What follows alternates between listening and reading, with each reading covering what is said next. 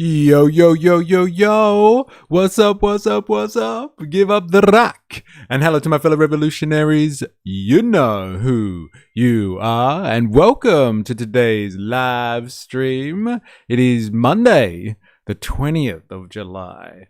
And I hope you've all had a wonderful weekend. That's right. I hope you got away from the clutches of capital, the clutches of the economy, your servitude to the economy, and you had a couple of days of freedom. If you did not, I hope you got adequately compensated for that.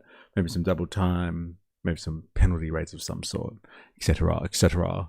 And I hope you are ready for another week, another exciting week in the big bad world. Dilemmas has entered the chat. Good to have you, Dilemmas. Hope you had a good weekend.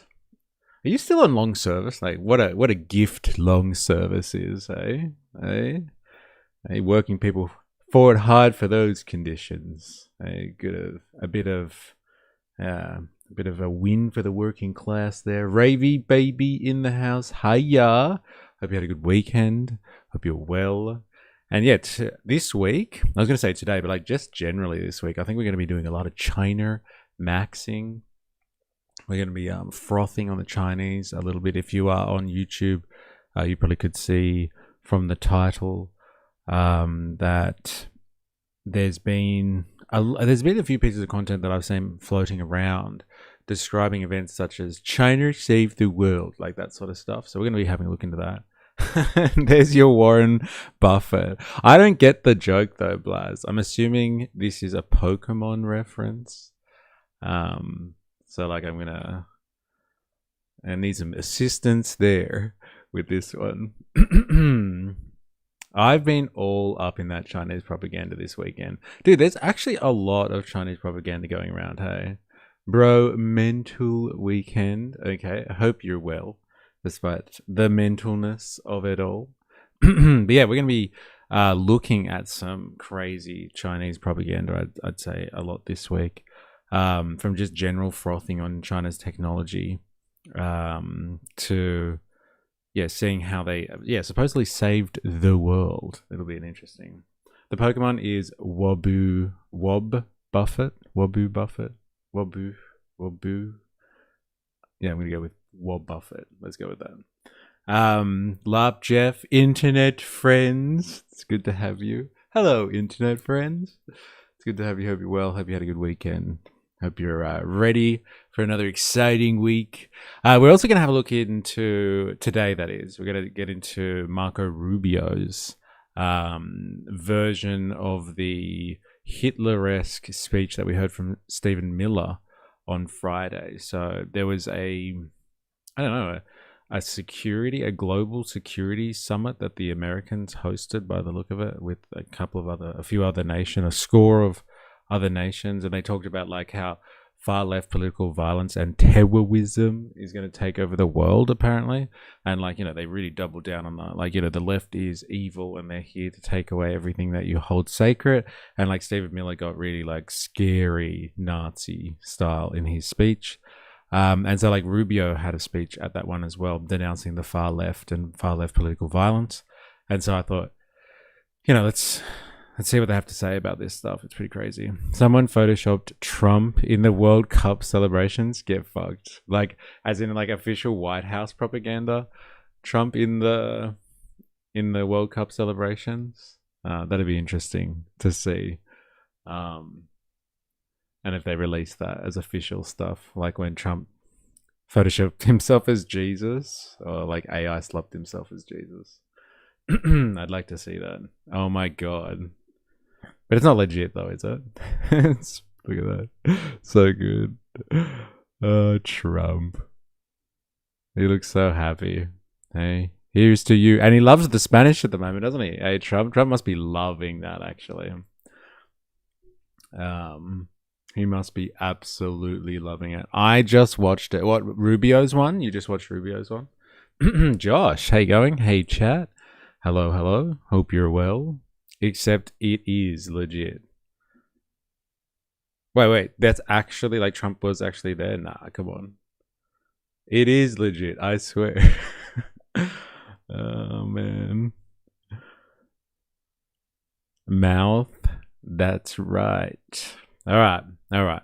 So, yeah, we're going to be doing. If you haven't been aware, like, obviously, I'm not going to cover it today unless like something crazy is happening and we really need to cover it. But like the whole situation with Iran and the US is completely turned back up to full throttle, and there is discussion about there being some all-out conventional war on this one, as opposed to whatever the fuck's been going on recently where they've been shooting at each other. But like, I guess we're gonna have to keep an eye on that space over the week to see what actually is going on there. But yeah, America is taking out civilian infrastructure in southern Iran, and Iran is striking at American bases in the region, and apparently a couple of troops, American troops that is, have died in Jordan. So, watch this space. I'm sure we're going to be talking about it this week at some point. But like, as Brian from the New Atlas likes to say, I told you so. There was never really any type of there was never a ceasefire. I think the US in particular were just preparing for another round of strikes and an escalation to the conflict, and the memorandum of understanding was never anything more than just like political theater for us plebs, I guess. Dilemmas. I went back for 2 weeks, had to run some jobs. I would be off for another 2 weeks from today, but had to come in to run another job. Look at you, a dedicated employee, Dilemmas, eh? For the corporation, for the company. If you didn't watch Pokemon and Cheese TV, what were you doing in 1998? Not watching Cheese TV? I remember going to school and all the kids were talking about what they watched on Cheese TV, and we were never allowed. My parents were way too strict for that. Way too strict. And yeah, I remember all the kids talking about, Dragon Ball Z and all that sort of stuff. I'm just like, just pretend to know what they're talking about. Yeah, it's real. He wouldn't get off the stage. Wait, come on. It's not legit. It's not. It can't be real. Trump, get out of there. Oh, dude. Voltateur in the house. How you going? I've been bombarded with Chinese propaganda lately. English-speaking content from standard lifestyle type bloggers. Interesting. Yeah, I'm getting a bit of it too, actually. I wonder what's going on there. Ravi, they said Pride Month was over, but my dad just called me to tell me he's gay. So happy Pride. July is Gay Revenge Month. Hey, is that legit, or is this like a reference to something? Your dad just called you to say that? Like honestly? Because if it's a reference, I don't get it. Just go to school late, like I did. Yeah. Yes, legit. Oh, wow. No fucking way. That's crazy. It's never too late, Dad. Good on ya. Hey? And what a call that would have been as well. Good on your Dad. Hey? Fuck yeah. Your last few days have been mental. I said it before and I'll say it again. Interesting. Oh, good on him. Good on him. I hope he doesn't go into details, though. Guess what I did on the weekend? Yeah, I fucking called it a year ago. No, Dad, I don't want to know. Oh, that's hilarious. All right, shall we get into some China maxing? Like straight off the bat. Now, I haven't watched this one. I think who put this in the chat? Let's have a look, actually. Reaction recommendations, maybe. Mamupa added this one. I've seen some other people talk about this phenomenon, but what we're going to witness here is parents can't tell you not to watch Cheese TV if they aren't home when you wake up. Latchkey life, LOL. Yeah, okay, fair enough. I understand that reference now. No, my mum was all over that like a rash. Like, no TV. Believe me, I'm starting to get a little skeptical now. Pretty sure Trump wasn't on the moon, even though he was fucking alive and kicking back then. Yeah. What I understand from this situation is that like everyone was freaking out. Like what was it? Like 5-6 months ago now when the US just started unilaterally deciding that they're going to fucking take out the Iranians, and like, you know, the strait went down and everyone was freaking out about oil. And like countries were scrambling to try and get access to oil as the world market kind of closed off, or a significant portion of the world market closed off, and everyone was like dooming pretty hard about what was going to happen to the global economy without oil. And it would seem that China had some tricks up its sleeve, let's say, in order to relieve the pressure a little bit on the global economy. And like, it really boils down to their strategic oil reserves and like the pressure that they, as a juggernaut of a country, decided not to exert on the global market. And their decision to not compete with other people for oil seems to have kept the global economy afloat to a certain extent. And so hence why you might be seeing some rhetoric out there about like China saved the world again, because there is like already talk about, if you weren't aware, there's like discussion where people talk about how China saved the world after 2008. So if you aren't across the situation, there is something called the global financial crisis in 2008, and that was spurred on by the subprime mortgages that were, you know, going nuts in the US. Everybody was getting in on this like crazy scam and pyramid scheme until people started realizing that it had no value, and it crashed the world economy. Now China seems to have helped itself and the world avert complete catastrophe, some would say, by endeavoring on a construction boom. And so China kept the need for raw materials and global circulation of capital up in the wake of 2008 and the global financial crisis. And they just like were building stuff at an alarming rate domestically and absorbing a lot of shock from the global economy at that point.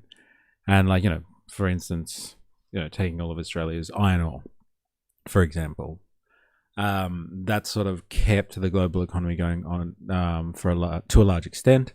And like everyone was like bagging them afterwards and be like, look, they're building all this infrastructure, they're building cities and no one's in them, even though a lot of those cities now have been occupied. But like they just went into overdrive construction style. And people say that that was a massive savior for the world economy because it kept up trade in the physical world as opposed to the crazy speculation and casino tactics that go on in Wall Street. And so it would seem that the Chinese have done it again. Oh, yeah. And they have averted a would-be crisis by potentially staying out of putting pressure on global oil markets. Again, China, juggernaut. And if they really wanted to impose their will on the global oil market, they would have used up a lot of resources potentially. And so them staying out of it and being very strategic about their oil policy has potentially saved the world. But like, again, here we are. The US has ramped up its aggression on Iran and everything's kind of called into question again. Like the Gulf states aren't going back to oil production in the way that we would have imagined it, you know, only 6 months ago. Anytime soon, it's not going to happen for, you know, months, if not years, if they ever get to that. But I don't know if that's the point of this round of attacks on Iran. I don't think the US really is interested in having the Gulf states functional again from an oil producing perspective. It probably suits their interest a little bit more if that whole region is completely out of action, considering the amount of money that Americans have spent developing their own oil and gas exploration at home, and how they want to push that on the market. Like, it's probably unlikely, considering that the Gulf states will ever be online again in any meaningful fashion, unless they like turn away from the American economy altogether and find other partners and try to reconfigure themselves. Like, the only way they could do that is some type of, I think, regional unity, which would have to involve negotiations with Iran. But like, good luck on that front. Anyway, let us discover. I haven't checked Max Fisher yet. Has anyone come across this channel before. If you have, let me know if you like this guy. But Mamupa, I thought it was a good piece. And then we're going to have a look at some other versions of this story about how China's saved the world, man. And like we'll kind of pick it apart as we go. Let's do this. So, you remember at the start of the Iran war, everyone said there was this oil shock coming that was going to basically blow up the whole world. World fears an oil shock. Oil shock. Global oil shock is raising alarm. This has the potential to be the biggest oil shock in history. All the flights were going to get grounded. Airlines are saying expect flight cancellation. They are canceling flights. 13,000 flights have been cancelled. Cities were going to go dark. The final vessel carrying jet fuel into the United Kingdom is going to get here in 48 hours, and there's no more after that. Gas was going to triple in price if you could get any at all. Situation's looking pretty dire. Gas prices are expected to go up again. It would take months to recover. This was just hard math. The world's oil was going to dry up, and that would be that. How we emerge from this crisis will define us for a generation. And then it just kind of never happened. Oil futures, they're telling you in August, actually, prices are coming down. Markets seem to be showing far less alarm than they did at the start of the conflict. And it's not like the predictions turned out to be based on some mistake. You can go back and check their math. It's right. The world should have ended like 4 weeks ago. No, something happened that no one expected. 4 weeks ago. No one thought was even possible. The world... What is this? What are we looking at here? 17th. Oh, so it's only last week that this has come out. 1.6 million views. That's pretty good, man. Fuck yeah. Good on you, Max. Alright, so the world should have ended 4 weeks ago. It's so good. Are you getting AI to do these ones, or is that you? Your photo? No, that's probably your photoshopping, isn't it? That's so good. Even the fist is in the right place. Trump, our savior. Fuck yeah. Oh, man. Got a savior. And it was the last person that you would guess. Yes, it was the General Secretary himself, the party chairman, Chinese President Xi Jinping. Oh, yeah. And if you're thinking, okay, why didn't I hear about this? It's because China pulled it off basically in secret, which is kind of a weird way for an aspiring superpower to save the world. And it gets even weirder because the country they saved most of all is their chief rival, the United States. Well, today we are going... Now, let's just unpack that alarming statement there. Now, why the fuck do you think that China would not only save the world economy, and by virtue of that, save their biggest rival, the United States? Why? Why? You need to ask yourself that question while you're watching a piece like this. It's not altruism, okay? They're not just doing this out of the goodness of their heart, although you could potentially interpret it that way. But like, they have a deep and very complicated, based on a Marxian understanding of economics, but like a very deep understanding of how the world economy functions and their place in it as a manufacturing and productive powerhouse. And the last thing that you want when you produce much of the value in the goods for the world economy is for said world economy to go into some crisis induced by idiotic decisions by members of a belligerent state like the United States to curtail the world's economy and your ability to transfer that wealth around. China produces shit, and they don't want the world economy to go down. And also, they need the American dollar to stay afloat to a large extent. The petrodollar-backed system, they need that in place in order to allow them to continue to be like a country that actually benefits of a trade surplus, not a trade deficit. Like, their business model is making sure that they continue to export the shit that they make to the world. They can't let the world economy go offline. Very, very important. Very, very important. Aspiring superpower. Mamupa, this is the one. I'm glad you're here. I would like to know your thoughts on this hit piece here. Aspiring superpower. I have a locally hosted tiny background removal AI that I copied after watching the PewDiePie AI video about self-hosting stuff. Yeah, nice. Ooh, Spandog in the house. Control. China's done pretty great. I think they believe in trying to be the world superpower that is reliable. Yes, and like reliability is great for commerce. And they love a bit of commerce because China relies on a stable global economic system to sell goods to. Ding, ding, ding, ding, ding, ding, ding. We have a winner. Sup, beach faces. Mr. Abbott, how you going? Hope you're well. Yo, yo, yo, what's up, what's up? The roof. 4IS. Take that. Now, let us see how this gentleman, by the name of Max, comes across or gets to their conclusions here. Let's see if they make the same call on China. China. Going to pull back the curtain on how China saved the world from the Iran oil shock. We're going to start by piecing together what China did that saved the world since it happened in secret. We're going to unravel how China did it, because this should simply not have been possible to pull off, which will help us to answer why China did it, the theories for what was behind all this. And finally, we are going to look at what this changes in our global economic order. This is a crazy one, guys. This story is crazy. So let's get into it. You love China. Say Chi in the house. Bro, how do you do this? Like, you rock up when we finally start talking about one of these topics. That's a trigger point for you. It's so good. I love China, bro. As if you don't love China. You worked there. So you say. We'll never know. Josh, with China doing this, did they take some sort of leverage Iran has?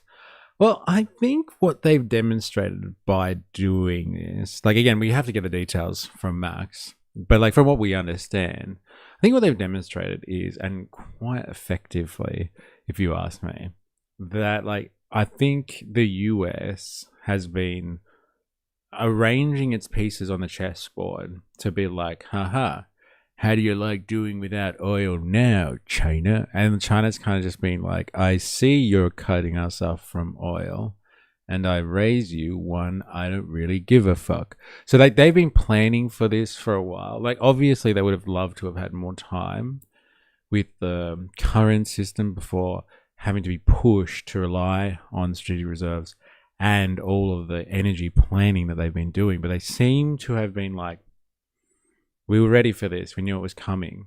And it hasn't put as much pressure on them as I think the Americans would have hoped. And so, yeah, they don't need Iran as much as people thought they would. But like, I think their relation with Iran goes beyond just oil. Honestly, I think they have a strategic relationship. Like through, you know, institutions like BRICS. I'm pretty sure Iran is like a member or a soon to be fully fledged member. And so like, they have other agreements with Iran in terms of technology and Belt and Road stuff. And like, you know, military stuff, let's be honest. China's been providing intel to Iran to assist with their collective defense in the region. Blaz, this thing is, humans will do the work required to live comfortably without pay if they're kind of forced to, ? And China has the ability to put forward those conditions / restrictions on their population. In Western democracies, we're like, wow, masks. But China, they can go, bam, fuel rationing, deal with it. Yeah, I think they have, but like, they also have a culture that is way more collectivist, I think, than Western democracies do. Like, I do believe they believe in their own rhetoric of like, we're in this together. And so like, you know, when there are privations that are put on the population, like, everyone's just like, you know, they understand that they're part of a larger social organism, as opposed to just like Western individuals who all just run around doing their own thing. And expect the system to work for them and them alone. Getting married to a China woman element. Oh, literally? Oh, so you found someone just like a couple of months ago. I thought you were single and ready to mingle, and you're already getting married. That was quick, Saint Chi. You move fast, bro. Force them to move from the coast to China to work the land. Wait, are you doing that? I'm confused here. China's buying up oil big now. No more saving the world. Ban in the house. What an entry. I agree. I think Iran was probably advised or consulted in this decision by China. I think they're sharing intelligence, if nothing else. All right, back to it.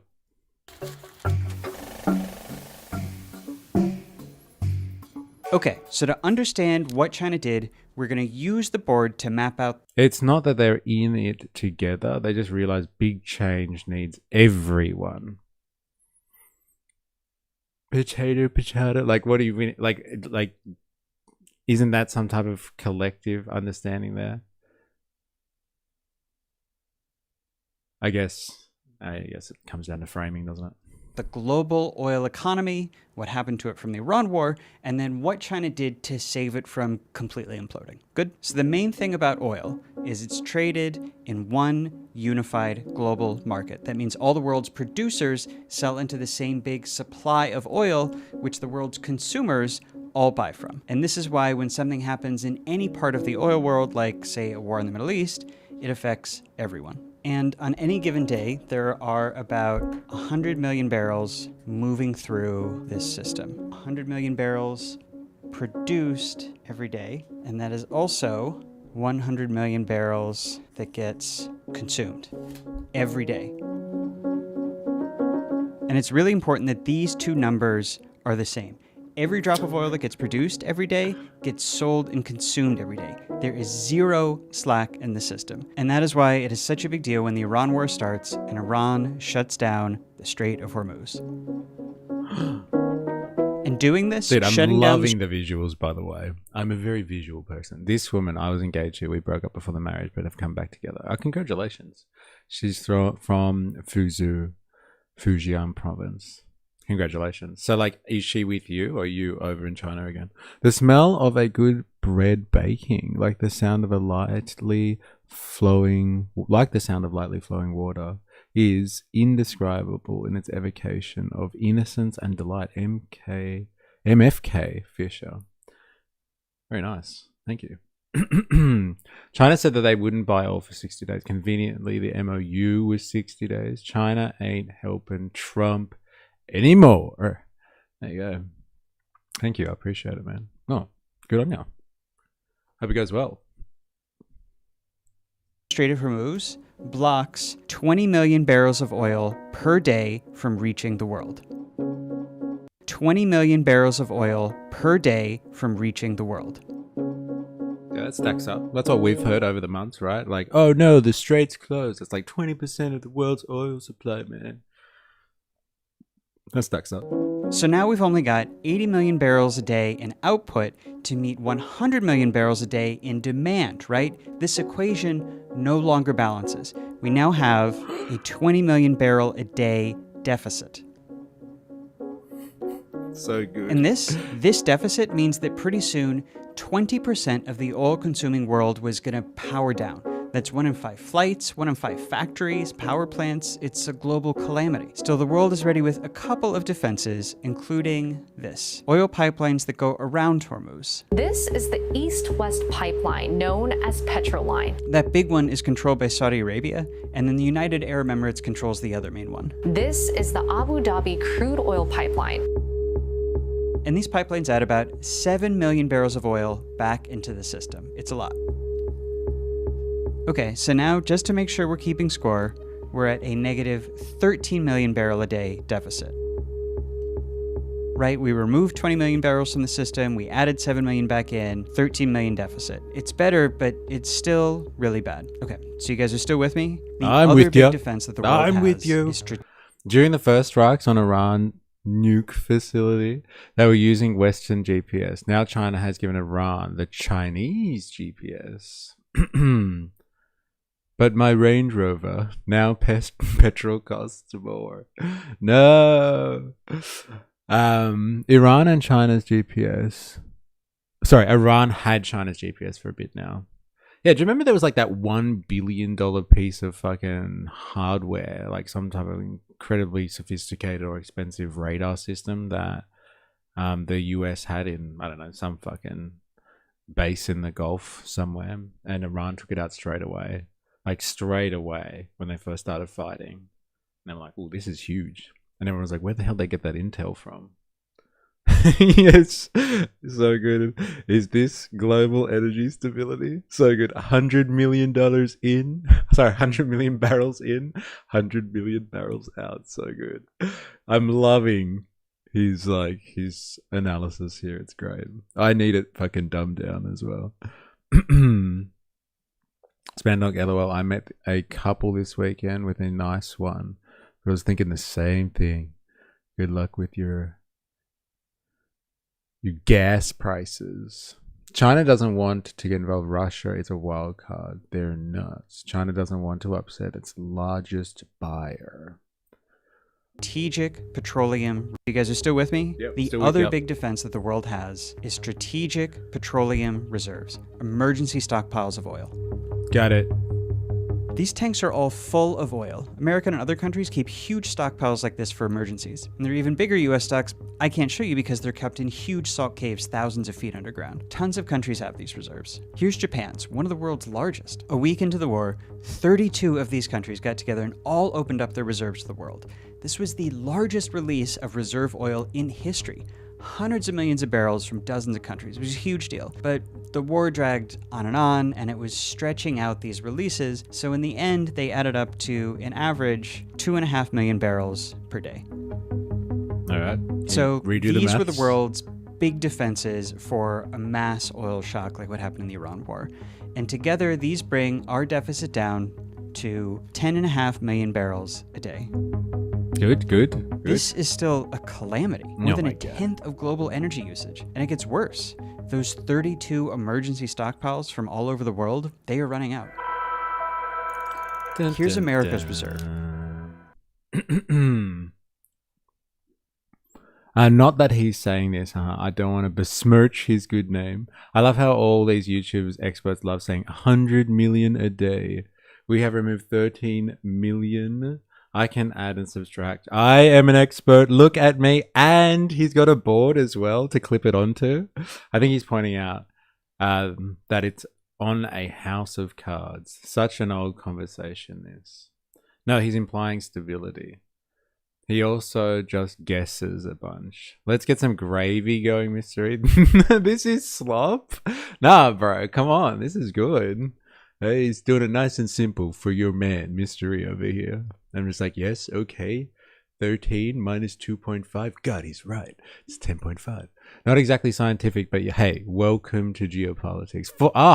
Hobo Joe in the house. Yo. Is the world coming to an end yet? Just checking synchronized watches. No, it doesn't come to an end yet because China saved it again. Hey? Go the Chinese. Fuck yeah. If you're watching this on YouTube and you haven't already, make sure you activate the like button. Activate away, ladies and gentlemen. Do yourself a goddamn favor. Activate like. Look at that. Hey? Look at that strategic petroleum reserve. Falling off a cliff. Eh? Who would have thought? It's dropping hard and fast towards zero. Here's Japan. It's same thing. Absolutely plunging. So not only are these reserves tiny relative to the hole they have to fill, but they're only good for a few months, and then they are gone, man. Dude, that is so funny. I love how we dig oil out of the ground just to put it back underground. Dude, that is hilarious. Yeah, when he said that, he was just like, and they store it underground in massive buildings or something. Like, wait a minute. They just extracted the motherfucker and then put it back into storage underground. That's so good. That's the efficiency of capitalism right there. It's definitely the most efficient system, okay? We take it out of the ground over here and we put it back in the ground over there. It's a good system. Don't question it. Why everyone looked at all this and said, yeah, the world is ending. Until a few weeks in, people started to notice something weird happening. Good afternoon, everyone, or good morning, or good evening, or wherever you are. This is from a conference call a business intelligence firm called Kepler held back in April, walking its clients through what was going on in the oil market. And they focused on one thing in particular. What's happening with China, right? So I just want to look at China monthly imports right now. China's oil imports, that's those bars in the chart, had suddenly dropped to half. See, and how long could that carry on? I know those guys did not seem super emotive about this, market analysts, but trust me when I say, this discovery made people lose their minds. And let me give you some context for why. This shows China's oil imports since 1980, and that rise is one of the biggest stories in the history of oil. This is where China surpassed the US as the world's biggest oil importer and just kept going. Oil has powered China's rise from the start. It fuels their factories, lights their cities, it's the engine of their economy. Yes, China has been building lots of solar and wind, but renewables like that still produce just a fraction of the power that they get from coal, gas, and especially oil, which is why it seemed impossible. Like all the people that usually are angry about this topic in the chat, it's like, I knew it. See, it's China. They burn all the fossil fuels. They're the problem. I should be able to use gas in Australia. We don't burn as much as China does. I knew it. I feel vindicated. Not just oil either, Kai. Fun fact, potatoes are stored exactly where they are grown. Underground, same spot. After you remove the above plant, they can just last up to 8 months under soil. This nerd, as if the US wouldn't supply Japan with oil. G'day, mate. Throw another shrimp on the barbie. Took me way too long to find an oil image. Damn, I should have saved it into my stickers. The biggest release in history. Dude, it's too much. It's too much. Did you cover Pauline in UK yesterday? No, I didn't. I haven't actually looked too much at that. I've just seen like clips on like news sites. Like they're like 2-minute clips kind of thing. And it's just like, look, Pauline speaking to an absolutely packed CPAC event. Oh, wait, there's like 20 people in the audience. How fucking embarrassing. And they keep teasing and talking about how she supported the White Australia policy or something like that when she talked to Tommy Robinson. And everyone's just like, has she though? Has she? I really want to see this Tommy Robinson head-to-head with Pauline Hanson, you know, couch-style interview. Has anyone actually seen it yet? I really got to know. I hath returned. We should split the oil market and make enemies pay more. Oh, wait, it's already happening in Russia. They meant it was a CPAC event. Yeah, they got this all screwed up. I can't find it online. Yeah, what the fuck? I want to see it. I want to see it so badly. I can't wait to see those two talking. Like, you know, so many brain cells flying around in that room. It's going to be fucking gold. It's going to be gold. All right, back to it. If anyone finds it, for fuck's sake, don't keep it to yourself. Remember, we all share here. Iran cut off again. It was an exclusive event for what, like 20 people? So good. An exclusive event just for chairs. All the chairs are like, Pauline. Fuck yeah. Possible that right after the Iran war started, China's imports that have been rising for decades dropped overnight by half. This decline here, 5.5 million barrels a day, is equivalent to more than all of India's oil imports. More than Europe's 5 biggest economies combined. This was the thing that saved the world. China. China took its imports China. and magically cut it by 5.5 million barrels a day. Oh, he's doing the maths again. Where Which are we means at? that We're up to 5 million barrels a day under. It's a deficit. We got deficit still, but China's making a big difference. Thank you, China. To quote Albo, did she though? Did she? Started as a 20 million barrel a day deficit from Hormuz closing is now, after all those alternate pipelines, plus emergency stockpiles, plus China doing whatever it's doing, means that deficit is now down to just 5 million. Ding, ding, ding, ding, ding, ding, ding. We can do maths like this guy. You know what? We could all be YouTube experts. I think you're right. Barrels a day. And look, that's not great. That's still pretty serious. But everybody's shaving 5% off of their oil usage instead of 20% is the difference between mass blackouts and economic collapse, which is what we thought we'd get, and a few months of higher gas prices, localized flight cancellations, and some gas lines in Southeast Asia, which is what we got instead. So yeah, I would call that basically saving the world, really thanks to this guy. Dude, such an elitist perspective on this. Like in places where, yeah, everyone's got themselves covered. Okay, fine. It's just been like a few more gas, a few more dollars at the pump. But like, you know, there have been areas in the global economy that have been completely fucked over by this.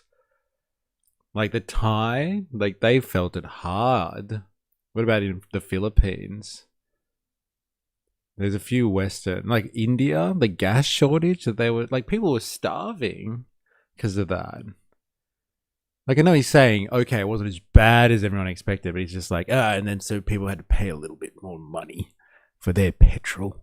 Hey, everyone can just get the fuck over it. Come on. Try telling people we need more coal here, and unlike China, we won't be saving money if we make it past the protests.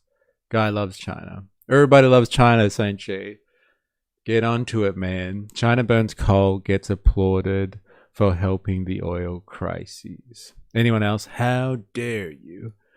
Actually, I've never understood. I never knew your position. I don't know if you bought in when we've had like, you know, energy discussions here. I know Dilemmas is very opinionated and has a staunch position on whether we should burn fossil fuels here or not. But like your position is like if China can burn fossil fuels, then everyone should, right? Is that it? China burns coal, then we should all burn coal. You don't like China, you just like the women. They are great. And the food. Fair enough. Everybody likes food. Fuck yeah. Everybody likes women. Oh, we definitely shouldn't be ditching fossil fuels. At least not yet. Ah, there we go. Alrighty then. And before we go further, I want to thank our sponsor for enabling us to bring you this video. Who do you reckon it's going to be? Anyone put bets? The ground news? Sponsors are how we're able to do what we do. So thank you. 4A straight away. So good. To Outskill. And if you don't know Outskill... it's not ground news. Don't worry about it. I take it back. So now, let's get back to our story. But China has not said a thing. In my opinion, not ditching fossil fuels comes down to GDP, though, doesn't it? Go on. Explain. Explain yourself. A side-by-side system to prop up renewables till they are at an affordable and applicable stage would be my suggestion. But I'm just one dude. One out of many opinionated people out there. Yeah, fair enough. Yeah, look, it is a very touchy subject, this one. Let's be honest. No pure energy prices is my decision. Like, if countries could just make batteries, wind and solar, and the price wasn't a factor, wouldn't you just do it? Yeah, okay. Yep, got it. Yeah, wouldn't you just do it? Yeah. Succulent Chinese meal. Can you try and get a ground news sponsor just for the love of the game? I guess I could. And I'm going to reach out. So good. Vote One Nation signed 151 seats. Dude, that's so good. That is hilarious. I wish I'd seen that before. Oh, man. For the kilowatt solar plus batteries cheaper, no. But I guess existing stuff exists. But like, it's also that, like, in Australia anyway, like, people don't want to spend money on new coal-fired power stations. Like, they're not even interested in investing in them. So, like, if, like, people were banging the door down and being like, please, please, let us build new coal stations, please, then I think it would be potentially a different story. But I don't even think the industry wants to spend the money on it either, from what I understand, or from what we've looked at in the past. You just advocated for what we are doing. I understand running the existing plants into the ground rather than fully decommissioning straight away. All right, back to it. Hasn't acknowledged they're doing this, hasn't said how or why, just stopped importing oil by the largest amount any country has ever stopped importing oil. Poof, overnight cold turkeyed this substance that the entire industrialized world, and China especially, have made essential to their daily functioning for 100 years. And since China won't tell us how they did this, he just showed functioning. industrialized world, and China especially, have made essential to their daily functioning for 100 years. And now, like this guy, he's telling a few porky pies here. Didn't he just show a map before that, like from the 90s, like China's imports of oil like went through the roof, like from the 90s? And then he was just like, but they've been using this imported oil for 100 years and they just cut it off. Unless he's just talking generally, I guess. Okay, and it's very common now for newer countries who seem to be booming economically to mainly use renewable energy. Why build old systems when you have the opportunity to invest in better, more long-term solutions? And Blaz, e.g., you have an old car. Do you buy an EV right now? Well, there's a price calculation you make, yeah. But yeah, it seems silly to shock our energy system without need when we could run those stations into the ground while simultaneously working on grid stability under renewables, hopefully decreasing the price of energy for the everyday person too. Which is what they're doing though, right? Dilemmas. The industry doesn't want to deal with the regulations. Yes, it's the government's fault, eh? Regulating coal-fired power stations. Hey, fucking get rid of regulations altogether. That's what I say. Let's start with the building code. Get rid of those regulations. So people may die, but that is a sacrifice I'm willing to make. since China won't tell us how they did this, we're just going to have to piece it together ourselves, starting with a quiet change China made right at the start of the war. This article from 2 weeks into the war revealed that China had ordered a total ban on fuel exports. The context here is China has a huge refinery industry, and what it does is it turns raw crude oil into stuff like jet fuel and gasoline. And most of those fuels stay within China, but because they're good at it, they export a bunch of it to all over Asia. Until March, when China banned those refiners from exporting a drop of fuel. And at the time, everyone assumed this was to preempt a potential fuel shortage within China by building up stockpiles. And one reason I say assume is that this ban was imposed, that's right, in secret. That's why the story is credited to 4 sources with knowledge of the matter. That means off the record. But that assumption about why China was doing this was wrong. Turns out it wasn't to stockpile jet fuel or gasoline. It was because China was about to stop importing half of its oil, so those refineries were about to do a lot less refining.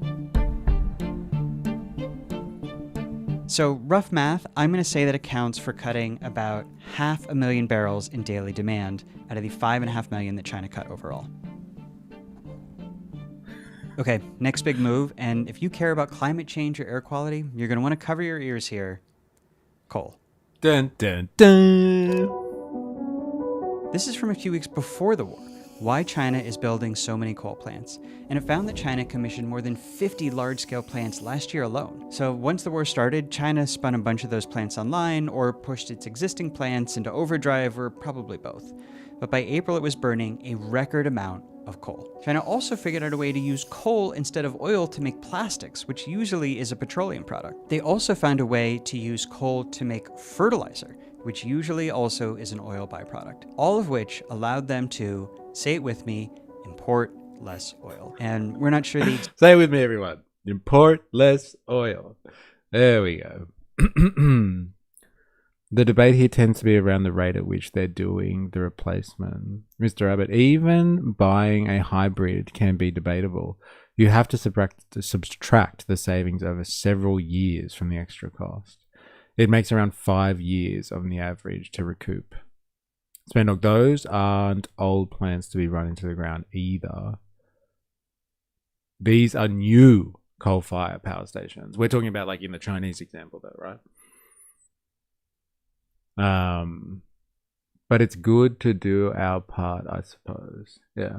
Sure, you can go straight to all regulations or just things like approval times. That's what persuades investment. Well, like approval times aren't regulations. Regulations are like rules and standards. Approval times is another thing. Like that's up to literally the people that just make a decision. That's not a form of regulation. That's like a process. So like, yeah, if you want to make them faster, you can definitely make them faster. I agree with that. But everyone makes it out like regulations are so evil. when like everyone expects there to be standards, especially in a country like Australia. We have actually very high expectations about standards. And like when your standards drop, everyone just blames, you know, migrants and shit like that. Well, I remember when it used to be safe to walk the streets at night. It was never safe to walk the streets at night. Yeah, but you know what I mean. People look different now. You can refine oil if none is coming in. Sorry, in China, you can't refine oil if none is coming in. I fuck with ground news. Yeah, we don't mean to make fun of you, Voltster, but everybody likes to shit on ground news. I swear. Well, at least the Chinese aren't so blind as to think that they can abandon oil for just renewables yet. They are realistic. They also have incredible demand, right? Like with a large population. My God. Last time as a Asian country went looking for oil, they got blasted into oblivion. Mr. Abbott, they deregulated the energy market in the US. In US, an energy company called Enron faked a crisis and scammed everyone. No oil, cool, but for power, you will need coal for the foreseeable future. Same here. Wake up. Straits closed. All right, back to it. Exact amount, but let's just say, and this is a guess, another 500,000 barrels. Now, by all accounts, life remained completely normal within China, like even more so than it did in the United States, where gas prices were crazy. But China did find some ways to nudge people to use less fossil fuels. According to this Wall Street Journal story, for example, after Chinese airlines canceled a bunch of internal flights and air passenger traffic declined about 6%, there was also a 5% rise in rail passenger traffic, meaning people just took the train. And by May, electric cars accounted for about a quarter of all vehicles on the road, up 33% from a year earlier. Now, China can't make and distribute 50 million new EVs overnight, but if you already got a large fleet in people's hands from years of subsidies, then when gas prices spike because, say it with me, China stopped importing oil, people with gas cars will start carpooling in their friend Xiaomi. China stopped importing oil. Say the line. He wants you to say it. With me, China stopped importing oil. People with gas cars will start carpooling in their friend Xiaomi SU7 EV. They'll start taking the train, and gas consumption will go down. The effect of this one is hard to measure, but let's just call it another 500,000 barrels. Remember, that is more than half of all the oil that France imports. It is a lot. But we're still not really close to explaining all 5.5 million in China's disappearing demand. And that's because we've got one big thing left. This is China's real secret weapon. And it's something that we, the world, did not know about until now. It's in silos, just like this. This is a chart of the world's largest oil... I want a Xiaomi 670E. That thing looks fast as hell. When I say regulations, I'm mostly talking about approvals, etc. Well, fair enough. But like, those are two completely different things. Like, honestly, they are.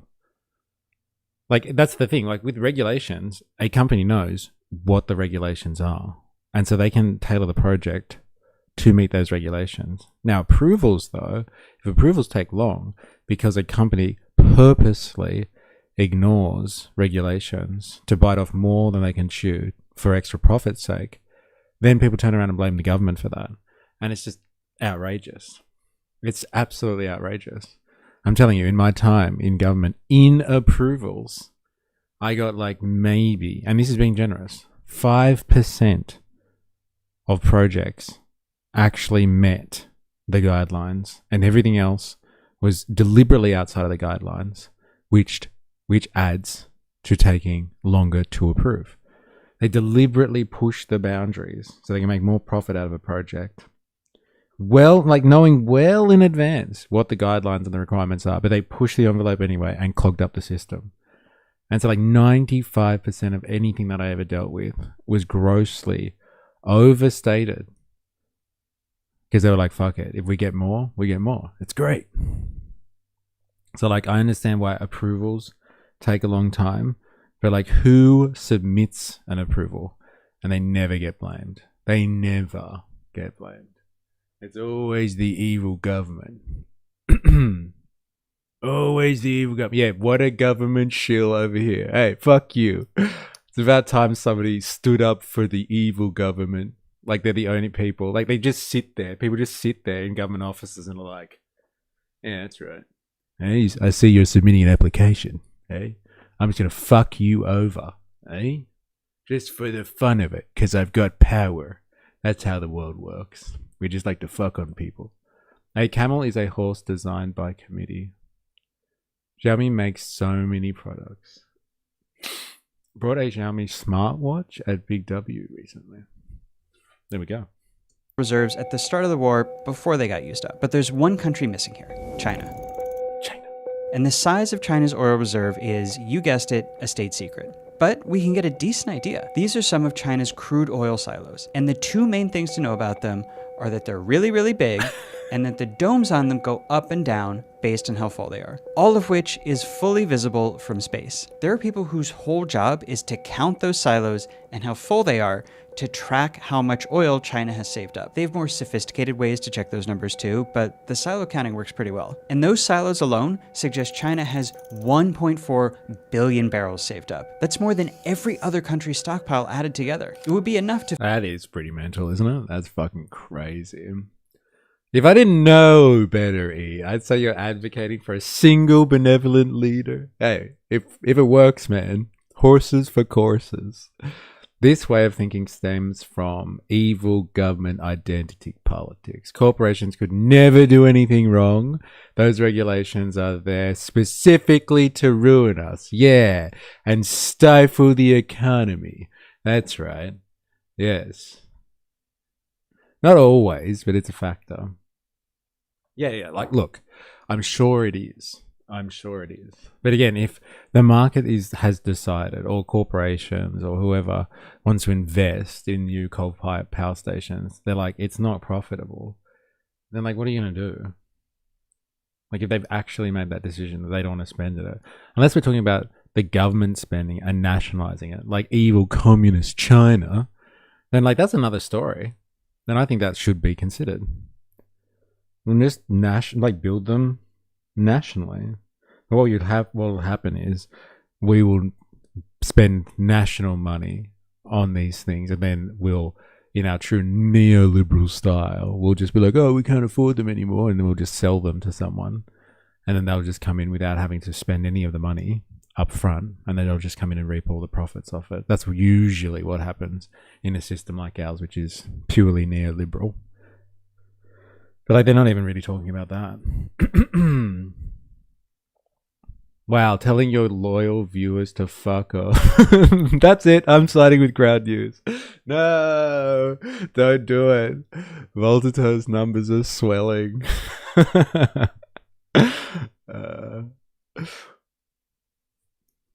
It's not like they were developed for decades of advocacy. Like most regulations, they come about. They aren't just there because government's scary bad man.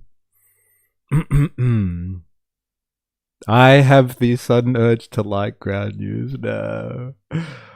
Oh man. They're there because groups of your population fought for them. Sounds almost democratic, KK. Better wipe that shit out. Just have AI in space on satellites, sucking solar. It's cold enough. China. There was momentary lapse, never mind. I just had to take another call. Become more grounded with Ground News, new sponsor of the mystery broadcast. It's not happening. But I can blame both corporations and governments. Now you're talking. Hey, I'll join you in that one, dilemmas. Hey, corporations and governments all the way. Me and you both, brother. Space actually isn't cold. What are we talking? Like dark side of the planet, or the sunny side? Sorry, don't know what got into me. You are forgiven. Fill a 12-foot tank the size of Manhattan, and this is just the oil we know about. China also has oil stashed at factories and refineries around the country, and it's been building huge underground caverns to store oil away where no one can count it up. So actually, China might have way more than even the 1.4 billion barrels that we can see. Which means China could use up, let's say, 4 million barrels a day from those reserves, and it would still take more than a year to run out. He's just adding numbers now. So good. He's like, yeah, we'll do the public transport thing. We'll do that about 0.5 million barrels. Now we're just going to say -4 a day. Hey, we're just going to start picking numbers at random now. It's like bingo. More, depending on how many of those caves it has. Now, I cannot tell you how crazy this is. India, for example, could live off of its stockpile for about 4 days. Europe's stockpile could serve it for maybe 10 or 20 days. And the US stockpile, which took decades to build up and is the envy of the world, would be good for 60 days, which is why, even with the US still importing from all sorts of sources outside the Middle East, Trump cried uncle 3 months into the war. So you can understand these shockwaves it sent when it turned out China, the world's biggest oil consumer. consumer. This guy, 4AS, Max Fisher. Are you across him? Numbers on the board make me look smart. Welcome to the Max Fisher channel. Poor guy. He's just trying to make content. I should leave him alone. Nah, I'm being a smart ass. Okay. Had saved up so much it could cut itself off from the world like this without breaking a sweat. But this raises a whole other question. How did China stow away this secret and impossibly huge universe of oil, a Manhattan of oil? Where did it all come from? And there are basically 2 answers to this. Answer number 1 is Iran, and answer number 2 is Russia. Let me explain. The Iran and Libya sanctions bill I signed today will help to deny those countries the money they need to finance international terrorism. 1996, President Bill Clinton signs a law cutting off the world from buying Iranian oil. We'll get to how in a second. 2022, Russia invades Ukraine, and the head of the European Union... Told you. Yeah, you called it just before they started talking about it. No, but since the US lifted Russian sanctions, Moscow sends it to China. Makes a big announcement. So today we will propose to ban all Russian oil from Europe. Which the US and other big countries joined. All of which did... You know, it's easier actually if I show you on the board. So 2 of the world's biggest oil producers, Russia and Iran, were mostly cut off from this global oil market. All that oil sloshing around, stuck with nowhere to go, nobody to buy it. But wouldn't you know it, bit by bit... Actually, let me show you this too on the board. China found a way to get all that forbidden Iranian and Russian oil. This is a report by a think tank called the Atlantic Council, tracking China's secret oil trade with Iran and Russia. And they did it. I need it explained in pictures. I'm American, so good. Smart China. When the world won't take oil from 2 out of 3 of the largest producers. Well, hello. What are we actually learning here? I don't know, like how fucking oil moves around the world. I guess. Come on, man. Not everyone's as savvy as you. Hey? I'm a bit slower. I'll take that for half price, thank you. Yeah, I know, right? For a hot second, I thought he was going to mention the Atlas network. By using dark fleet tankers that operate outside of maritime laws and obscure the operations. They rebrand the oil as Malaysian, funnel it through small independent refineries called teapots, and then route the money via smaller, back-alley financial institutions with names like Bank of Kunlun. But okay, if the world knows China is doing this, and all of this oil is supposedly under global economic sanctions that make it forbidden to buy it, then how does China get away with it? Well, it's by using their other secret weapon. This, China's currency, the renminbi, the yuan. And the reason that this works, that it's a magic hack, is because of something I didn't tell you about earlier about this global oil market. All of it, all of this oil is traded in this, US dollars. Couple of fine fellas we got up here on the board. All of the sales, all of the purchases, it's all in US dollars. And the reason for this is that oil trades, remember, happen between countries. But it would be chaos if every country paid every other country in a different currency. Nobody would know what the real price was. And what a weird way of justifying that, honestly. Yo, I got the sponsor. Ground News. Dude, look at my Ground News cup hand. Looking good. Oh, God. I'm getting memed again. I love how he's justifying this or explaining it. He's just like, and how would we solve the chaos of a global market system where everybody needs oil? I know. Someone will just volunteer to put their currency up as the way to trade in oil. Thank God somebody volunteered. God. This guy is brilliant. Where has he been all my life? We have learned the importance of visual aids in a presentation. So good. LOL. How do currencies work? Oh my god. More tape! Arrows! More! Oh my god. Yeah, look at you, Raby. Fight! Fight! Fight! Calm down. You know, Saint G, I'm pretty sure Mr. Abbott's American as well, bro. I talk about stupid ass Americans any day of the week, neighbor. It's fucking out. Borders would be stuck with this grab bag of 100 foreign currencies that they wouldn't be able to use. But everybody can use US dollars. Everybody wants US dollars. They're a safe way to save your country's oil revenues because the dollar is stable. Every other country accepts it in trade. And trading all in one currency means there's just one price, which is what you need for a unified global market to function. But this gives the US a lot of power because trading in US dollars means those transactions have to be processed by a US-based bank, which means the US government can tell those banks to block oil trades with any country it doesn't like. People truly do not realize how much US global power comes from these little greenbacks. But this means China and Russia and Iran were able to bypass this whole system by using a different currency, China's currency, to process the sales. This makes these oil trades basically invisible to the US financial system and therefore the US government, which means the US can't block it from happening. And if you're wondering why more countries don't do this kind of thing, it's because they don't have a currency Iran or Russia or whoever would want. The renminbi can't do everything the dollar can do, but it can buy stuff from China. And China— There's still like 17 minutes to go, bro. Like, come on. 12. Let's go with 12 minutes. All right. I'll speed it up for you, bro. I'll speed it up. Give me a second. Give me a second.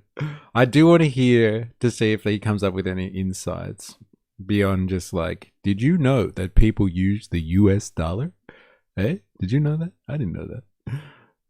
China is the world's largest exporter of stuff. So that currency is still useful enough for Iran and Russia to go to the trouble. Probably the only other currencies in the world valuable enough to do this are the Japanese yen and the euro. But Japan and the European Union are big supporters of sanctions on Iran and Russia, so they wouldn't want to do this. So it is really just China that can pull this off. And being the only willing buyer of Iran and Russia's oil means they get a big, big discount, which is how they were able to quietly stock up 1 billion plus barrels of probably mostly Iranian and Russian oil so they can magically stop importing enough oil for enough time to basically save the world. So that is how China saved you, me, the global economy, and especially the United States and Donald Trump from the largest oil shock in history. But that still leaves us the question of why. Like, I'm more curious than ever. Why?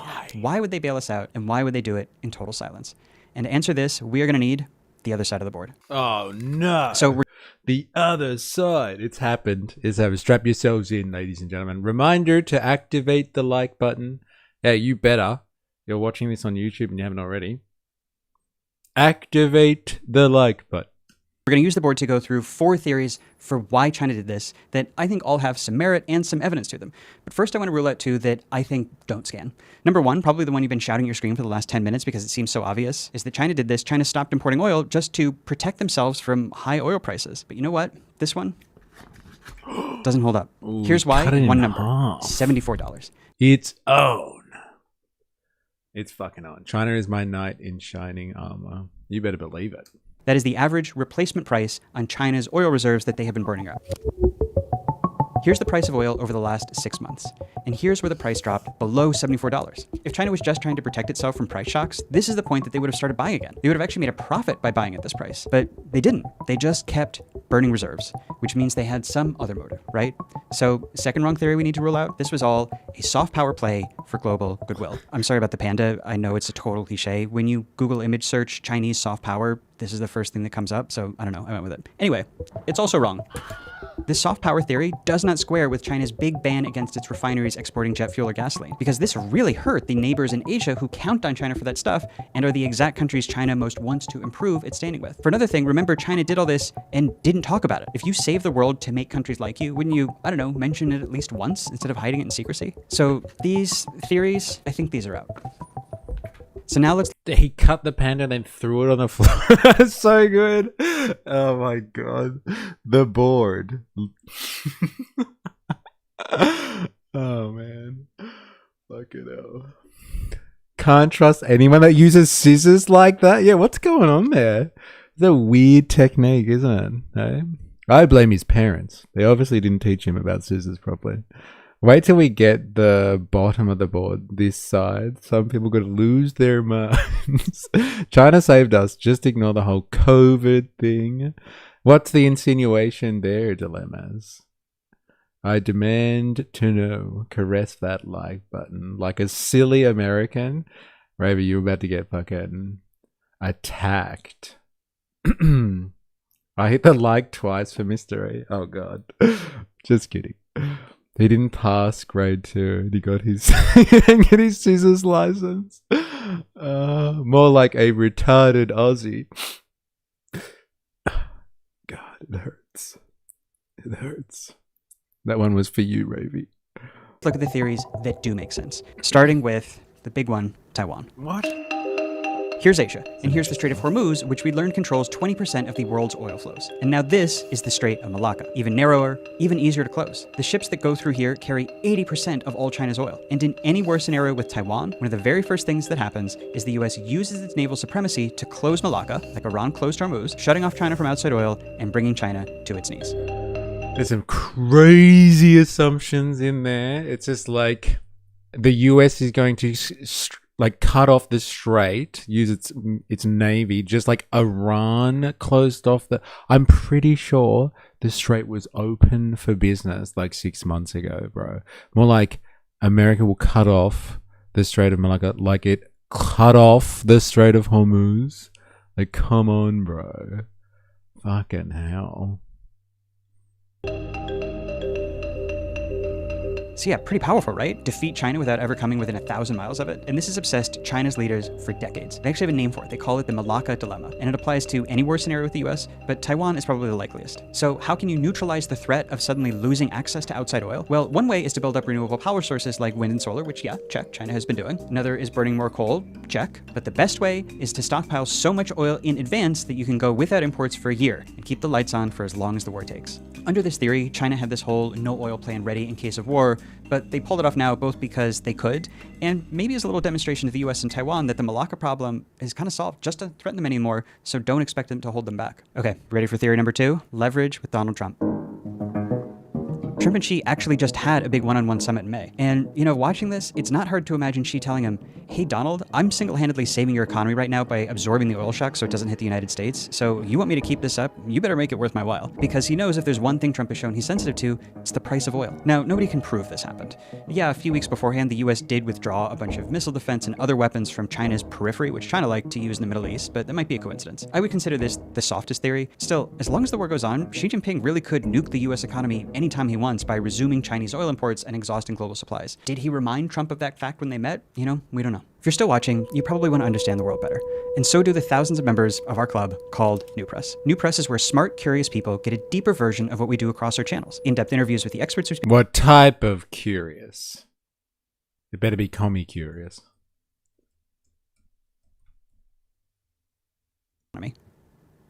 Number 3, and I'm press.com/questions, and the link is in the description. Now, let's get back to it. Okay, theory number 3, and I'm pretty partial to this one, protecting China's export-based economy. China's economy, like we said, centers on manufacturing and exporting basically everything in the world. Here's every country China exports to, scaled by overall value. Now let's cross out all the countries whose economy would implode in a sustained oil shock. This one, probably these guys, definitely the Europeans. Yep, here. Okay, well, China just lost half of its export market and a bunch of its economy with it. Whoa, whoa, whoa. Or that's what would have happened if China hadn't propped everyone up for 3 months by absorbing the oil shock. Now, I can't prove that's why This is the part where you yell your Patreon over him. Yeah, that's right. I'm gonna do my own fucking grifting. They did it, but I do think it would make a lot of sense. Okay, theory number 4. They did this to prove to the world that China now controls the global price of oil. I had to print this out of my home printer because the photo printer stopped working. That's why the Chinese flag is purple. I don't know. My apologies to China. Credit for this theory goes to a Bloomberg columnist named Javier Blas, who argued this was China unveiling its powerful new oil price weapon. He compares it to the 1973 oil shock, when Arab oil The states... only person that's going to tell me is Brian, because Brian told you so. I told you this would happen. I told you, didn't I? Huh? And oh, they always say, oh, Brian, oh, Brian. No, I told you. I told you.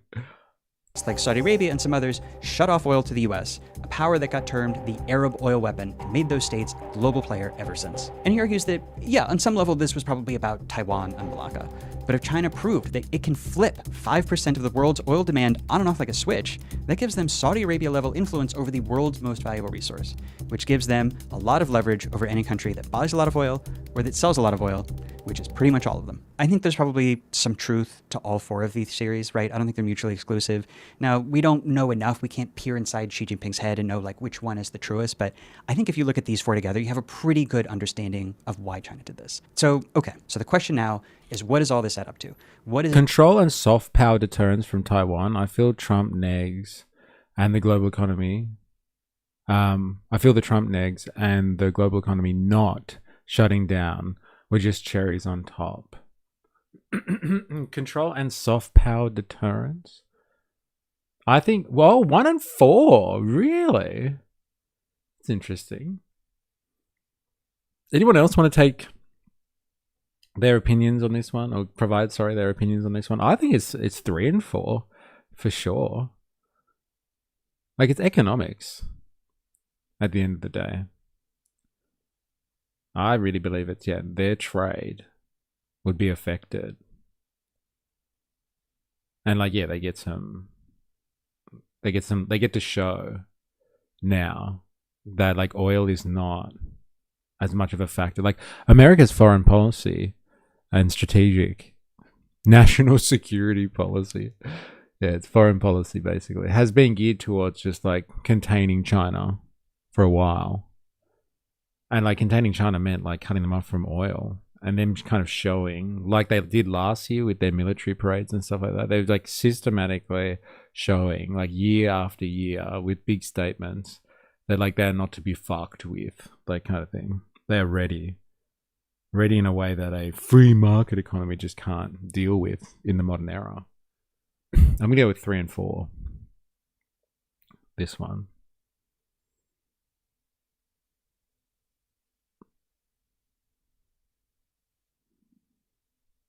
Dude's got a board. Who might argue? Boards to command respect and prestige. China's been trying to reverse engineer Taiwanese chip manufacturing capabilities for a while now. They've been pretty open about not wanting to take Taiwan through force. I think 3 was a big one, but they've proven they don't mind taking trade hits in the past. Sanchi Komikura 100%. Hence the Chinese misses. It's the Asian century, dog. Yes, I know, hey? And like Australia is so well positioned to take advantage of that if we are smart. And good luck with that. Whereas control, it's counterplay to Agenda 2030. Explain. Bansor Bennett, I need some more of your knowledge on that one, please.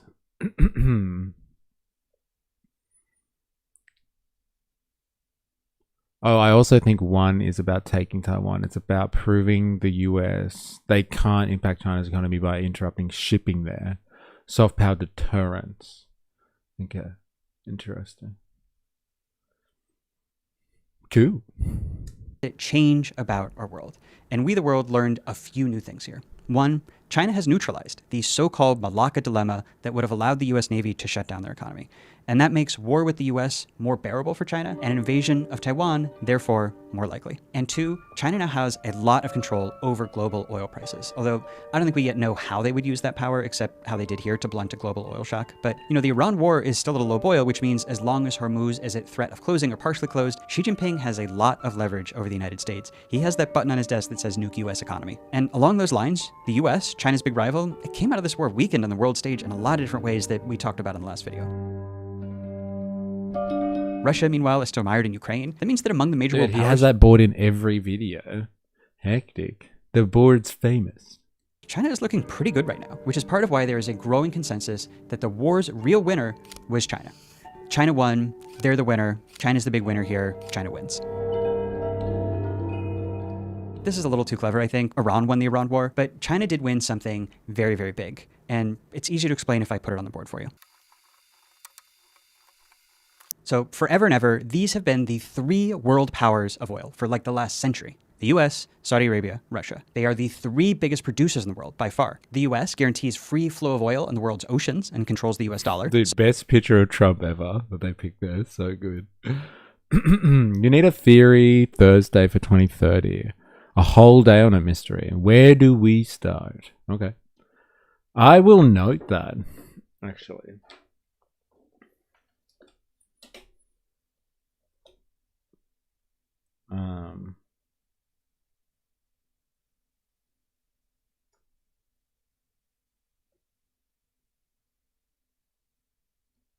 Thanks. Hence why the real winner is China, who did not get bombed. Wait, actually, did I miss something? Iran got massively bombed, though. You need a theory Thursday. No, I read that. And this is an elegant as fuck solution. Power play that just gives you what you want to. Iran got massively bombed, though. And leaves you in control of the oil dollar. I was just messing with him. He takes it too personal, that's all.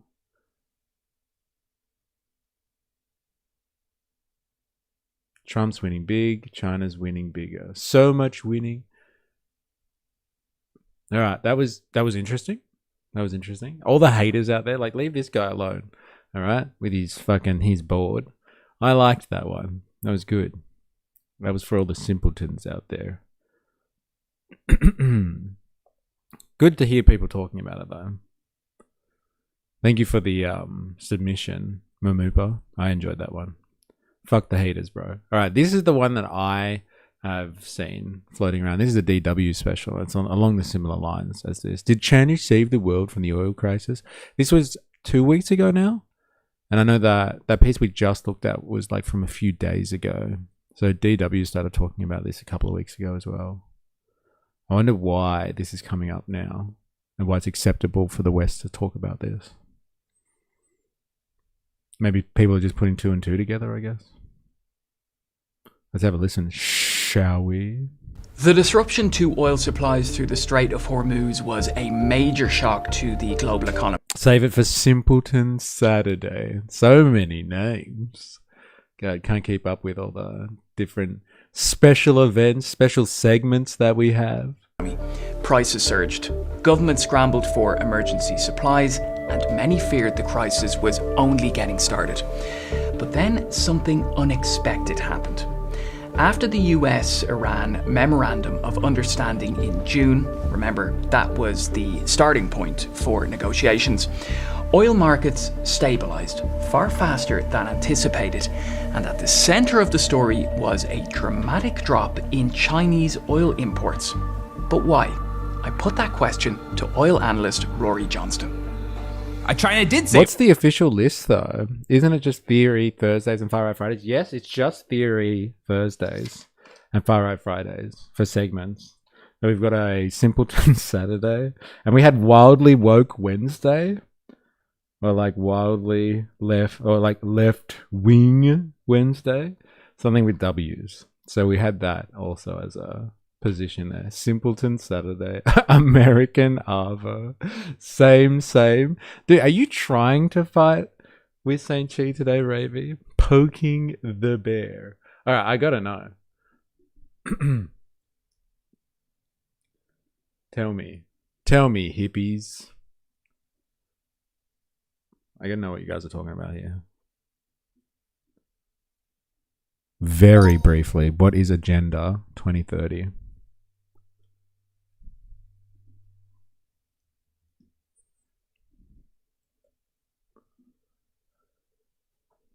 They're Wildly Woke Wednesday. He asked where I was, so I came to poke the bear. Agenda 2030, officially 2030 Agenda for Sustainable Development, is a non-binding United Nations framework adopted by all UN member states in 2015 that sets out 17 sustainable development goals that countries aim to work to. Oh, it's not a conspiracy theory, it's a UN thing? Oh, that sucks. Boo. Boo. I wanted a wild conspiracy theory. Lame. Leave Britney alone. Thanks, you're nice to me. Leave me alone, haters. Yeah, me and you, bro. Fuck them, Mamupa. Fuck the haters, all of them. I like myself a good board. Just as much as the next fella. Ending poverty and hunger, improving health and education, promoting economic growth and decent work, reducing inequality, protecting the environment, addressing climate change, promoting peace, justice, and effective institutions. Woke institutions, more like it. A point of confusion is that Agenda 2030 is not a binding treaty or world government plan. Oh, so it is conspiracy. It's the world government. They're coming after my sovereignty. Countries choose how or whether to implement policies related to the goals. Supporters see it as a useful global framework for cooperation, while critics argue that some of its recommendations could encourage excessive government intervention or reduce national sovereignty. I knew it. Fair enough. You gotta love the dramatic editing effects are so popular. Raising oil prices of rapidly spinning petrol pump food shortages, tractor harvesting wheat. Haters think it's Moron Monday. Yeah, actually. So shall we go with that one? There is a big conspiracy element to it. Google 2030 conspiracy. What is the conspiracy attached to it? What is the conspiracy attached to this agenda?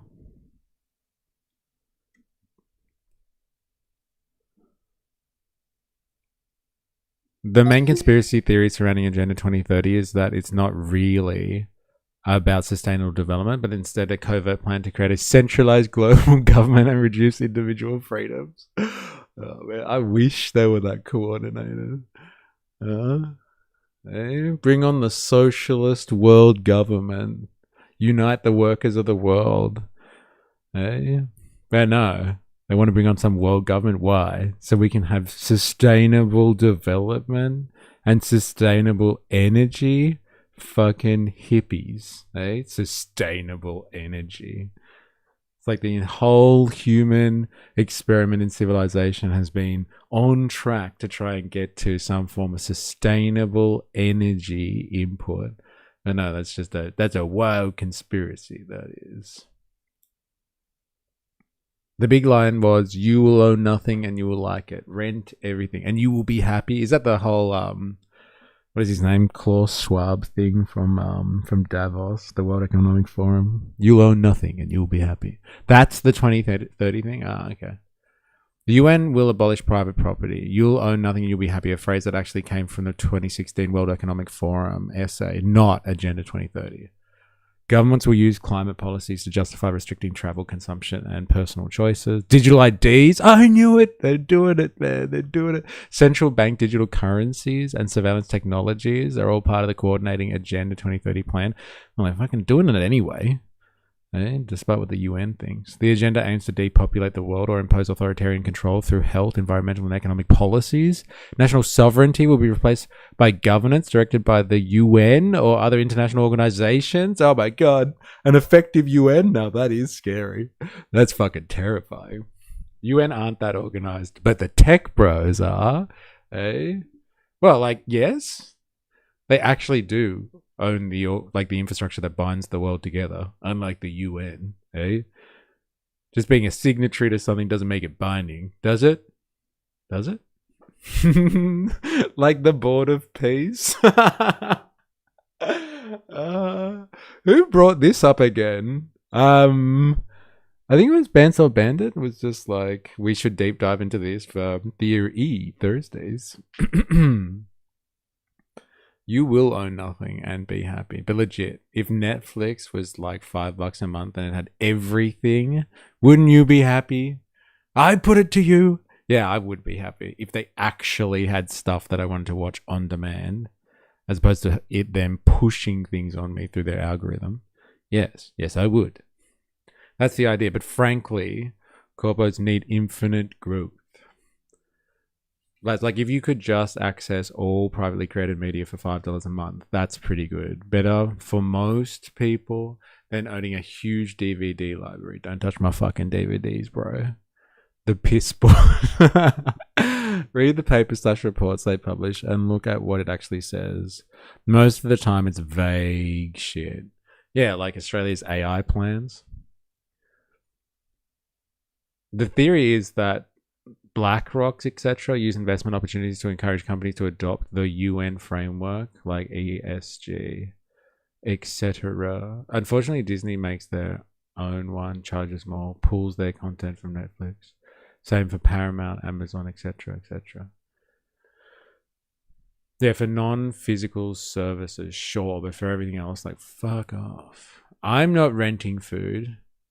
I'm not renting a bed. Renting food is a hard one. How do they get it back? We're going to have to take that back from you there, bub. Aren't you already renting food? Got to go to the shop every week. Considering the WEF is just a boys' club for the 1,000 most powerful companies in the world, making AI the platform of your society is fine until somebody pulls the plug or injects malware. Yeah. What if you subscribed to an all-you-can-grab Woolly subscription? Hey, they removed croissants. That's it, riot.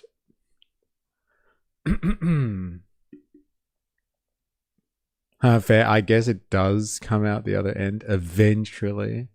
Yeah, severely degraded, it would seem. It's not fair. There is no credible evidence that Agenda 2030 itself contains objectives, or the UN member states secretly agreed to such a plan. The published document is a set of broad, non-binding development goals.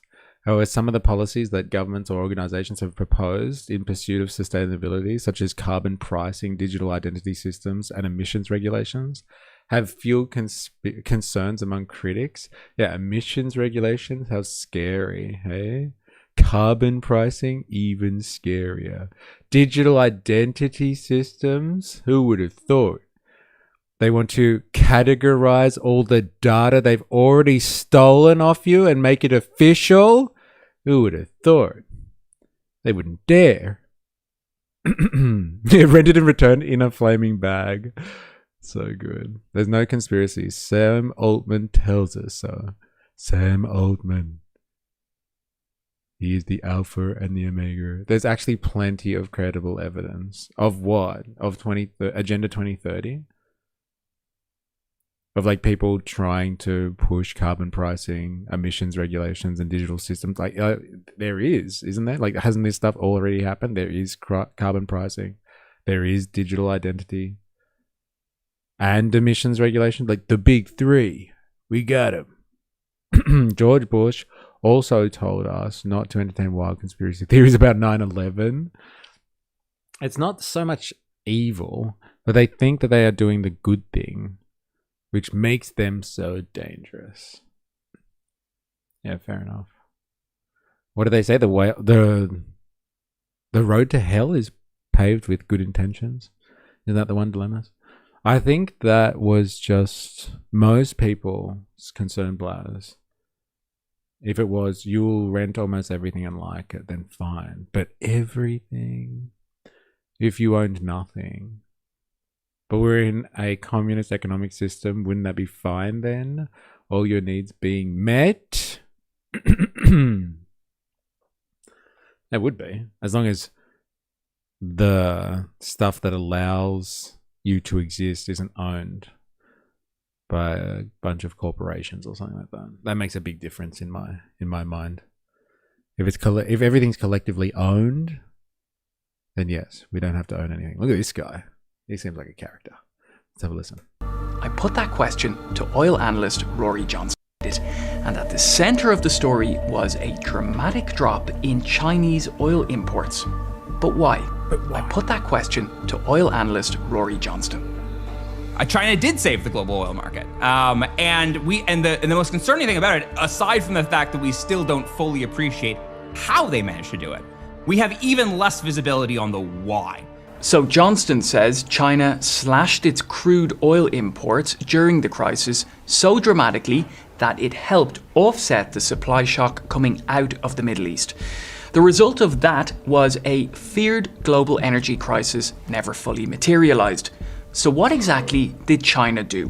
And did Beijing quietly save the global economy? The one thing I and other analysts did not expect was the scale of import retrenchment in China. So Chinese crude oil imports fell by roughly 45%, roughly 5 million barrels a day from pre-war levels to the levels we saw average through June. That is gargantuan. That is larger a shift than the entirety of the world's SPR releases combined. SPR stands for Strategic Petroleum Reserve. These are emergency stockpiles of oil that governments keep on hand for major supply disruptions. So what Johnston is saying is China's drop in oil imports was larger than the oil released from the entire world's emergency reserves. 5 million barrels per day is a huge number. So how did China manage to pull it off? And that's... Okay, so the numbers are consistent between this and the last piece. What I think is a really good side note for this whole investigation, if we're going to call it that, is like this is the actual difference between the free market and like planned economics. Like there it is. You can have all the other wild conspiracy theories you'd like about like the difference between a command economy, evil socialism, and the wonderful free market. And this is what it boils down to at the end of the day. You have, and it's not even like these free market societies want to do this, but they're part of that international consortium who requires them to keep a certain amount of oil set aside for a global crisis. And so because they are bound by an international agreement, they have to keep oil reserves. Australia is supposed to have kept, 90 million barrels, and we only kept like 30 or something like that. So we don't even meet our obligations under that international agreement. But whatever, the free market system, by force from integration with some international body, requires itself or obliges itself to hold some reserves, but because it costs a lot of money to hold said reserves, they all fucking wormed out of it somehow. They wriggled their way out of actually providing the stocks that are necessary in order to withstand some type of oil crisis. And like we were fretting over that. We were like, oh shit, but like, we made some deal with Singapore and the US and they were supposed to hold it for us because we didn't want to spend money holding it. And like, that's the free market response. It's just like, yes, we know we should do something. There is a potential for an oil crisis. You never know. We've experienced in the past, and like, we should plan for this and we should make sure we are protected. But it does cost a lot of money storing oil, and maybe we could just give that to somebody else and shirk our responsibilities. Yeah, let's just do that. And so a lot of countries don't spend what is potentially required in order to really ensure that their countries are ready just in case there is actually some type of crisis scenario, which you can't really predict because it could be like a crisis from some environmental catastrophe, or it could just be like a human-made catastrophe like we've seen in the Iranian situation.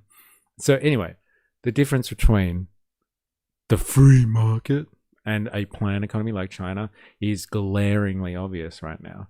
China has so many oil reserves that people can't even conceptualize how much oil they've got, and they don't mind spending the resources to make sure that they can not only protect their interests, like in terms of like making sure the domestic population doesn't go through some type of energy shock, but like protecting and insulating parts of the global economy so they can continue to do business on the world stage.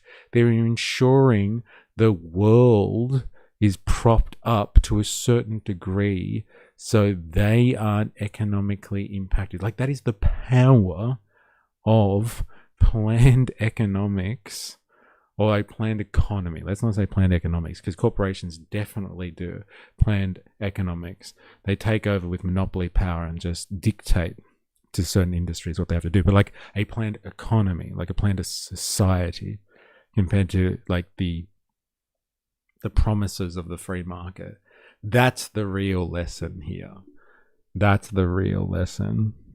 Can you really be in the 20th century with how complex the world supply chain is, how intricately linked everything is at the moment, how much money you have to spend in terms of capital investment on infrastructure and like the important stuff to make a highly advanced industrial society? Like, look at the amount of money they spend on AI. Like hundreds of billions of dollars they are spending on artificial intelligence in order to make it viable, to make a viable effort of it. Like, in the face of such extraordinary expense in a highly advanced industrial society, can you really afford to not plan your economies? Can you really do that? Can we afford the free market anymore? That's the question you got to ask yourself. And I think China is just consistently proving that like a planned economy is just kicking ass. A planned economy. Hey, I see what you did there. More like America has oil reserves. You love to shield for China. I love to shield for planned economics versus the free market. That's what I'm doing. Shilling away. Shilly. Missiles cost more. Rebuilding contracts are lucrative. Why store oil? Yeah, the free market makes a choice. Every time. Yeah, storing oil costs money. And saps up resources. America's silly big oil stores, they can't even get all of it out because the oil is holding up the caverns. Salt caverns work, but it's retarded. Pauline has more balls than you. You know what? She probably does. At this point, she probably does. She got them kahunas. Just from China.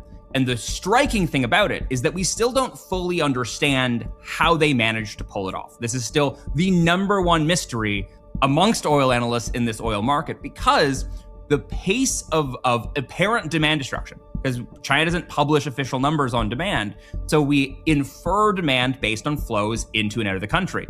On that apparent demand basis, China looks like it is in the midst of a massive depression or a COVID-0 lockdown like we saw in 2022. But wait a minute. China isn't in a depression, and it hasn't imposed a COVID-style lockdown. That's what has analysts scratching their heads. A collapse in oil imports on this scale should have been accompanied by a major economic shock. Instead, it appears China somehow absorbed the disruption without the economic pain many expected. So what are the possible Dude, this guy needs a fucking board. Where's the board? All right, bro. I need pictures. I need arrows. Loser. explanations? There are those that argue, I think, that the Chinese system has become so flexible between, electrification and, we know that they have, global, world leading EV penetration rates in sales. It's still not enough, in my opinion, to account for the swing, but it's there, right? We know that they've been driving to reduce oil dependence in the first place. Also in petrochemicals, we know that they have all these swings. So the one argument is that this was a natural response to the market. But again, I think while maybe you could account for some of that under a natural response, the response has been too large and has lasted too long. Again, if it was natural, you would have expected as crude market softened, that we would have... That should be a mystery swag store. Like, can I get a cuck for China shirt? Could you imagine? We start selling those. Oh my God. Hey everyone, don't forget to buy the shirt. Cuck for China. So good. I need a board, numbers, arrows going everywhere. That, or it didn't happen. Do you think Do you think it just isn't possible to analyze the Chinese system using bourgeois economics? Yeah, I don't think it is. Like, how many times have you heard reports from, like, you know, serious China analysts from an economic perspective to a geopolitical perspective and, like, everything in between, like, you know, hardcore economists to people that just analyze, I don't know, like, yeah, geopolitical affairs for, you know, strategic purposes, military purposes. But, like, they just, like, China's about to collapse. Like, the housing market's fucked. They've put too much money in finance. Their financial system's about to go under. They build too many houses. They spend too much money on this, on that. Like, and they just keep on predicting using bourgeois understandings of the world, like free market analysis. And they're just like, China's about to collapse. It's about to die. And it just gets stronger and stronger, or continues to prove that it can beat predictions. Let's say, I'm not going to say outsmart the world economy, but like it beats the predictions all the time. Like, people were really looking at this Iranian situation, especially after what happened to Venezuela, and they're just like, look how much oil they've cut China off from. And like, they might have actually cut China off from oil, but like, China has been planning for this and has other options, and so they just analyze China all wrong using, like bourgeois systems or like free market analyses. And it just seems to be missing the mark every time. I don't think they understand. One, because they probably don't have the information. Like, they just don't understand the difference between like a real planned economy versus one that's just like, if we just believe hard enough in the free market, like Milton Friedman told us to do, just believe in the free market, believe, and the free market will deliver. Like, that sort of stuff just doesn't fly. And like, how could it with the scale of China even? Like, they need some good planning, I'd say. I am a recovering socialist, and occasionally cuck for China. Time and time again, they've proven control, power, and geopolitics has more influence and control in their ruling class than the market and capital. I cuck for China, but only if they let me hide in the curtains instead of the allocated chair. Nobody puts baby in a corner. I don't know, man. I'd take the chair. I'd be like, go on, show us what you got. You represent China now. They dominate the market well for control, but you can examine them through the lens of market control. It doesn't have that reach there. Sorry, you can't? But you can't examine them through the lens of market control. It doesn't have the reach there. With an allocated share, you will always have a chair, though. Always is a bold statement. There's always a chair. Seen a resumption of buying, and again, we haven't. It feels like someone has said, don't buy oil right now. But the best explanation seemed to be at the time that they were storing a lot of, diesel, gasoline, etc., under the potential risk scenario that they were cut off from global supplies. So maybe China has been stockpiling, but it's also important to stress that Beijing has spent years trying to reduce its dependence on foreign oil through electric vehicles and alternative energy sources. Johnson says, sounds like they're planning something, eh? No? So good. So good. You have balls. I like balls.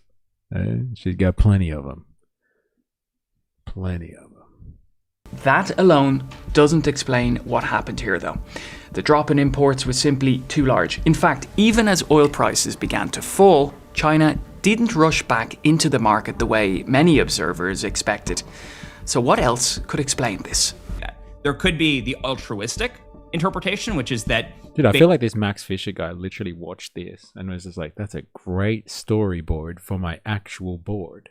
I'm going to take this one and run with it. Thank you, DW.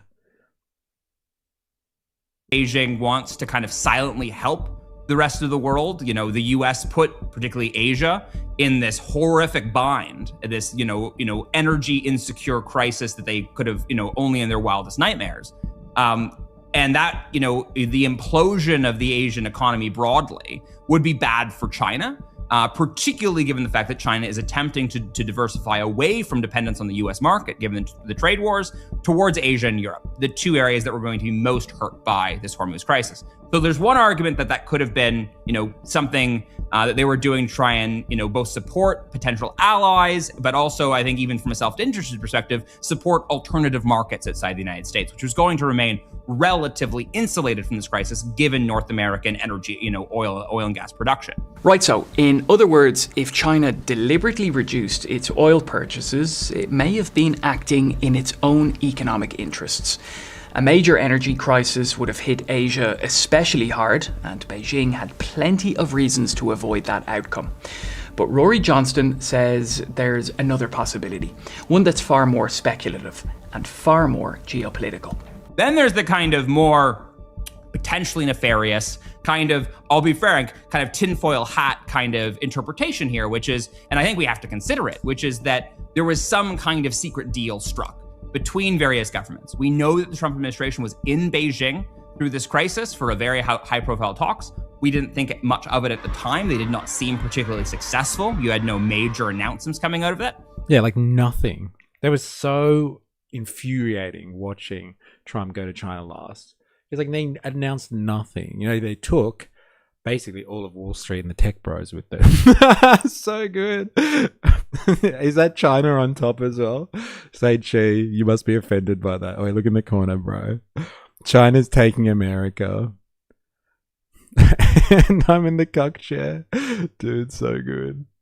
Hey, look at the concerned look on my face as well. I was like, oh, God. Oh, it's worse than I thought. America's not taking this well at all. Oh, God. Should I intervene? No, I'll just watch a little bit longer. Dude, so good. All right, I got to focus on work now. Bro, says the meme machine. So good. Oh, man. I forgot what I was talking about. Fuck it. Needs a cigar. Oh, my God. Fucking hell. What was this guy talking about? I can't even remember. Fucking hell. But at the time, they did not seem particularly... Oh, yeah. Fucking America. Or Trump going over there. So frustrating watching that. No major announcements. But it was like Trump secretly getting fucked by China. And Xi Jinping was like, look, we are staving off the worst of your little manufactured oil crisis. Hey, would you like me to start buying oil again, Trump? Or are you going to suck it like Bubba did? Yeah? Put on the blue dress, Trump. Put on the blue dress. I wonder if that actually happened. That would have been crazy. Bite the pillow, Yankee Doodle. This noodle is going in dry. Oh my God. That's enough, bro. You're killing me. Something about stabilizing the market. Which is really economist euphemism. Oh man. Fucking hell. You fucking losers. We're just having a joke. It's alright. It's what Australians do, essentially. No harm done. No harm done. Really successful. You had no major announcements coming out of it. But it was around that time that you did see China pulling back most aggressively on its crude imports.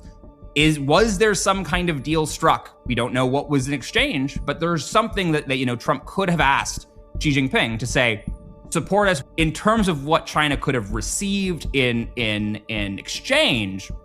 This is where we go to, maybe theorizing along the lines of the so-called Dun-Roe doctrine, which is, this idea that Trump has been trying to carve the world into these spheres of influence, that the United States was going to get the Americas, the Western Hemisphere. He was going to largely cede kind of geopolitical interest of Europe and Eurasia towards Moscow.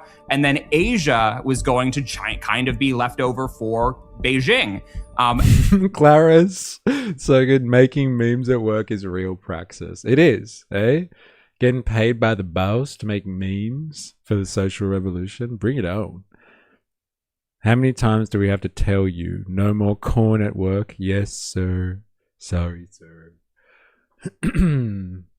Rogue. Hello, fellow Aussies. Aussies. How we going, Aussies? Pennsylvania, China gave Iran 60 days to see if the US would buckle to their strategic move of claiming Hormuz. China knew what was coming, and they are in a position to buy up oil now at higher prices, which is what is happening now. China outbidding prices of oil on the sea at the moment, claiming everybody bought oil. Money rules. Planned economics rule. They can decide to do this as a unit. Eh? This is nothing. You should hear how we talk to our mates in real life. Yeah, true. True.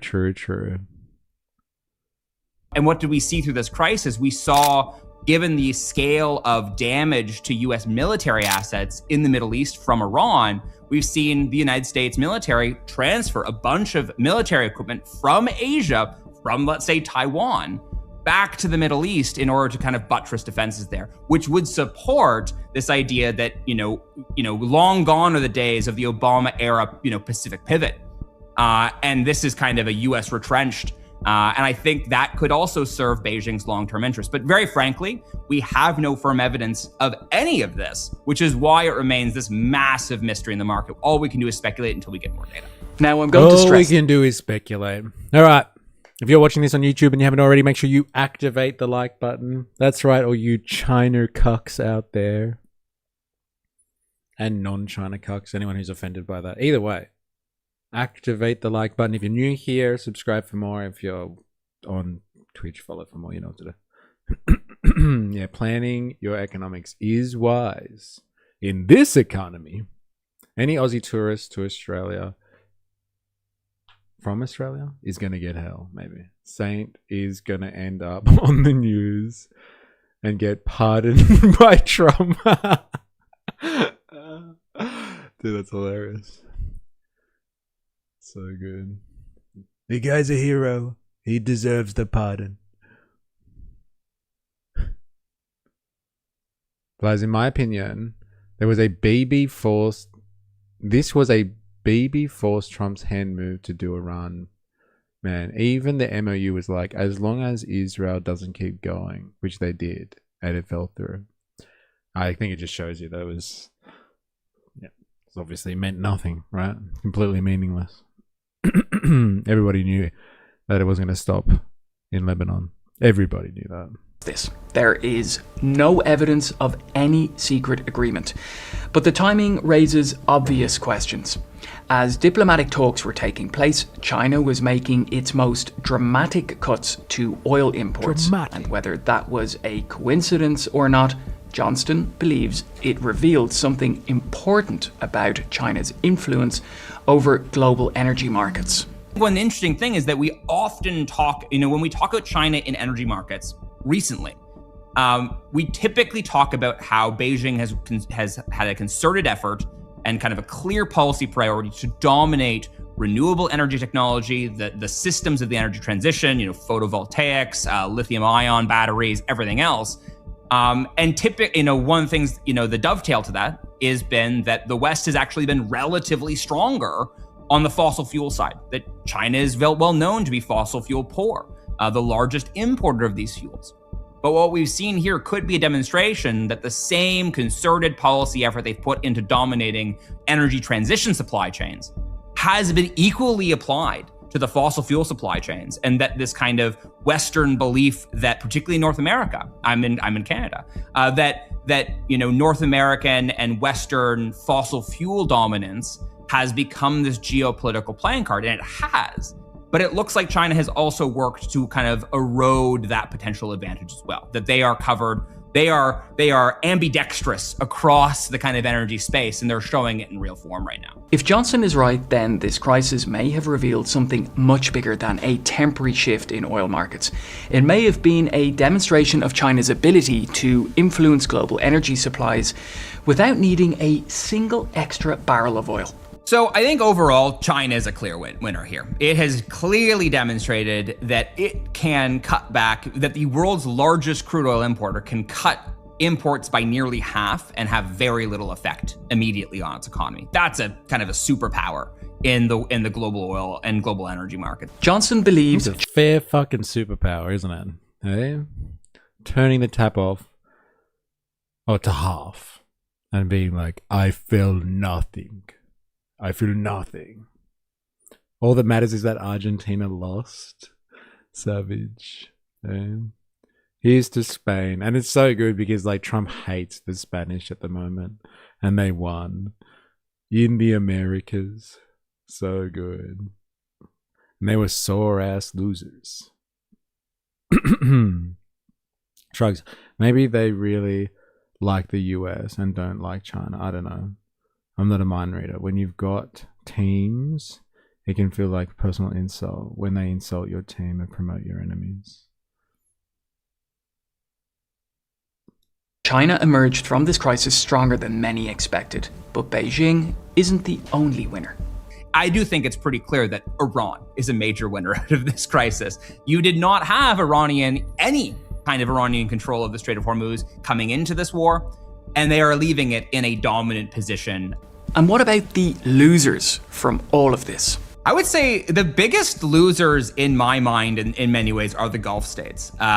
It's been shown, while, the UAE is actually also, I think, actually seen impressive performance through this, given their ability to not just reroute through the pipeline to Fujairah, but also dominate this kind of dark transit and trade that emerged, the shadow transit trade that emerged through this crisis.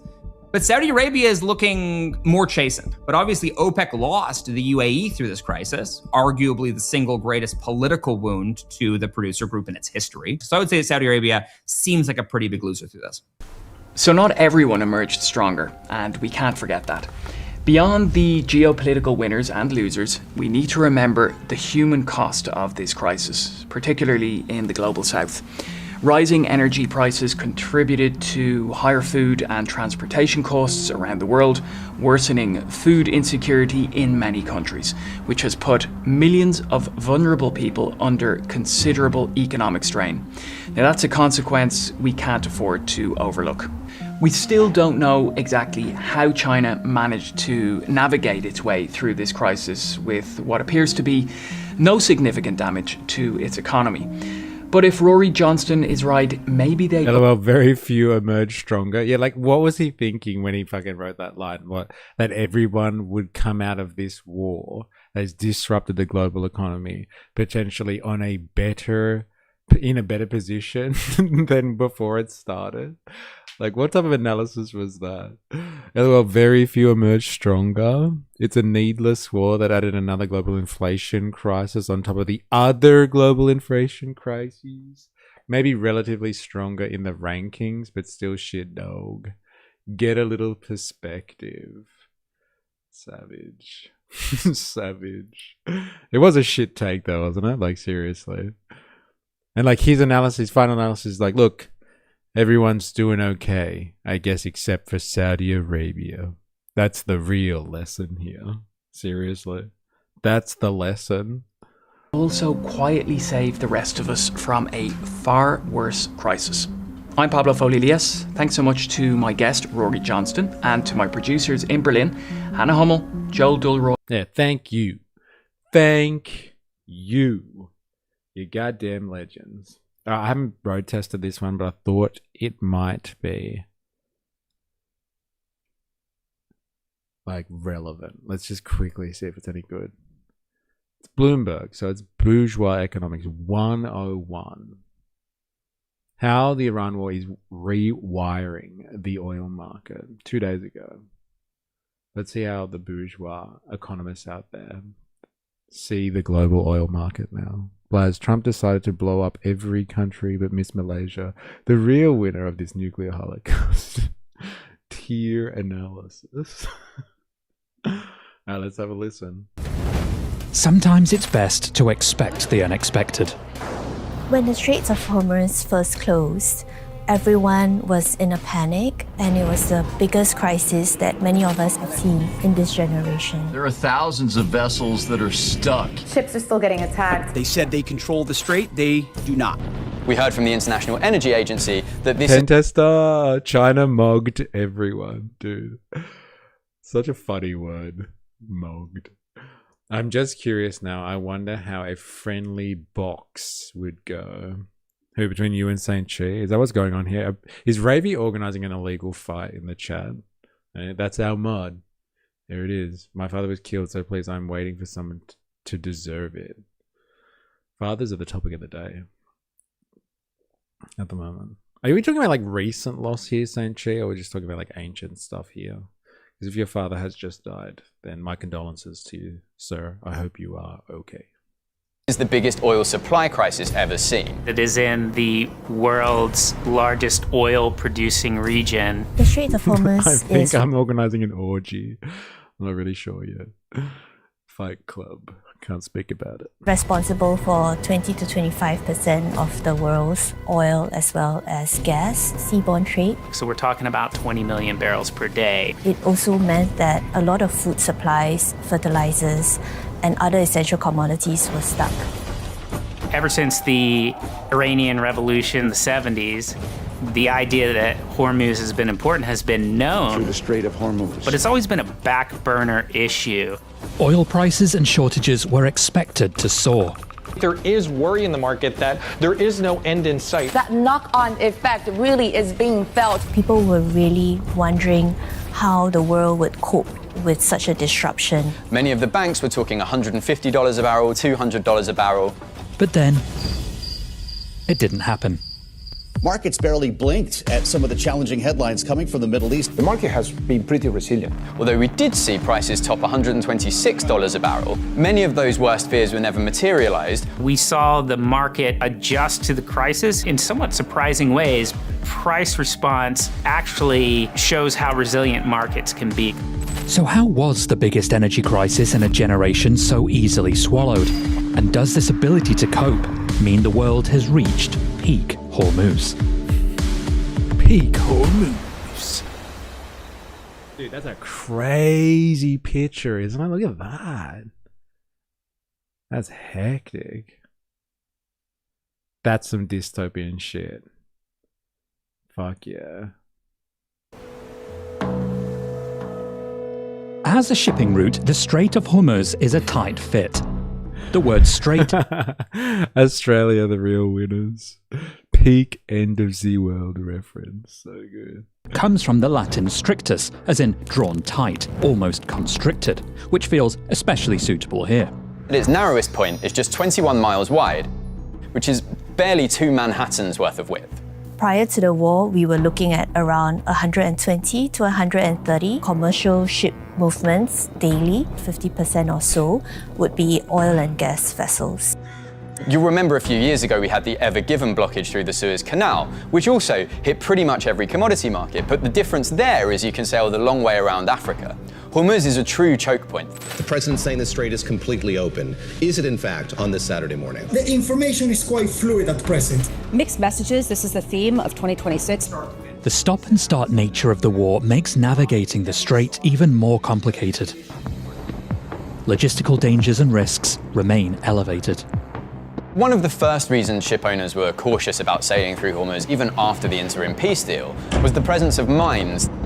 We are talking about really big oil tankers carrying hundreds of millions of dollars worth of oil.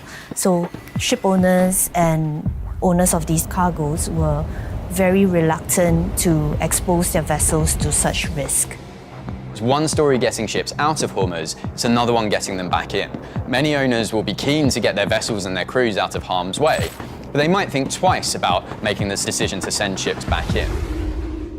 How much traffic returns to the strait will affect the future of energy and therefore the global economy. And by taking a look at some of the key factors that prevented the full-blown crisis, we can find clues as to how this could play out. The first factor, and perhaps the most... One thing that made them a little nervous, the thousands of explosives in the water they're also in. Yeah, no shit. Yeah, how funny was like the "that made them nervous" comment? Like, that's some deep analysis right there. The information is quite fluid. It's such a hilarious way to say, we have no idea what the hell is happening. This is Bloomberg, man. This is like the heart of the lion's den when it comes to the spokespeople of free market economics. straight from the heart of the imperial core of world capitalism. It's Bloomberg, baby. The information is quite fluid. I.e., we have no idea what's going on. We don't know how to read this, man. Won't the market sort this out? Surely the invisible hand of the market will fix this one, right? Right? No? There are other factors? No, the invisible hand will do it, I'm sure. China woke up to the empire's tactics of addiction to opium, broke it, and saw the real drug, energy. The Arabs too fell into the same trap. Opium addiction gave easy access to oil fields and easy access. God, the suspense for the rest of that comment. We don't know how to read this, man. Got me so good. Fuck, we forgot to even learn to read. I swear we're not dumb. Bourgeois economists. We tried nothing and it worked out just fine. We are confused. Where is the invisible hand? Have you seen it recently? Let us know. Subtly obvious is that the world was already flush with oil. Roughly 20 million barrels a day were prevented from reaching the market. Existing surplus, strategic easy money. Got it. Thanks. National reserves and commercial inventory offset 9 million of that. There was a huge release of global stockpiles. It was coordinated by the IEA, and this added a lot of immediate supplies of oil, something like 400 million barrels of oil that came into the market at short notice from storage tanks all over the world. It was this one-time release that really helped as kind of like a blow-off valve. The US released pretty significant volumes from its strategic reserves. Millions of barrels a day of extra oil gushing out of the US to global markets in order to dampen the price impact, particularly in the West. US exports during this time reached a record. In Europe and in the US, we had the extra disposable income to pay up for marginal barrels where that needed to happen. And that meant that in relative terms, the West has been cushioned from the spike compared to some of the poorer nations, particularly Asian nations that were heavily reliant on Hormuz for their crude flows in the first place. Asia in particular doesn't have big oil fields. Asia has been more and more reliant on the Middle East and also on places like Russia. The crisis highlighted that you can't have a major supply shock in the Middle East and also not have Russian oil. Another cushion was that oil coming from the Middle East never fully stopped flowing. Bypass pipelines made up for another 6 million barrels. Dude, like they're doing the same thing that our friend Max Fisher did. I need the board though. Stop showing me fancy graphs. I need the board. Gas pipelines going west. Saudi Arabia was able to basically pipe oil all the way across the country. This had not been tested. It worked and really was a key factor to helping avoid the worst case scenario in terms of the oil market. Same thing with UAE. Can currently do about 1.5 million barrels per day.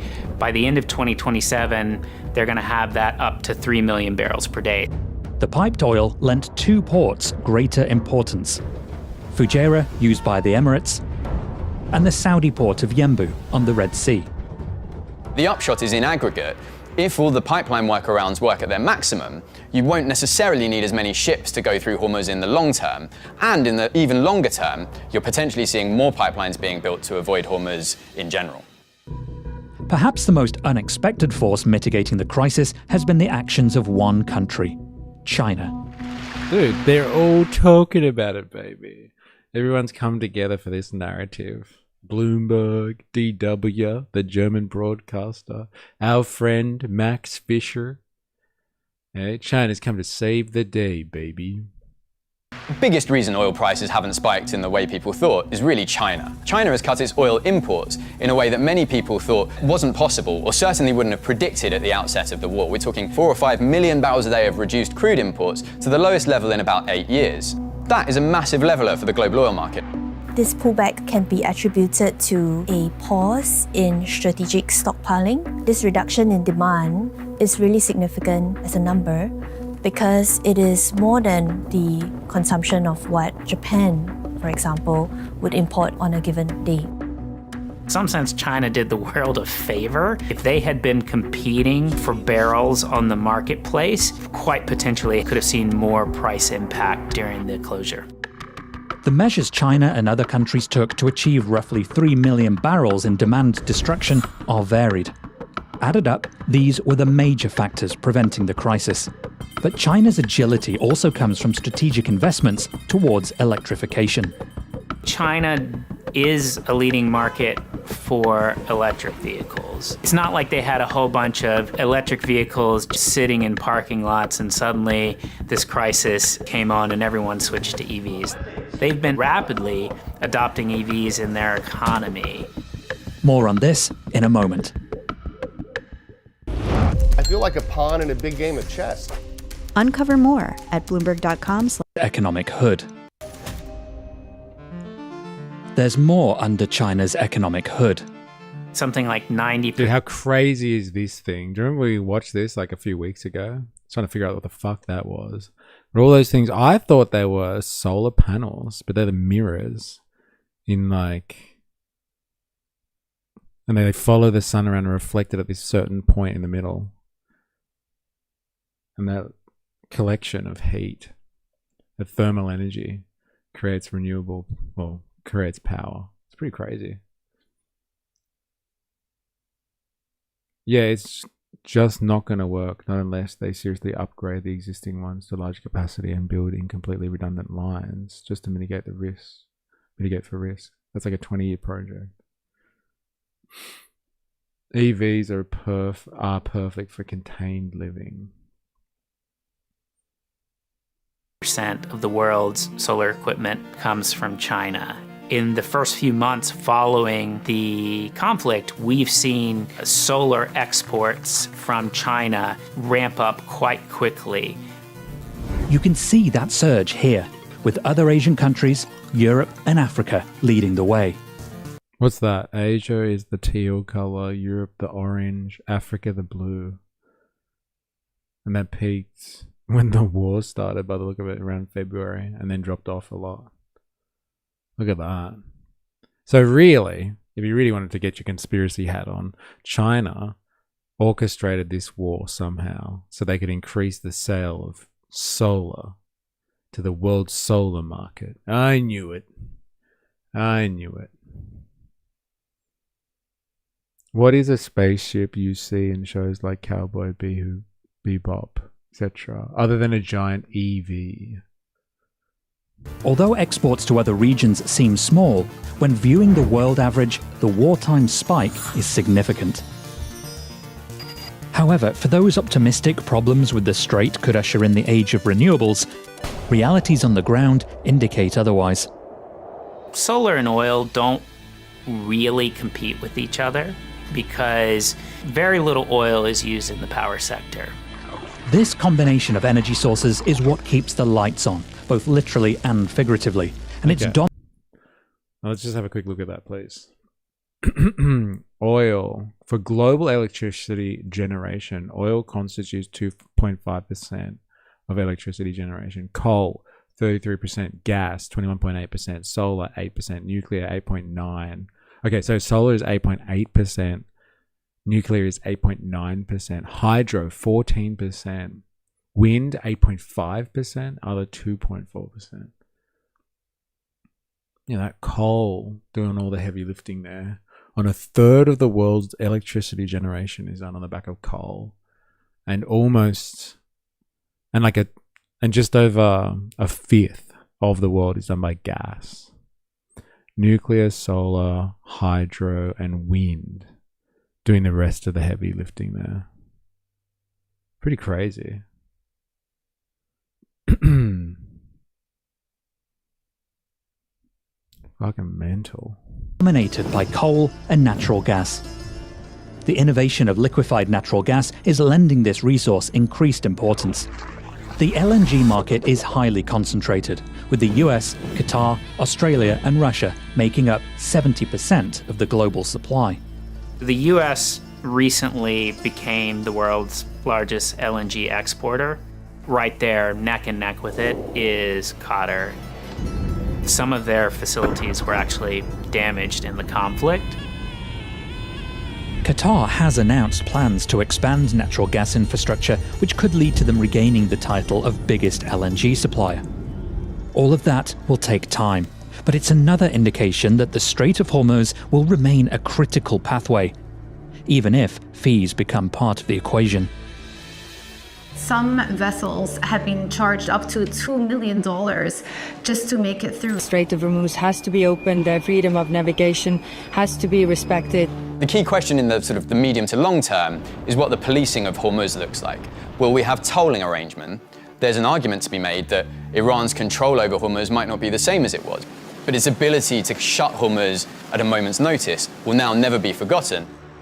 I think Iran potentially plays a more meaningful role in the oil market, assuming there is a peace agreement that allows them to boost their own production and exports. Many of these Middle Eastern producers are among the lowest cost producers in the world, which gives them a natural advantage and which makes them still very attractive and important suppliers to global refiners. So the answer to whether the world has reached peak Hormuz is an incredibly complicated one. Markets adapted quickly, absorbing shock and fending off price extremes.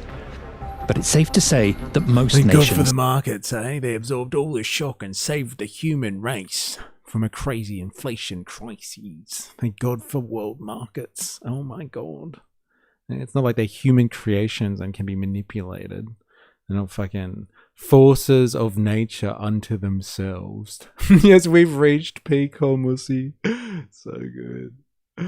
Oh man.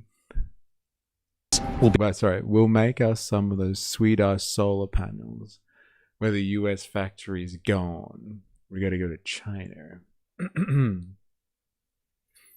Be making a plan B. Even though the waterway will continue to be vital, people have learned some lessons from this crisis. The critical things of a peak Hormuz world are redundancy and resiliency and investment in alternatives.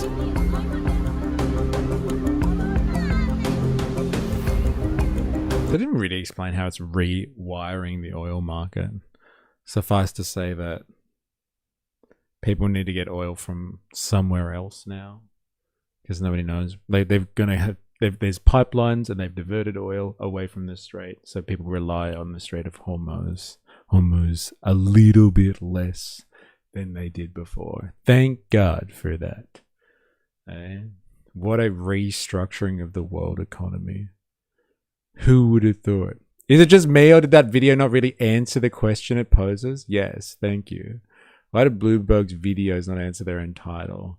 This is not the only one. Yeah, see, this is like Bloomberg is, even its titles and pieces, is the free market manifest. Completely aimless.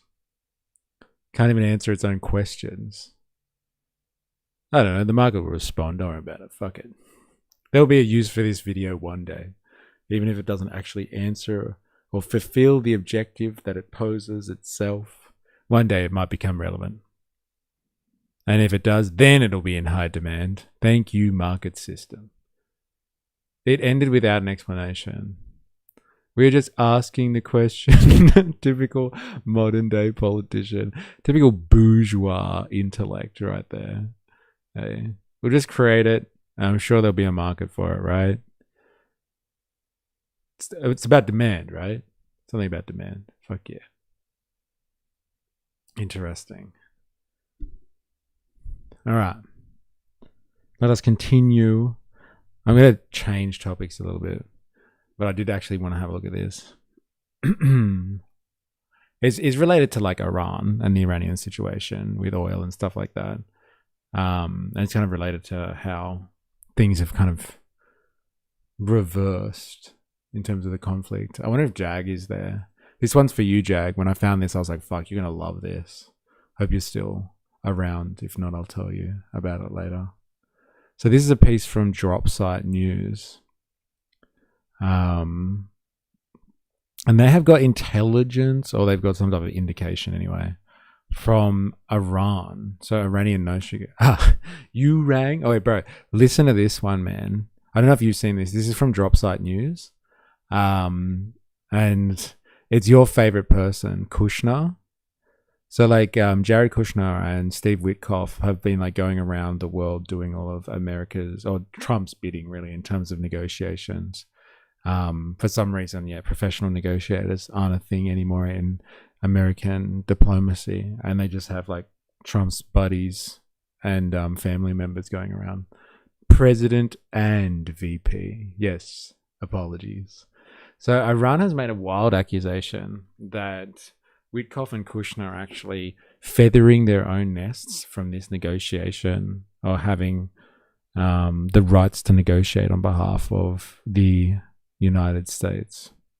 I took a shower, then gave it back so that the Tijuanans can have some water. This is old news. Oh, I didn't realize it was old. I've only just come across it over the weekend. Like it's 16th of July. I'm just not as quick on the draw as you are, Bantel Bandit. But yeah, they've been abusing their power, it would seem. Who would have fucking thought, eh? During the US-Iran talks at Lake Lucerne in Switzerland in late June, Iranian negotiators sent private messages to Vice President J.D. Vance through an intermediary.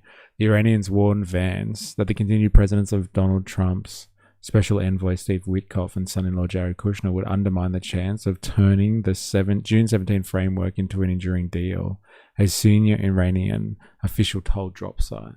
The Iranian official spoke to Dropsite on the condition of anonymity because he is not authorized to speak publicly. In the message, according to the official, Iran conveyed to Vance that the pair were more interested in exploiting insider knowledge of the negotiations to profit in financial markets than they were in reaching a deal. So good. Like, you know how so many people are speculating in the chat all the time that they do things on like a Friday or whatever. They like strike or do something crazy on a Friday because it won't affect the markets. Meanwhile, the accusation anyway from Iran, the Iranians who are at the negotiation table is like Steve Witkoff and Kushner don't give a fuck about the negotiations at all. They just want like the insider knowledge so they can profit off negotiations and like oil prices and stuff. It's fucking mental. It's an accusation anyway. Allegedly. Iranian negotiators also expressed concern about repeated leaks from Kushner to Israeli Prime Minister Benjamin Netanyahu.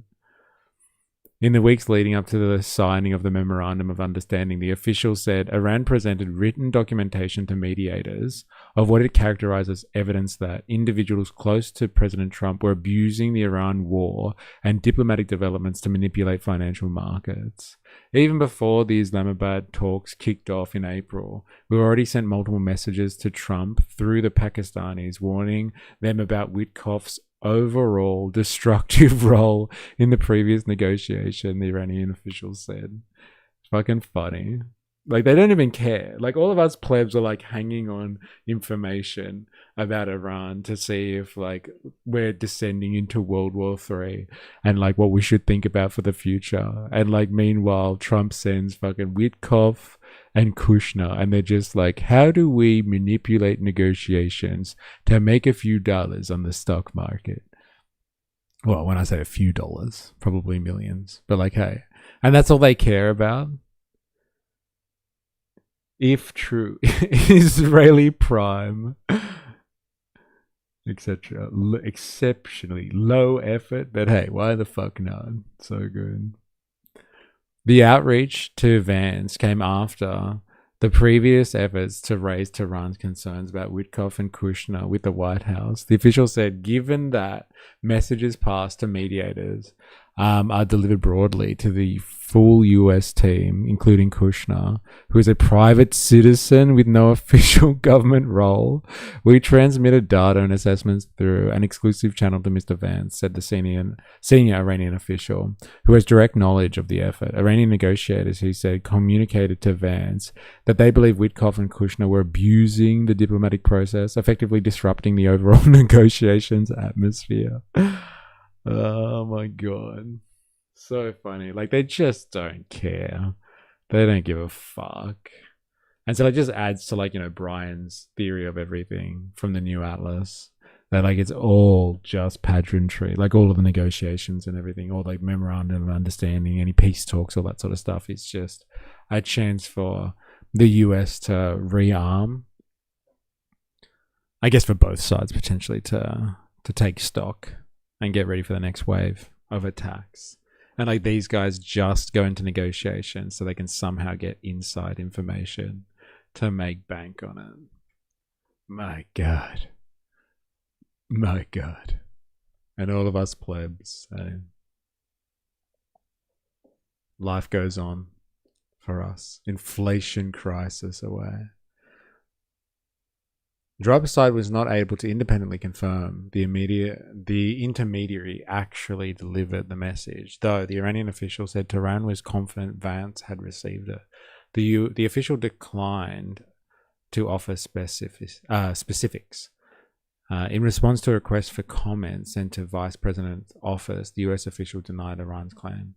A message of this nature was never conveyed to the Vice President or his team, the official told Dropside. Additionally, any insinuation that other members of the president's trusted negotiation team are operating under motives other than serving the president and delivering on his mission is false. Kushner and Witkoff did not respond to requests for comment, but a White House spokesperson denied Iran's claims and denounced Dropside. No such message was ever transmitted to the United States. It's sad that Dropside news reporters are so filled with hate for America and devoid of respect for themselves that they have become full-throated propagandists for the Iranian regime, the White House spokesperson said. White House spokesperson Anna Kelly. Are you crazy? If true, my God. Fucking us plebs, eh? How do we know what's coming or going, seriously? Anyway, I thought this one was an interesting one.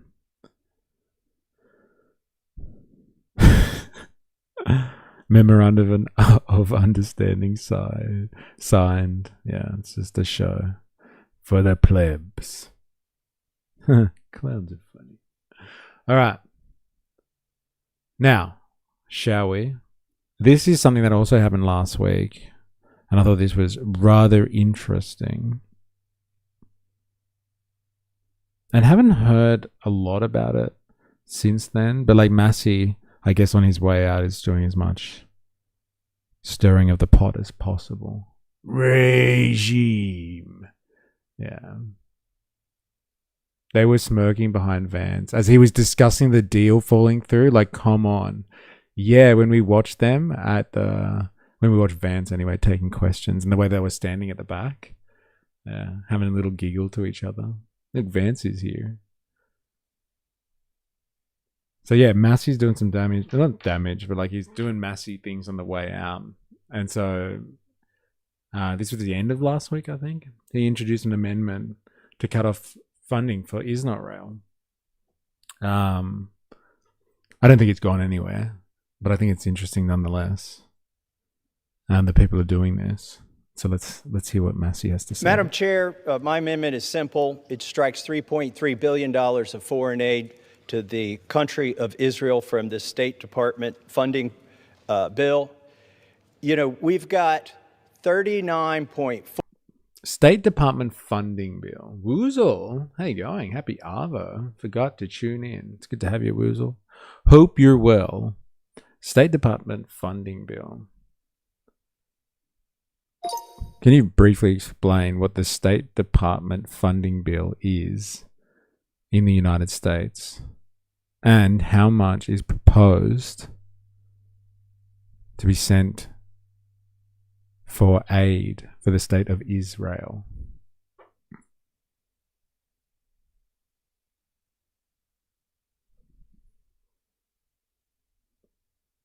The State Department funding bill, formerly the National Security Department of State and Related Programs Appropriations Act, is one of the annual U.S. appropriations bills. It funds the U.S. State Department, diplomacy and embassies, foreign aid, and security assistance. So it must be in there then, foreign aid. international organizations and related national security programs. Regarding Israel, the current House bill proposes $3.3 billion in foreign military financing for Israel, consistent with the long-term US-Israeli Security Assistance Memorandum. In separate defense appropriations, an additional $500 million is provided for joint missile defense programs such as the Iron Dome, David Sling, and Arrow. Hey. $3.3 billion. I wonder if they used any of that $3.3 billion to give money out to influencers that will support the state of Israel. Asking for a friend. $4 trillion of debt, country of Israel, from the State Department funding bill. You know, we've got $39.4 trillion of debt. We've got needs at home, which include our infrastructure, our roads and bridges. We've got a shortfall in that fund. We've got our locks and dams that we're perpetually trying to figure out new funding mechanisms to come up with. And we've got homeless veterans. And we're sending more money to Israel in this bill than we spend on homeless veterans in this country. Just to put it in perspective, there are 3,000 counties in this country. And I reckon like homeless veterans for people in the US, like politicians, are kind of like farmers, struggling farmers in Australia. Like when people in like, I don't know, current affairs, journalists and politicians start talking about like while we have struggling farmers here and we're spending money on blah blah blah blah blah, America has like veterans, homeless veterans. We could be spending all this money on homeless veterans, but no, we're spending it on X. Why are we spending it on X when we could be spending it on homeless veterans? That's just like one of the things, right, that pulls at the heartstrings of the average American. And if you divide that into $3 billion, that's $1 million from every county. This is not a significant amount of money that is going overseas. So I think we should stop it. We should put them on a diet. They're the biggest welfare recipient of the United States and have been for many years. 310. The biggest welfare recipient in the United States. They're not even in the United States. What the hell? $10 billion has been received by Israel from years. $310 billion has been received by Israel from the taxpayers of the United States. That's in inflation-adjusted dollars since we've been giving them money. I find it weird how the capitalist class doesn't actively advocate for better living standards. They're eating their own tail at this point, especially in America. I guess like out of sight, out of mind for them. Like as long as they're not affected by it, right? Like the capitalist class throughout history has been rather cannibalistic and disinterested in making sure society actually works. Like the foundation of their wealth and power. They've turned a blind eye consistently to making sure society, the society that is like underneath them and holding them, propping them up, is actually catered for. They're incredibly short-sighted in that way. But like hence again, the free market versus like a planned economy. And it's actually regulation. It's usually the capitalist class at one point figures out that they may be in trouble and they turn around to the government and they're like, you fix it. We need regulations. Okay, these regulations are going to cost you. Yeah, okay, but we can't do it ourselves. So you're going to have to regulate us. That's what usually happens. Clarence, yeah, that's exactly the case. Use homeless veterans to shoot good causes down and forget about them after the fight is done. Yeah, like once they get the 3.3, let's just say he wins, right? And like they cut $3.3 billion out of their budget and giving that to Israel. Do you reckon they're just going to turn around and start giving that money to fucking homeless veterans? Wrong. Short-term greed has led to them being, cannibalistic. Infinite growth cannot be sustained without Soylent Green. Oh my god, you've been spending time with Ravy, haven't you? Okay, if you wanted to secure your position in society, wouldn't you assure the society based in is well looked after? Yeah, I know, right? Looking at America failing at every point, but still dragging through is extremely dangerous. They're incentivizing revolution. And yeah, like throughout history, traditionally ruling classes have actually been obliged to a certain extent, make sure the society is working to maintain their interests. But I guess that's the problem with like an empire like the US that doesn't really have rivals, or that hasn't had rivals up until very recently. Like the ruling class doesn't really have any connection to the society that sustains them. And if they're really in trouble, I guess they can just like traverse, like globetrot and get the fuck out of there. So they're not even like patriotic anymore. Completely disconnected. If I can afford a house, make a meaningful wage, eat the food I enjoy, go on holiday, or 2 a year, I'm not revolting. Eat your cube. Can't escape accumulation. Yeah, they can't get out of their own way for accumulation's sake. They've never been able to. Never been able to. And that's why they've actually leaned on the government. But government regulation is bad. Okay, I'm living my life, having a family, enjoying all of the things that matter. But for some reason, we stand here, having to push for basic necessities in order to create growth for the capitalist system. It's so weird. It is. Is it the right system anymore? That's the $1 trillion question. Like, what's the point? We've industrialized now. Should we continue this system? Do we need to continue this system? That is the $1 trillion question. Clarice, there has never been such a powerful information empire as the US. The majority of people here live paycheck to paycheck, but we believe that Oceania is the greatest. Interesting. Yeah, there's the control over information is important, isn't it? Controlling public opinion, or like the mythology, like what everybody believes in, the story that the nation tells itself.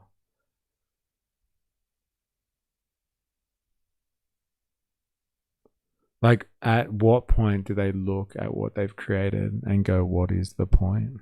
Never. Not without some type of social revolution or some type of, deep political movement that undermines or challenges their power. You wouldn't download a revolution. Like, if everyone else is struggling to live and you have AI sex bots, is that really the society you want to live in? Can we have both though? People struggling, not struggling, and sex bots? Are they so detached from reality that they can't see the pain they cause onto others and really onto themselves? Again, are they, like, do they care? Do they care until it affects them? I would say no. That's generally what history shows us. Generally.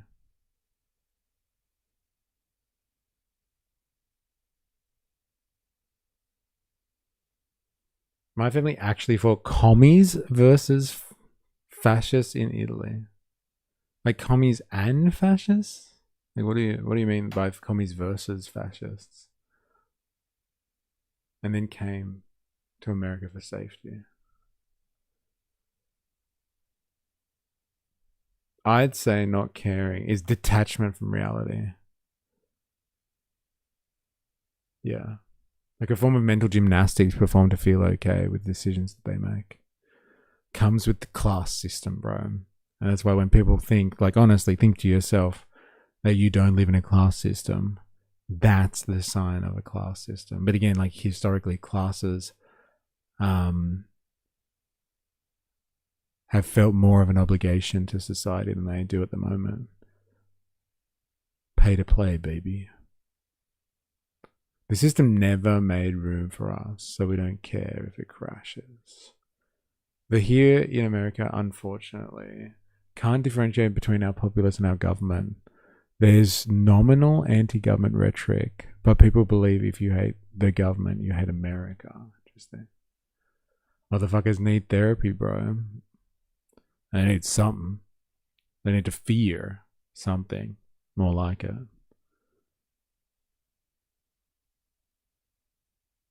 And that's why I think this amendment is important, and I reserve the balance of my time. The gentleman reserves. For what purpose does the gentleman from Florida seek recognition? Madam Chairwoman, I rise to claim time in opposition to the gentleman's amendment. And is recognized for 5 minutes. Thank you, Madam Chairwoman. As chairman of this subcommittee since 2023, I'm proud to be a leader in this body in providing unwavering support to our friend and ally, Israel, especially after the October 7th terrorist attack. Do you reckon it's telling that this fucking like Congress is completely empty at the moment, while Massey makes this little speech here saying for it to be cut, Israel spending to be cut? Is it just the timing of it, or do you reckon it's telling that everyone's like, fuck this, I don't be around for that? Okay. AIPAC won't be happy. No, these are usually pretty empty. Okay, fair enough.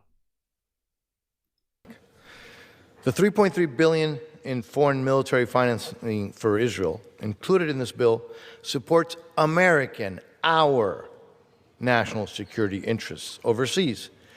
You see, the same terrorists and terrorist entities that threaten Israel also threaten the United States and our people directly.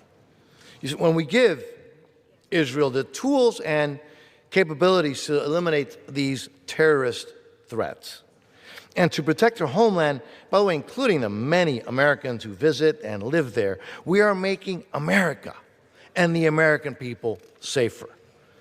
The United States and Israel have worked together on successful military operations, like those in the past year to decimate Iran's nuclear program and missile capabilities.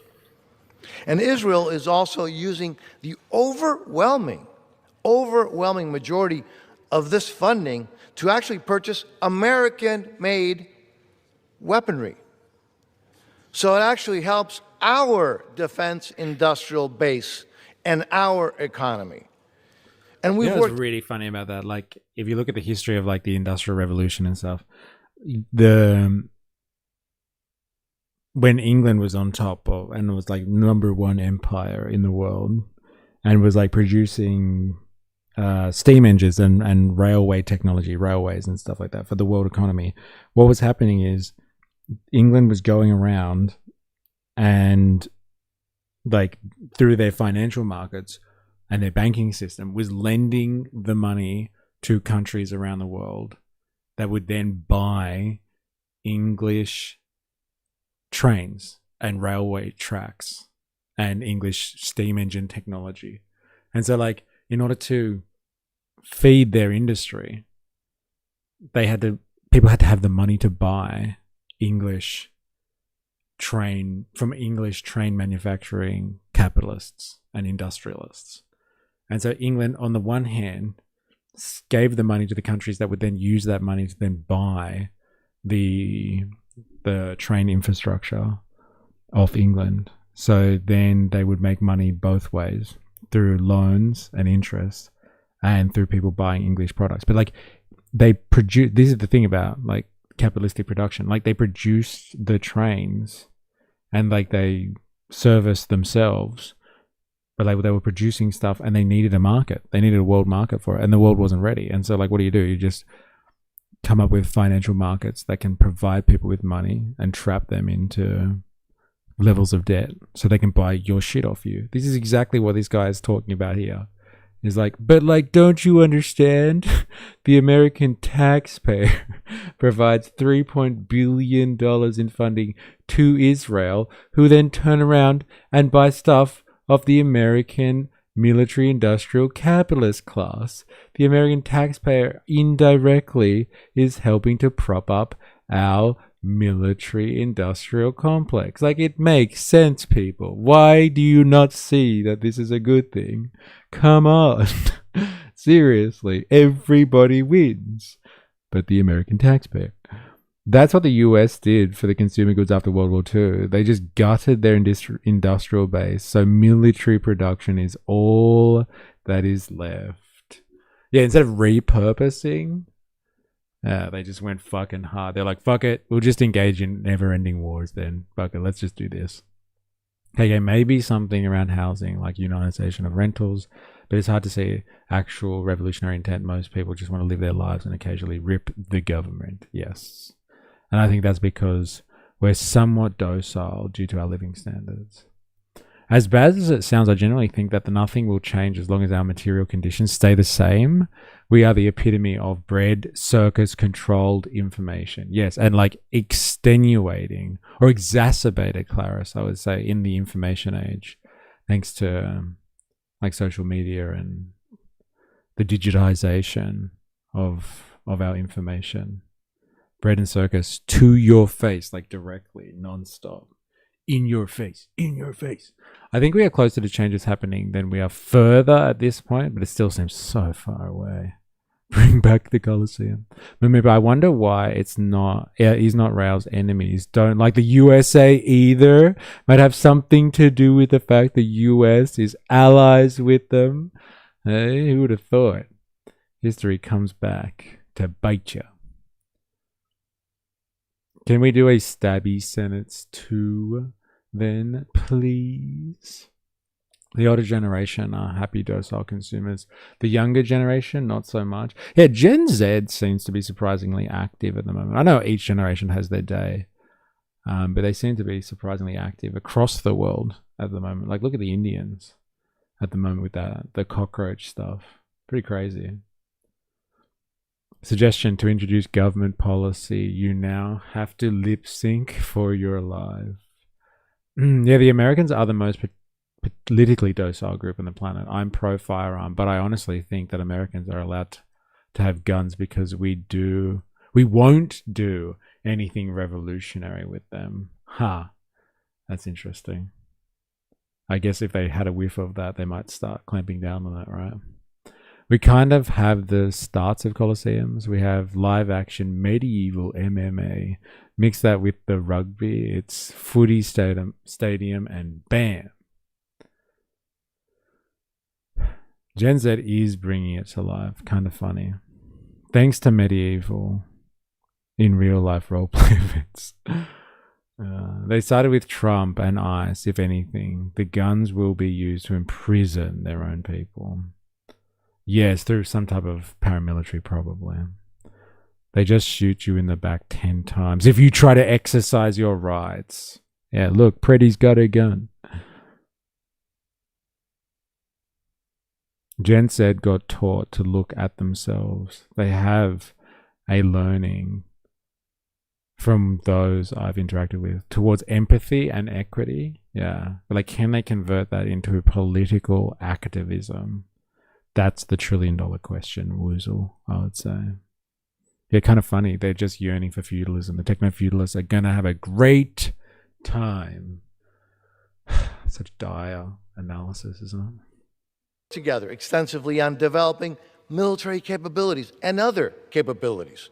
Because of these advancements for our mutual interest and for our mutual security, there is currently a discussion, frankly, of moving to a new security partnership with Israel after the fiscal year 2028.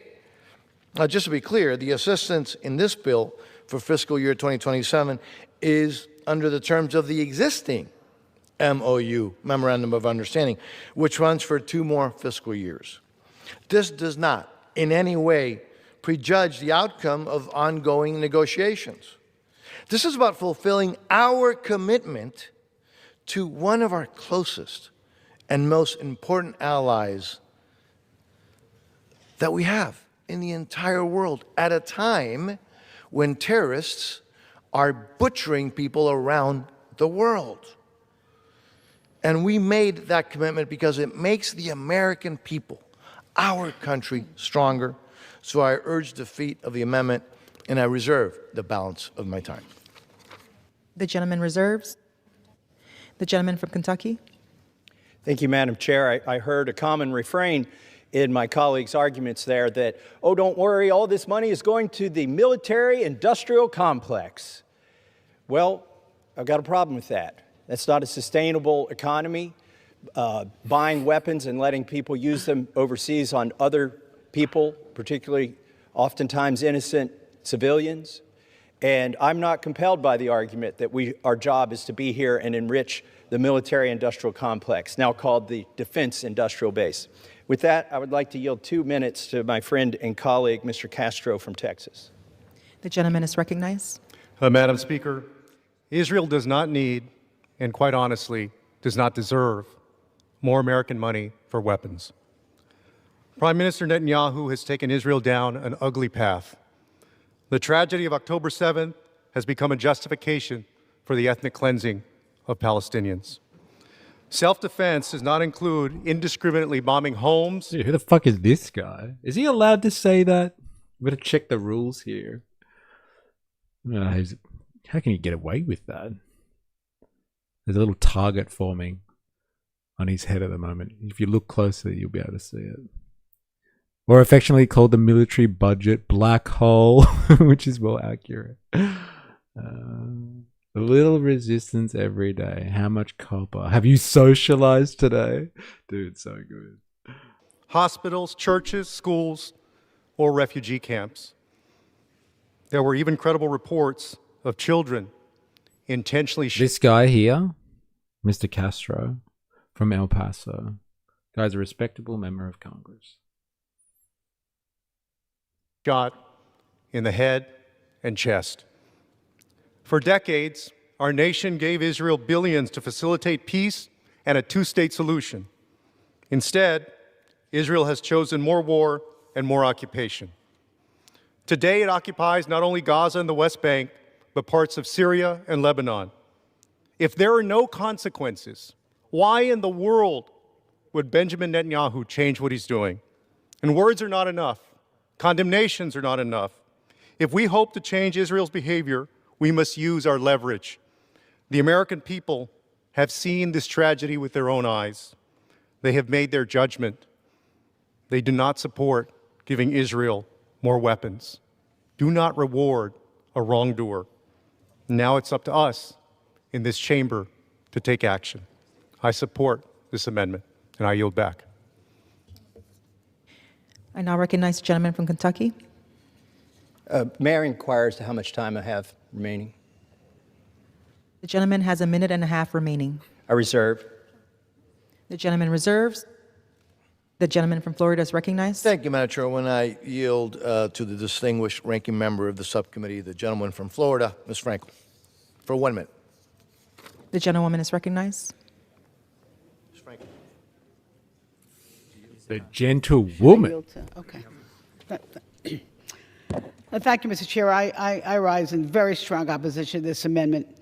Maintaining stability in the Middle East has long been a vital United States strategic interest, and what happens there affects our economy, our national security, the safety of our American service members. And as written, this amendment is overbroad in that it prohibits or could limit the use of funds for long-standing initiatives related to peace building, refugee settlement, and U.S. Embassy operations. Peace building? That's what we're doing over there. We just got to break a few more eggs to make this peaceful omelet. Just a few more. Okay? We'll just end a couple of more civilizations and we'll be on the road to peace. I swear. Come on. You can trust us. We got this. Like, dog, even if you like Israel, they're fucking us with the oil with Iran. Didn't we try to enact a peace deal, but Israel kept going with Lebanon? Me, if I was a U.S. senator. Oh my God.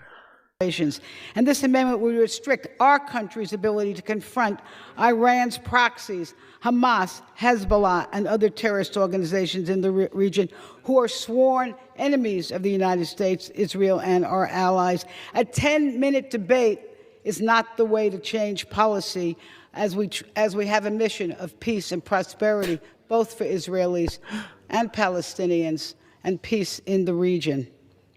Yield back. It's it's so gross to hear them talk about it in the context of peace, isn't it? Come on, we just got to give them $3 billion of funding that feeds back into our military-industrial complex. What do they call it? The defense complex or something? The defense industry. Just feeds back into our defense industry in the name of peace. Peace. Come on. Everybody likes peace, right? That's why we need to make bombs of peace. Gentleman from Florida. I would like now to yield 1 minute to the gentleman from Maryland, Mr. Hoyer. Gentleman from Florida, from Maryland. You're recognized. Ask unanimous consent to revise and extend.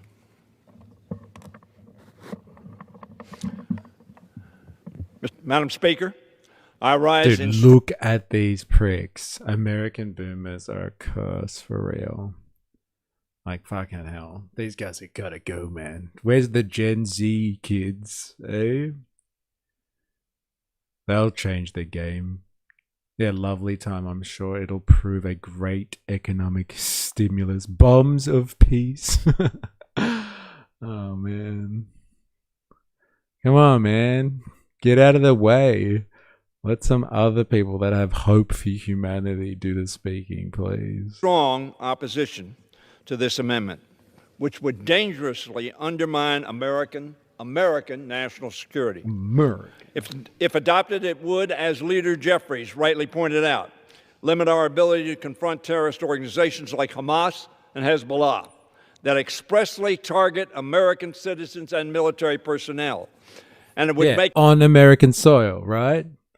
The Hamas, Hezbollah keep targeting American soldiers and military bases on American soil? No?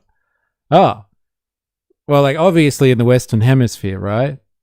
No? Oh. Well, where then? Oh, on the other side of the world? Oh, yeah, that makes sense, I guess. Yes, they're a constant threat to the military bases that we've put in their part of the world, of course. It harder for America to use our relationships with Israel and regional partners to promote a negotiated... Not making bombs of peace. Making at least 10 bombs of peace. Define American soil. Good point. Very... Yeah, you know what? I concede there. The gentleman from Sydney concedes to the gentleman from New York. American soil it is. It's an American base. Doesn't matter where on planet Earth it is. Two-state settlement.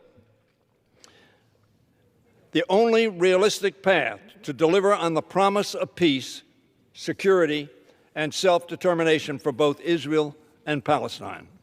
I understand the frustration that many members feel some of the policies and actions of the current Israeli government, as well as their concerns about its commitment to the peace process and a two-state solution. However, this amendment would embolden the enemies of peace, those pursuing the complete elimination of Israel and those who seek the death of Jews. It is a vote to weaken our ability to engage in the region, and it's a vote against American security, against American interest, and against American safety. Vote no. The gentleman, I now recognize the gentleman from Florida. Okay. Let me just very briefly conclude. As I said before at this bill, I've said it many times, if you're an ally and a friend of the United States, this bill supports you, and if you're an adversary, you're not going to like this bill. We have no stronger ally than the state of Israel. This is our commitment under the MOU, which is why I respectfully, but very strongly, Dude, that's so good. Do you condemn Hamas? Apparently it stands for His/Her Majesty's Australian Ship. So good. HMAS. Do you condemn HMAS? Oh, bro.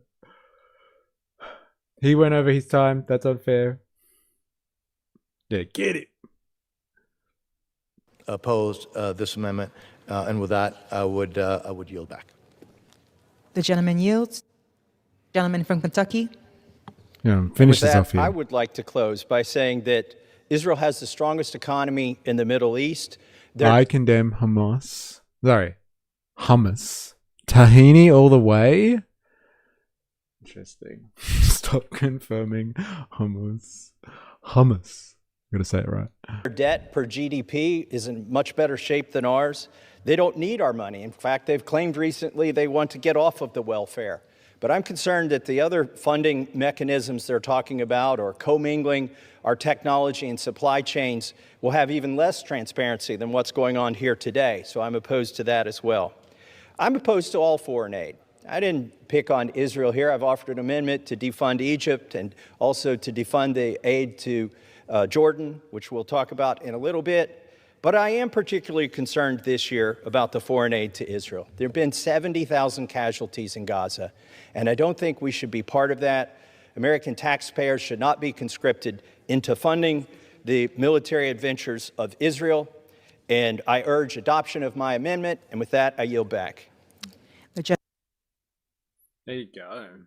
Hey, doing some damage on the way out, Massey. Hey, what a fucking shit stirrer he is. Very interesting. All right, we're going to have a quick break. We're going to be back with some more. We're going to have a look at Marco Rubio talking at that National Security Conference or whatever the fuck that was. Anyway, we watched Stephen Miller last week, if you weren't here, talk about like how the biggest threat to America and the human race, really, to civilization itself, was far left political violence or terrorists. And so we're going to have a look at that and see what Marco Rubio had to say at the same conference. It was scary watching Stephen Miller, to be honest. So, like, I wonder what Rubio's going to say, if he says anything different, but we're going to have a look at that when we come back. And then we're just going to continue doing some China maxing generally. Because why the fuck not? Hey? Why the fuck not? All right. If you haven't already, please activate the like button if you're on YouTube. Please subscribe for more if you're new here. Follow for more on Twitch. And here is a link to Patreon, to the Patreon, my Patreon, your Patreon. Become a member for free, if you please. And then I can get you on an email list. And here's the invitation to our Discord. If you're watching this and you're wondering what goes on the side there, that's Discord chat. Like, usually people use that to get around getting censored on other platforms and stuff like that. And we use it to share propaganda. So come and join the community. China maxing. All right. Don't go anywhere. Activate the like button. Tip your waitresses. We'll be back shortly.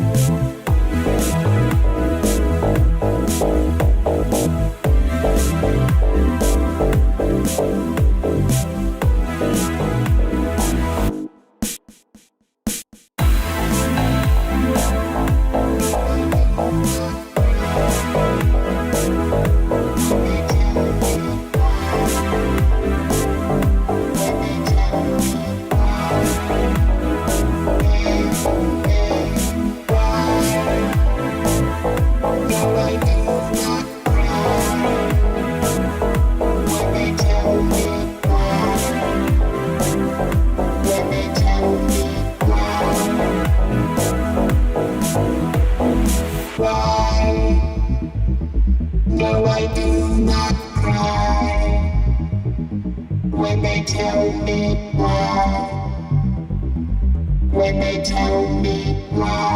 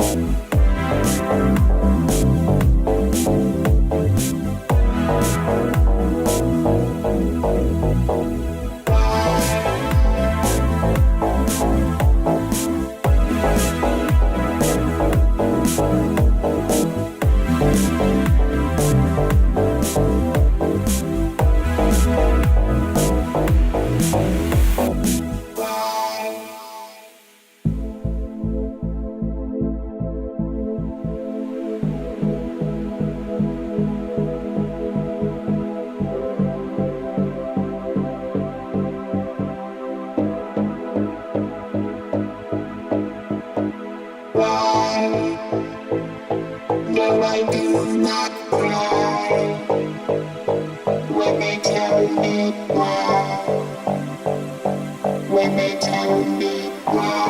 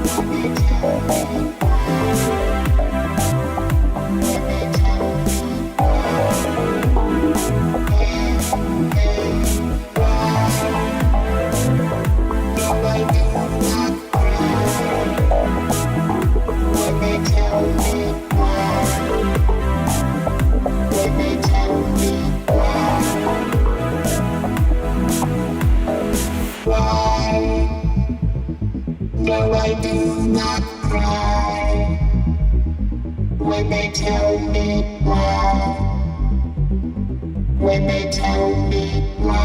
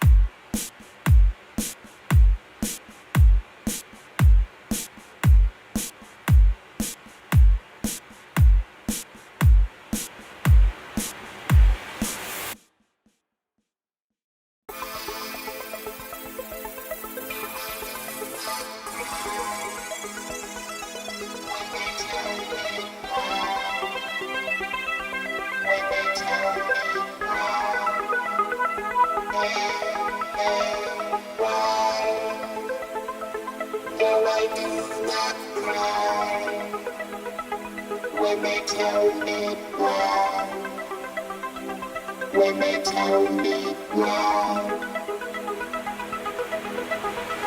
Why?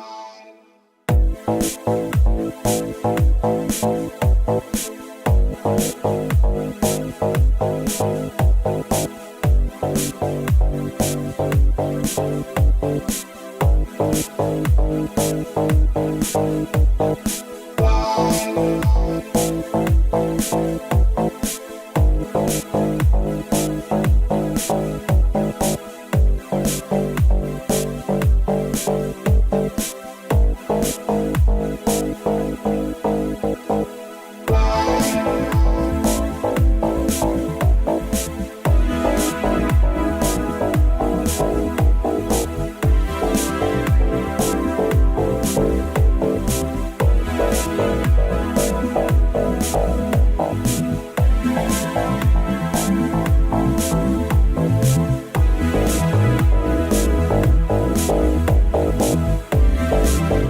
right.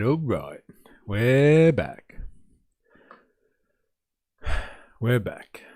You guys, are we doing Monty Python stuff? Is that what's going on here?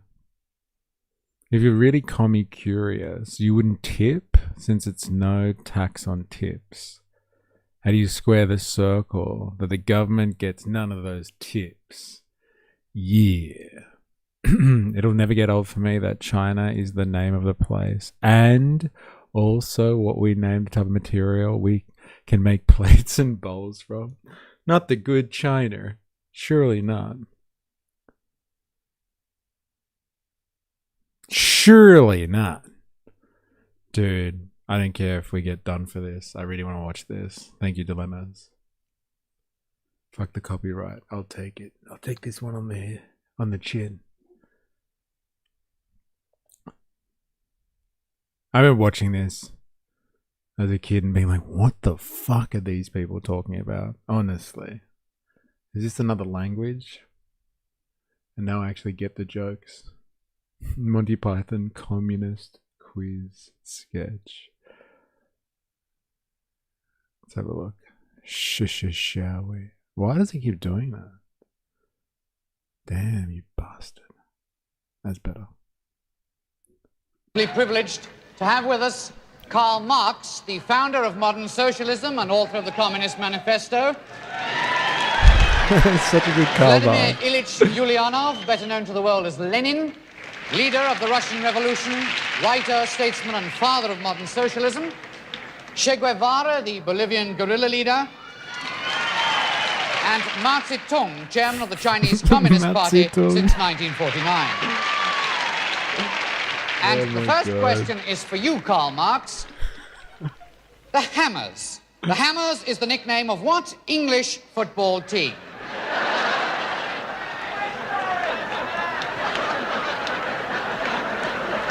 The Hammers. No? Well, bad luck, Karl. It is, in fact, West Ham United. Now, Che Guevara. Che. Coventry City last won the English Football Cup in what year? No, I can throw the question open. Anybody else? Coventry City last won the English Football Cup in what year? No, well, I'm not surprised you didn't get that. It is, in fact, a trick question. Coventry City have never won the English Football Cup. So now, with the scores all even, it's on to round two, and Lenin, your starter for $10. Jerry Lee Lewis has had over 17 major solid gold hits in the US of A. What's the name of the biggest? Jerry Lee Lewis's solid gold biggie. No? Yes, Mao Zedong. Right? Balls of fire? Yes, it was indeed. So good. Very well challenged. Well, now we come on to our third round. Our contestant tonight is Karl Marx, and our special prize is this beautiful lounge suite. Now, Karl has elected to answer questions on workers' control of factories, so here we go with question number one. You nervous, Karl? Just a little. Well, never mind, Karl. Have a go. The development of the industrial proletariat is conditioned by what other development? The development of the industrial bourgeoisie. Good, yes, it is indeed. Well done, Karl. You're on your way to your lounge suite. Now, Karl, number two. The struggle of class against class is a what struggle? A political struggle. Good, yes, it is indeed. Well done, Carl. One final question, and that beautiful, non-materialistic lounge suite will be yours. Ready, Carl? You're a brave man. Your final question. Who won the English Football Cup in 1949? The workers control the means of production. The struggle of the urban proletariat. No, it was Wolverhampton Wanderers who beat Leicester 3-1. Oh, shit. Get out of here. Well... Thank you very much, Dilemmas. That was lovely. I finally get the jokes. I never understood that as a kid. Never. All right. Shall we? I really want to check this out because what's his name? Stephen Miller killed it last week. He was quite terrifying, actually. Ye old Stephen Miller. And I really want to know what's going to happen with the rise of far left political violence in the US. Have they found their boogeyman to go after and a reason to round up American citizens and throw them in concentration camps? It popped up in my feed and I actually understood it this time. Yes. Yeah, I feel you, bro. I feel you. Hilarious. So yeah, if you weren't there, on Friday we watched, Stephen Miller. Who the fuck is Stephen Miller anyway, honestly? But he seems to be a advisor to the president or to, I don't know, the administration, someone in the White House at the moment, who advises Trump and the administration on what to do with the whole immigration crackdown. So a lot of the ideas about cracking down on immigrants and the tactics they're using and what should they be focusing on apparently comes from Stephen Miller. Although he doesn't have really an official function in the administration, like someone like Marco Rubio, who is he's the head of the State Department. All right, so pretty important fucking role, really important role. Second only to the vice president or something. But yeah, so Marco Rubio gave a speech at the same conference about how left-wing political violence is on the rise, and the biggest threat to America right now, considering all the threats to America right now, let's be honest, the biggest threat to America is domestic, homegrown, left-wing terrorists, people who are commie curious. Commies are coming to take America. In America's history, long march and history over 250 years, the biggest threat to America and to civilization itself are I don't know, a bunch of trans Tifas. Weird how big business loves immigration and America loves big business but doesn't love immigration. I think Rubio organized this little summit. Okay. Have you seen his words here? I'm interested to see how he frames it. I wonder if he's going to go full Nazi. I'll keep it a little bit more middle of the road. But let's have a listen, I guess. The enemy within is real. This is a true leader. Never forget. All right. Yeah, I didn't see Rubio's speech. Yeah, I'm still haven't recovered from Miller's yet. Let's do this. So let me start by saying that the most essential duty of the state, the first responsibility, frankly, of any government of any kind, is the protection of its people. It's the protection of its country. This is a sacred obligation that should transcend all political and all ideological divisions. It is why, for example, we have militaries. It's why we have intelligence agencies. It's why counterterrorism bureaus exist, why police forces exist, keeping our people safe. And what is it? What if it's the people you need to be kept safe from? What do we do now? What the hell do we do now? He said duty. We all heard it. Is the reason why every country represented here has all of these things.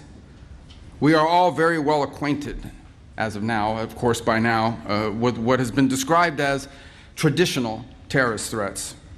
For 25 years, the term counterterrorism, at least in the West, has meant first and foremost the fight against radical Islamist extremism. Not a single hinge is present today. Completely unhinged, that is. And there's a very poignant reason for that. On the 11th of September, in the year of 2001, 19 men murdered 3,000 people here in my country. Then that same enemy struck Europe, murdering nearly 200 commuters aboard trains in Madrid in 2004, and 52 more aboard London buses and the underground in the following year. The entire architecture of Western counterterrorism was rebuilt from the studs around the singular traumatic event. That made sense at the time. Our job was to keep our people safe, and the realm of terrorism, the specter of global jihad, was the premier threat to their safety. And so we went to work, and we assembled a global coalition, working with many of the friends that are represented here in this room today, and we destroyed the ISIS caliphate, we killed al-Baghdadi and al-Zawahiri and bin Laden, and we built intelligence and law enforcement systems capable of anticipating and stopping. Govan in the house, say go on. Who's the goat? Your mate here, Mr. Rubio, or one of the terrorists he just listed as being destroyed? The same terrorists the United, or the deep state, let's say, helped create. Attacks before the public even hears about them. Every country represented here today has disrupted a terrorist threat at some point emanating from this source. Jihadist attacks and plots in the United States are down by 2/3 since ISIS's peak. The number of people killed by jihadist terrorism in Europe dropped by roughly 97% from the year 2015 to the year 2024. In other words, to a very great extent, our counterterrorism strategy has worked. The threat has not disappeared, of course. It will continue to exist, particularly so long as we tolerate immigration systems that imports these threats directly into our respective homelands. But this threat has been severely diminished. The world looks very different today because of it. For far too long, however, our counterterrorism doctrine has had a blind spot when it comes to extremist violence from the political left. Even today... We got there. Let's just paint the picture here. Ooh, evil Islamists, eh? Scary? Well, wait until you hear about the political left. Eh? Watch out. All those trans-Tifa types coming to get you. And they're on home soil. The very idea that far-left terrorism could be a serious threat is treated as a right-wing fever dream, or worse, as a dangerous fascist conspiracy. It's treated this way by many in the press, by many in academia and our universities, and by many of our legacy institutions. You will no doubt see the dogma rear its head in the coverage of this very conference. In spite of the clear and the undeniable reality, in spite of the objective numbers and statistics, in spite of the fact that in this room today, there are representatives from across the political spectrum, we will hear this kind of organized violence and terror will be dismissed. It will be dismissed as a partisan fiction. A whole industry. He's telling a lot of truths there. It is a bit of a partisan fiction. Like, come on. He's attacking people that are his political rivals. When you're talking about, like, I don't know, foreign terrorists that but want to kill you because you're American or something like that. Like, there is an element of truth to that. Like, this seems like a partisan fiction. It seems like people of a conservative political mind finding some type of enemy or evil other, a boogeyman, to paint as some overwhelming force in American politics that is looking to destroy civilization itself, with like very little evidence to back that up. Like, I don't see them providing overwhelming evidence. What was the things that Stephen Miller presented the other week? A boogeyman to heck, would you say, E? Yeah, like massively. Like Stephen Miller really explained like what there was a couple of ICE incidents with ICE agents. Like there was a guy that had a sniper's nest or whatever he said exactly and shot an ICE agent. And there were 4 people that were convicted of domestic terrorist charges in Texas, I think. For them, they shot an ICE agent as well, or a police officer when they were protesting outside an ICE facility. And like that's the evidence of some overwhelming left-wing terrorist insurgency that's taking over America. Like that's some flimsy stuff. It's pretty crazy. Grew up in our countries around the study will be dismissed. It will be dismissed as a partisan fiction. A whole industry grew up in our countries around the study of extremism. We have think tanks and fellowships and journals and consultancies with the unspoken understanding among them that the only kind of political violence that was a true threat to our system, that only one kind of political violence was a true threat to the system. A bomb planted by a neo-Nazi group was a nefarious and murderous act of evil. It is. But a bomb planted by a Marxist revolutionary, well, that's just merely a tragic excess of idealism. Perhaps its means were misplaced or overzealous, but its ends were virtuous and just. That's the implication of how they treat it. For years, this extraordinary ideological prejudice was embedded in the way we talked about political violence and extremism. It was repeated again and again until it was accepted as the neutral and objective baseline, so entrenched in the mainstream conventional wisdom that it came to be regarded as an apolitical fact. I wonder what he's referencing there. Anyone want to take a stab at that? We are listening to Marco Rubio speak at a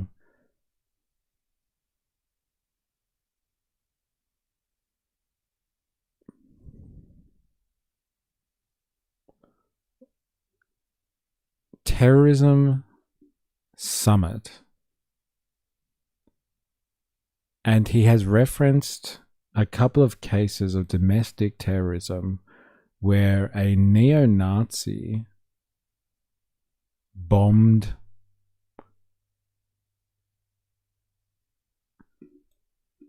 carried out a bombing on American soil, and also an example of a Marxist revolutionary who carried out a bombing on American soil.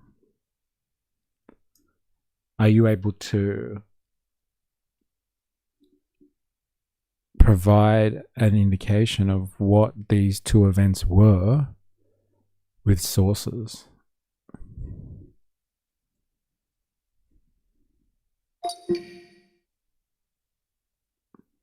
Yes, based on the text of Rubio's speech, he was not referring to 2 specific incidents. He was making a rhetorical comparison between how he believes neo-Nazis and Marxist violence have been treated in the public discourse. A bomb planted by a neo-Nazi group was a nefarious and murderous act of evil. It is. But a bomb planted by a Marxist revolutionary, well, that's merely a tragic excess of idealism. All right, so that's the phrase. We just heard it. Wasn't me. Good. I'm glad. Just clarifying, just in case anyone's watching me right now, if I appear on a list. Wasn't me.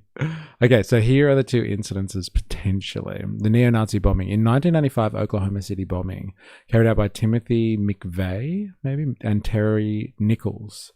McVeigh was motivated primarily by anti-government extremism and had links to the broader US militia and white supremacist milieu, though historians generally classify him as an anti-government extremist rather than simply a neo-Nazi. It remains the deadliest act of domestic terrorism in the US prior to 9/11. Again, Marxist revolutionary bombing. During the 1970s, groups such as the Weather Underground, a self-described Marxist revolutionary organization, carried out numerous bombings of U.S. government buildings, including U.S. Capitol, the Pentagon, the State Department. These attacks were generally preceded by warnings intended to avoid casualties, although other far-left groups of the era, such as the May 19th Communist Organization, were involved in bombings and armed robberies that did result in deaths. Right. Okay, so like we're reaching back into the 70s, and then we got this one from 1995.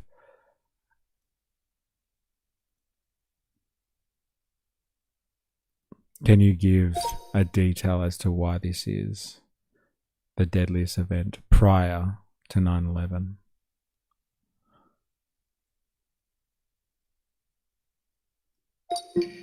Is considered the deadliest act of terrorism in the US before September 11, 2001 attacks because of the scale. In April 1995, Timothy McVeigh detonated a truck bomb outside the Alfred P. Murrah Federal Building in Oklahoma. 168 people killed. Jesus Christ, including 19 children. More than 680 people injured. God damn. Fuck me. That's mental. That's a big one. McVeigh was a white dude. Not a cultural Marxist. Timothy McVeigh, this guy.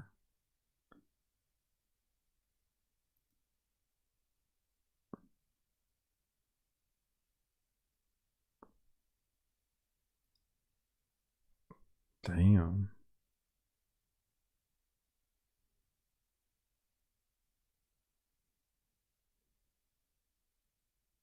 Dude, that's mental. That's a lot of people, man.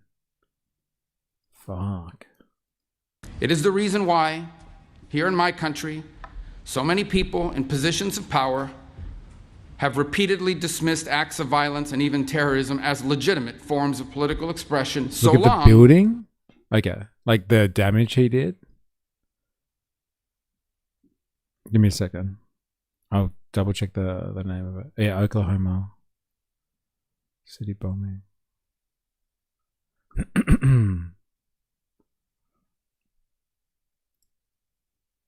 No way. Holy shit. Look at the fucking damage. Dude, that is crazy.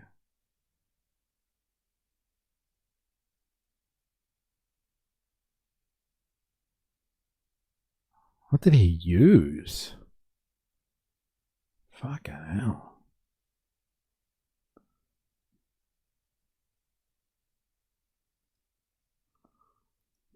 As they served a left-wing cause, have repeatedly dismissed acts of violence and even terrorism as legitimate forms of political expression so long as they served a left-wing cause. It is why during those so-called George Floyd riots in the summer of 2020, as criminals and extremists burned and looted their way through America's great cities and nearly brought the country to its knees, city governments all across the country simply refused to prosecute the people conducting these acts of violence and terror. It is the reason for the now infamous image, maybe you all recall this, of a news anchor from a very prominent agency, a news anchor, standing in a neighborhood, consumed in flames. Meanwhile, the chyron on the bottom read that the protests were mostly peaceful. This was something worse than a double standard. Left-wing violence was not just excused, it was treated as sacrosanct. Right. Okay, so like people out protesting and burning buildings and destroying property and stuff like that on some woke agenda. That's left-wing terrorism and violence. Okay. Got it. Protected class unto itself. That era has to end. The coalition in this room today includes political leaders and experts and law enforcement officials from more than 60. I mean, at least Rubio is approaching this from a criminal rhetoric angle. Like Miller was something else, yeah. It's still like, oh, these protesters are political violent extremists or something. Politically violent extremists. Then like anyone that protests and does property damage is some type of like terrorist then, I guess. Interesting framing, nonetheless. Clutching, a little bit clutchy at strawy for me, but whatever. Countries across the world and experts and law enforcement. The coalition in this room today includes political leaders and experts and law enforcement officials from more than 60 countries across the world. You have come here from a wide range of governments, parties, and political persuasions. Some of your governments and ours disagree publicly. Sometimes we disagree sharply about trade, about energy, about immigration. You did not come here today because you have been persuaded on every single aspect of the American view of the world. You came here. You are here because 2 weeks ago, a 72-year-old woman was burned on over 80% of her body in her own home in Greece, and she died, executed by a firebomb because her daughter dared to stand for office. You are here today because for 5 days this winter, the lights went out in Berlin, the longest blackout in the city since the Second World War, sparked by an attack that left tens of thousands of households without power in the freezing cold and left an 83-year-old woman dead. You are here and you came because a month after that Berlin blackout, a French 23-year-old succumbed to traumatic brain injuries, beaten to death on the streets of Lyon by a group of far-left militant thugs. You are here. Well, he is really going around the world to get this stuff. This is very interesting. We watched that event unfold. I think, oh God, I guess this is maybe end of last year, maybe. There was a French conservative young dude. He was like, I think very Catholic. And he got into an altercation at an event. And there was a bunch of conservative feminists, I guess you would say. They were rallying against some people that were, I guess, pro-Palestinian activists. And he, as the white knight kind of figure, came and stepped in for his right-wing female associates. And he got into a brawl, or they got into an altercation. And some of his mates showed up, and some of the left wing, the pro-Palestine activists' friends rocked up, and they had like this all-out street brawl in Lyon, in France, and like he got stomped on and he died as a result of that. And so like he's bringing up a case in France to demonstrate how left-wing political violence is taking a hold of the world, I guess. Pretty esoteric kind of stuff there. Like people have been fighting in the street over their brand of politics since the dawn of civilization. We're like, it's now time for the American state to crush left-wing political violence. Okay? With adequate zeal, if you know what I mean. Because your political leaders are being attacked and stabbed and shot in your streets, because your businesses have been bombed, because your railways have been sabotaged, because your police officers have been beaten and burned.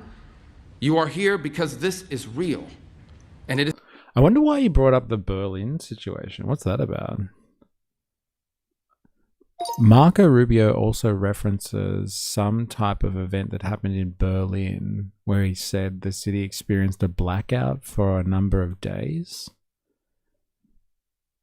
He doesn't explain how this is far left political violence or extremism. But are you able to speculate onto why he would have included this on his list? Sources, please.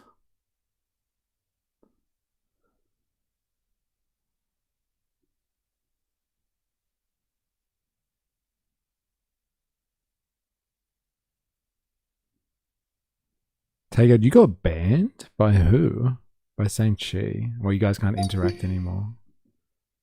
It's crazy. I think the place you're referring to is California. Oh, wait. I better write that again.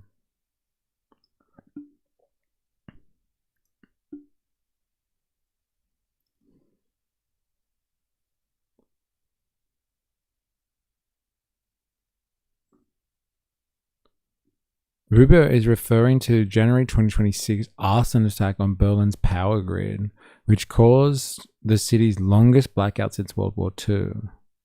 What happened? The high voltage cable supplying southwest Berlin were deliberately set on fire. The outage lasted about 4 to 5 days. German authorities treated the incident as a suspected terrorist attack on critical infrastructure and transferred the investigation to the federal prosecutor because the alleged involvement of a terrorist organization. The attack was claimed in an online statement by a group called the Volcano Group, which German media and investigators have associated with left-wing extremists and anarchist ideology. The statement framed the sabotage as an action against fossil fuel infrastructure and capitalism. Yeah, fuck you, capitalism. Using environmental and anti-industrial language. Right. Very interesting. Grok, give me labor struggles. Yeah, of the 20th century. Yeah. Please. Left-wing political violence, basically labor struggles from the 20th century. Very good. That's hilarious. It's getting worse, and it can no longer be denied, and it can no longer be ignored, because it is time to crush this evil forever. Crush the evil. The simple fact is none of this. These Americans, American citizens, domestic population, got to crush the evil. There's some Stephen Miller for you. Hey, Spandonk. He's getting his Miller on. He's going to start shaving his head in a second. That I've just described is new. Far left political terrorism is not a recent day modern novelty.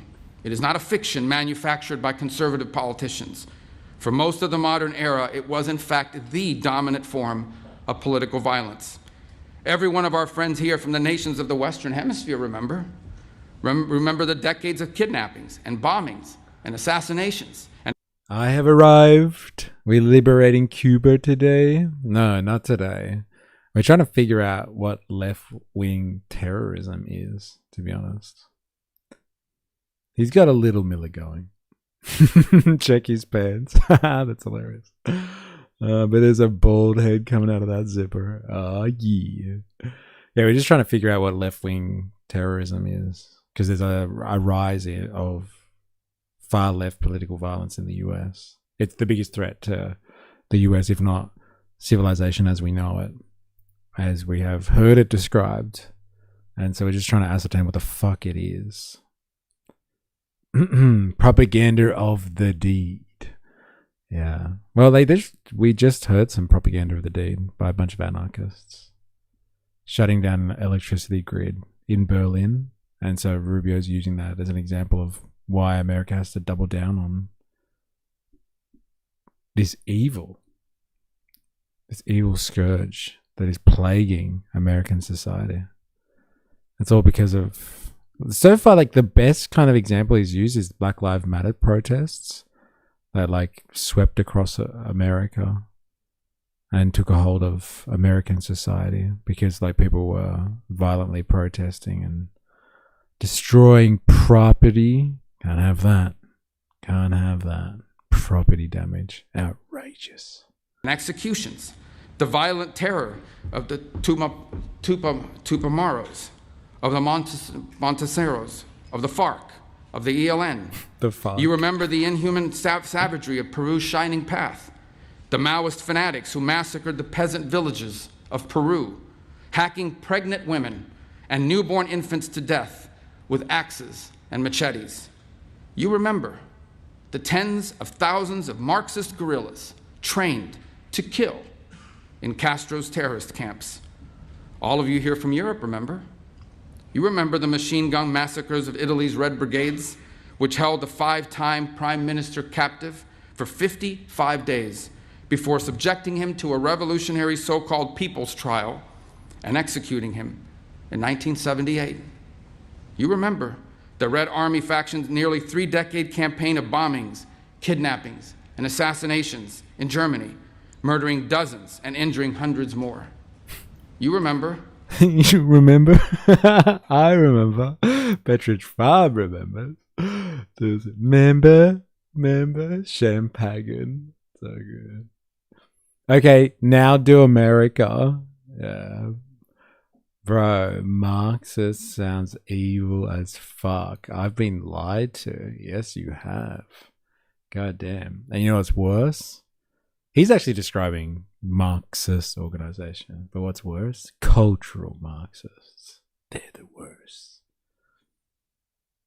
The 17 November organization in Greece, the Marxist extremists that terrorized Athens for more than a quarter century, including, by the way, shooting my country's CIA station chief dead outside of his home, in front of his wife, as they were returning home from a Christmas party. Oh, I remember. And here in America, we remember.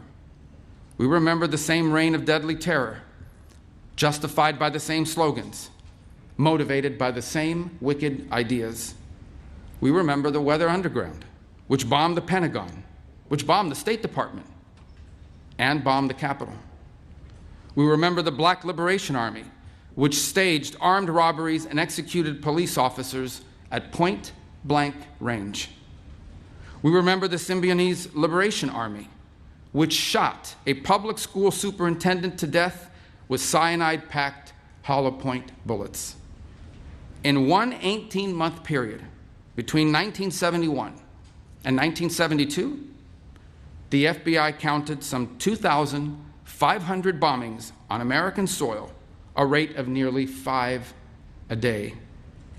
The overwhelming share of that violence came from left-wing extremists.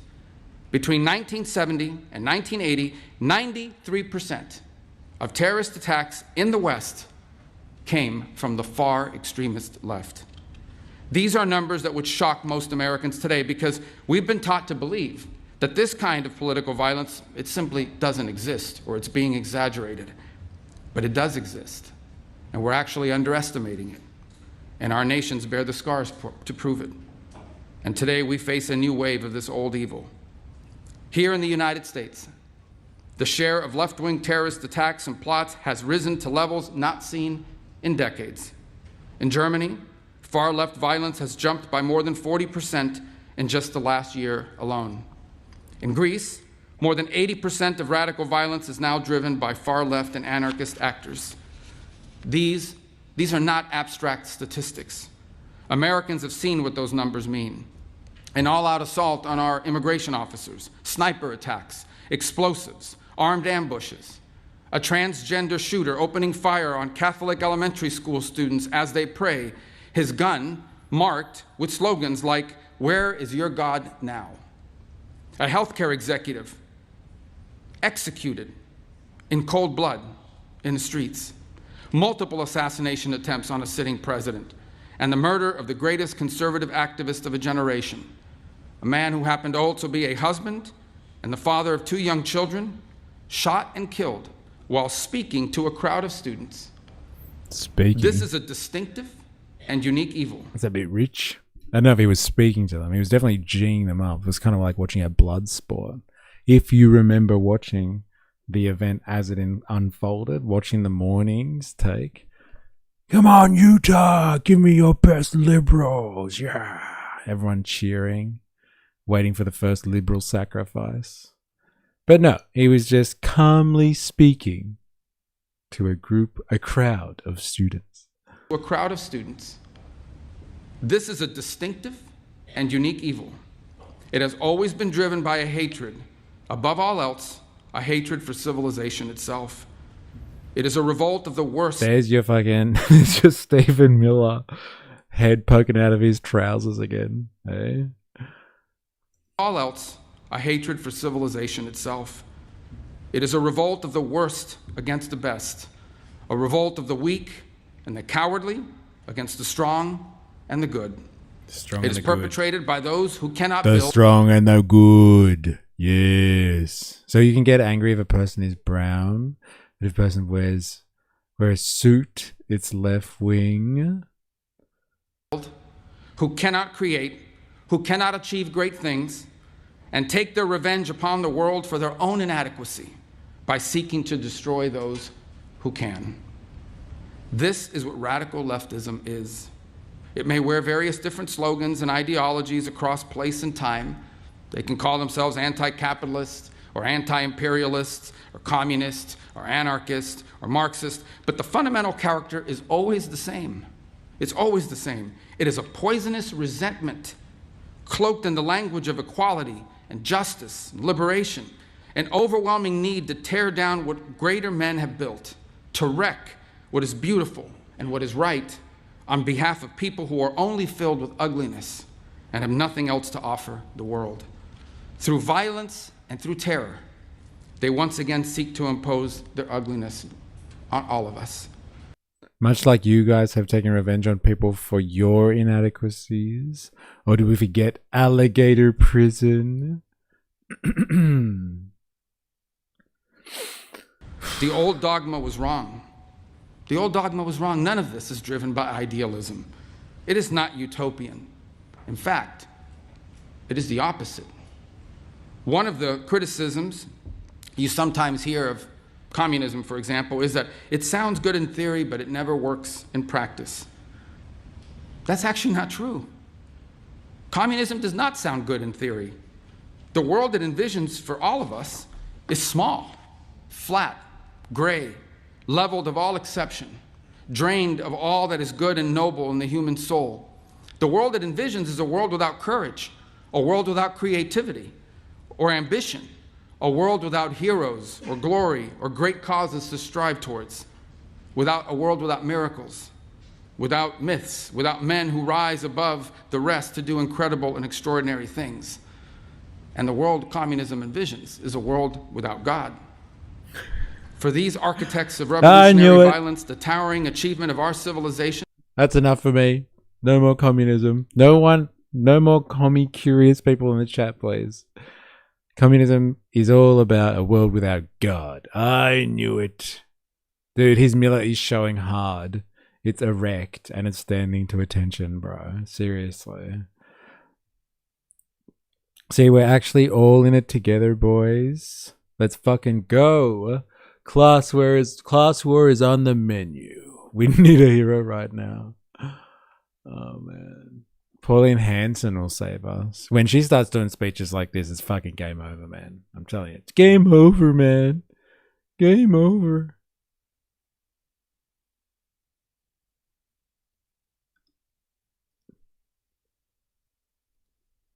For them, it's an unbearable humiliation, a reminder of what they cannot do and a reminder of what they cannot be.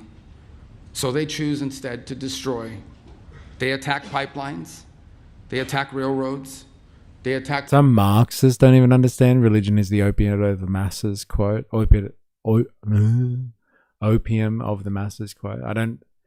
I doubt Rubio would. I doubt he'd care either. You reckon, Forias? Have we covered her UK blunder yet?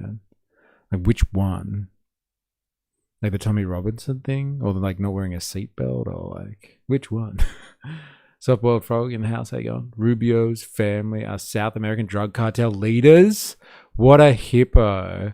Isn't that interesting? I thought he was, like, they were members of the Cuban bourgeoisie. That's why he's got such a bent for taking Cuba. He wants it back. I didn't realize they were part of a drug cartel. I just thought they were well-to-do Cubans who had their society taken from them by those evil commies. That's why he fucking hate commies so much. They took over his country. And his people fled. Power grids and laboratories not be. So they choose instead to destroy. They attack pipelines. They attack railroads. They attack power grids and laboratories. The physical embodied symbols of power and invention and achievement. That's why every time a left-wing terrorist looks at a power line, they're just like, ugh, God, I hate this marvel and technological achievement. I just want to destroy it. I just hate it so much. They look at trains and they're just like, fuck, God, I hate trains so much. God, I wish I could bring this thing down. Does anyone know how to make C4? Did he compare Marxists to Luddites? Like, I think it's even worse than that. Like, he's just saying they just hate technological achievement. It's not even like technology that replaces humans or something like that. It's just they just hate humanity's achievements by the sounds of it. They're just so anti-human.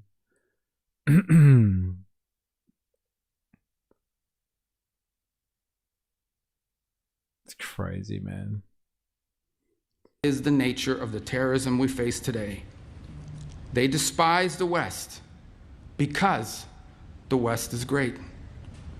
This is an international conference because we are facing a transnational threat. These are not distinct and isolated cells. They are interconnected networks. They do not recognize our borders. They do not believe, in fact, in the nation state itself. They coordinate, they communicate, they travel, they train, and they act together in the same infrastructure, sharing the same enemies, sharing the same mission. Antifa militants and their comrades travel from across Europe and to the Americas to participate in each other's attacks, to funnel propaganda and train. Why aren't you stopping them at the border then? Why are you letting in these terrorists in the first place? I thought you learnt from 2001. Incompatible with civilization was the wording used. This is another example. Rubio, oh no, honey, those girls are mean to us because they're jealous. This is all the language. This is all language made to be dehumanizing of political opponents. Yeah, so much for fucking democracy and pluralism, freedom of speech, freedom of expression. Crazy. This is so they can round up anyone who disagrees with them. Yeah, I've seen this play before. Yeah, many times. To be fair, we have a anti-human leftist in this stream. So they are out there. Anti-human leftist? Who's the anti-human leftist? Like, what do you mean by anti-human? What, someone that doesn't believe in actual humans and like humans should die or something like that? They are out there, man. Heidi. Well, like she doesn't believe in humans? I think he means. Is Heidi here? Heidi, are you present? Can you account for yourself? An individual doesn't make the whole in-group, lol. Like anti-human? As in like it doesn't... Like as in don't believe that we should continue procreating, I guess? Yeah, reproduction of the species. Yeah, okay, fair enough. Thanks for clarifying. Materials and target information through shared encrypted channels, moving through underground networks of safe houses and finance, and sustain their operations. That's so good. Felt the size of relief. Thought my cover was blown. Dude, that's so good. You were next, bro. If it wasn't Heidi, I was going to go after you, man. Dude, that is hilarious. Leave the sausage alone. She's not here to defend herself. Watch the video in the Discord. That's what Rubio has been watching. What this? This is what Rubio watches.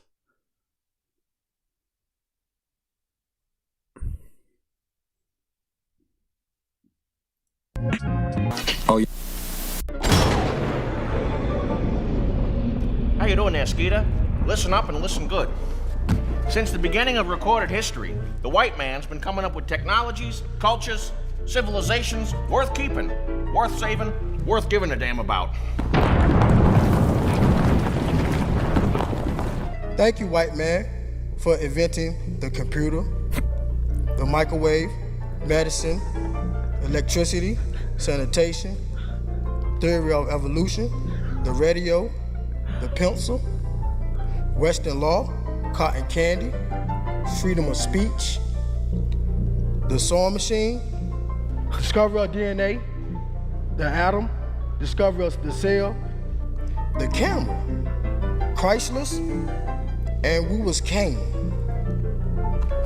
This work hangs. Thank you, white people. Thank you for creating a society where people don't shit in the street or beat their kids all day. And thank you for letting us use your pristine, clean emergency rooms. And thank you for all the free money. Oh, and by the way, did you know I'm 1/8 Hopi Indian? I don't give a fuck about that.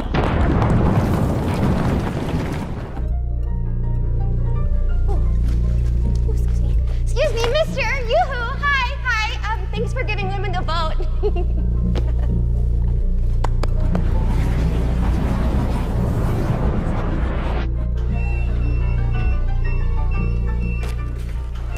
What happened to your boulder, Goy? I don't know. I wasn't looking. Next thing I knew, boulder's gone. I guess I'm a stupid goy.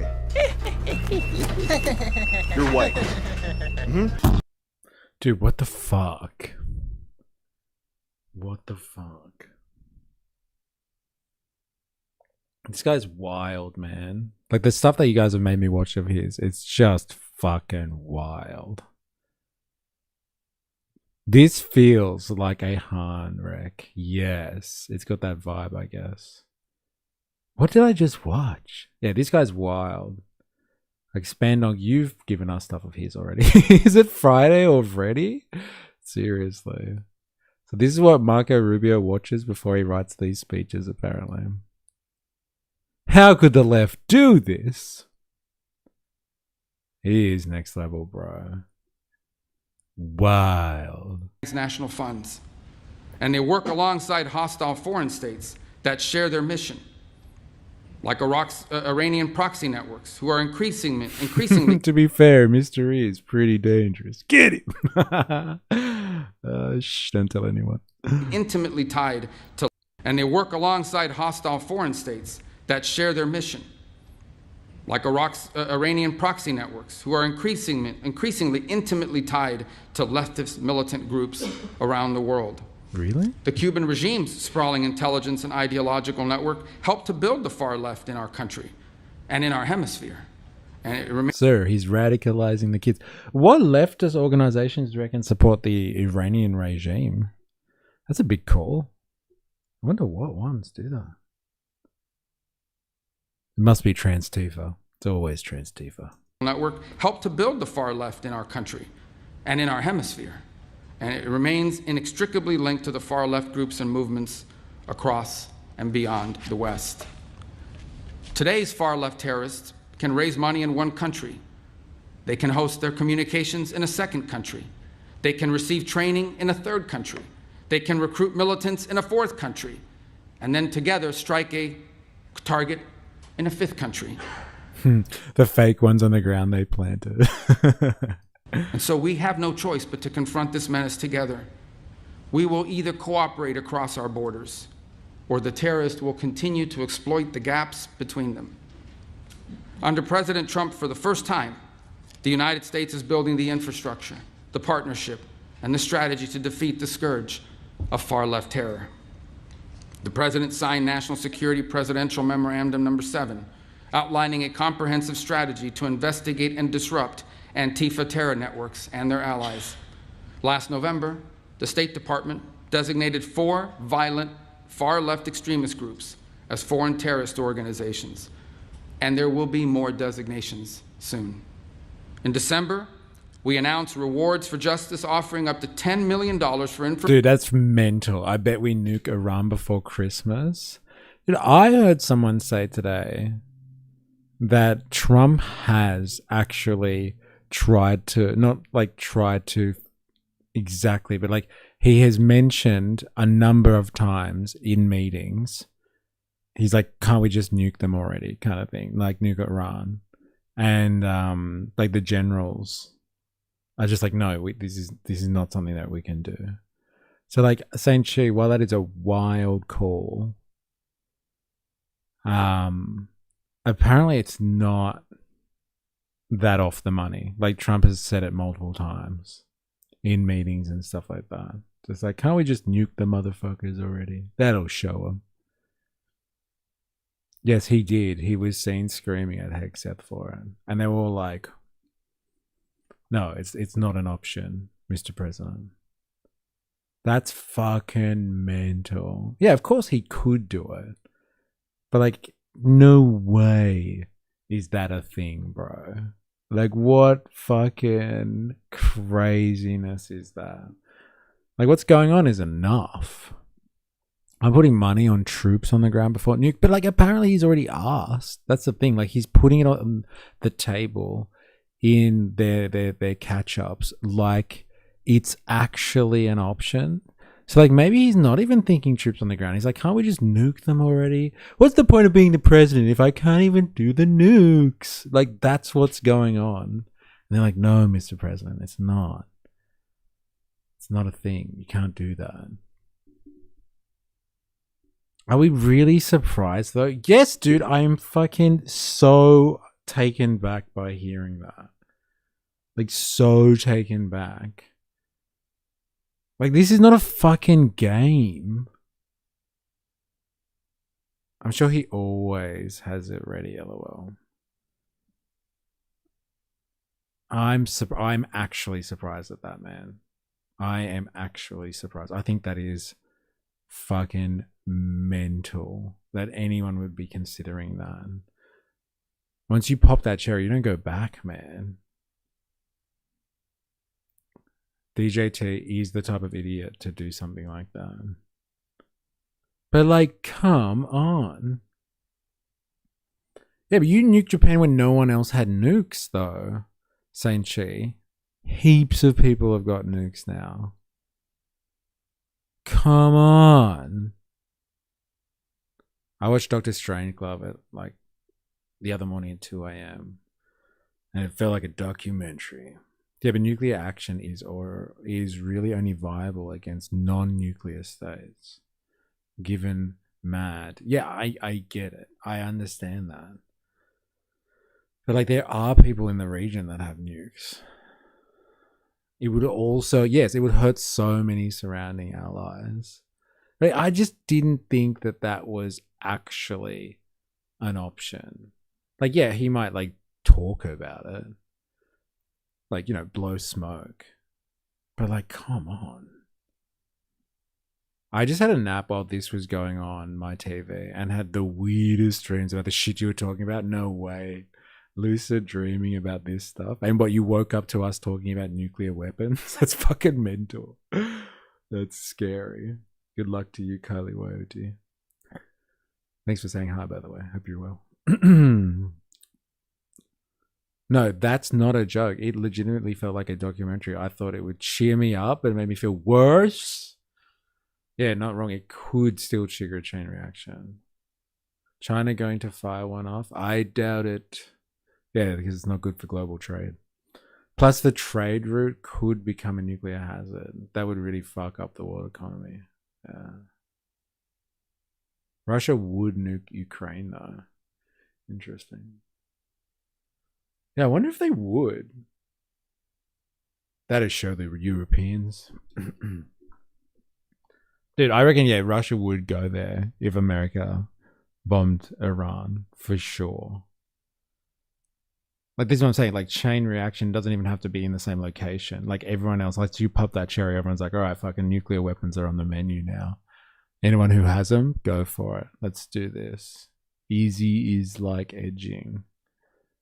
This is a wild time to be alive, man. Fuck me dead. Like, for so long, people have just, like, skirted around this.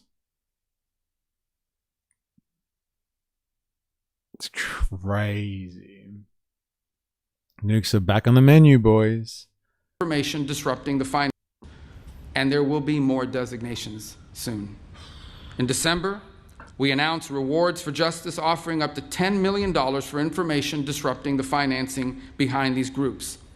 In May, we convened the first counterterrorism law enforcement workshop, joining American law enforcement officials and their counterparts in our partner country nations together to map and develop strategies for dismantling these networks. The next workshop will be co-hosted with our partners in Germany. The coalition we're building together is already bearing fruit. And we are here today to build on that work.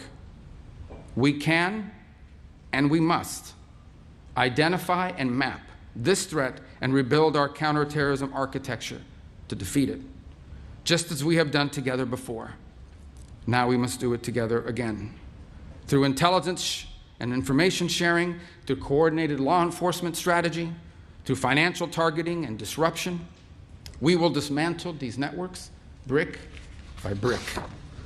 It is time for the people of the civilized world to defend ourselves, to stand united against this encroaching darkness and fight for what is ours. It is easy to destroy great things. It is far more difficult to make them. The enemies of civilization are only capable of the former. They are only capable of destroying great things. The enemies of civilization, he's talking about his political opposition. He's talking about left-wing people that don't share his political values. That's who he's talking about. The enemy of civilization. This rhetoric is strong, man. Looks like nukes are back on the menu, boys. That's your finest work, actually. I like that one.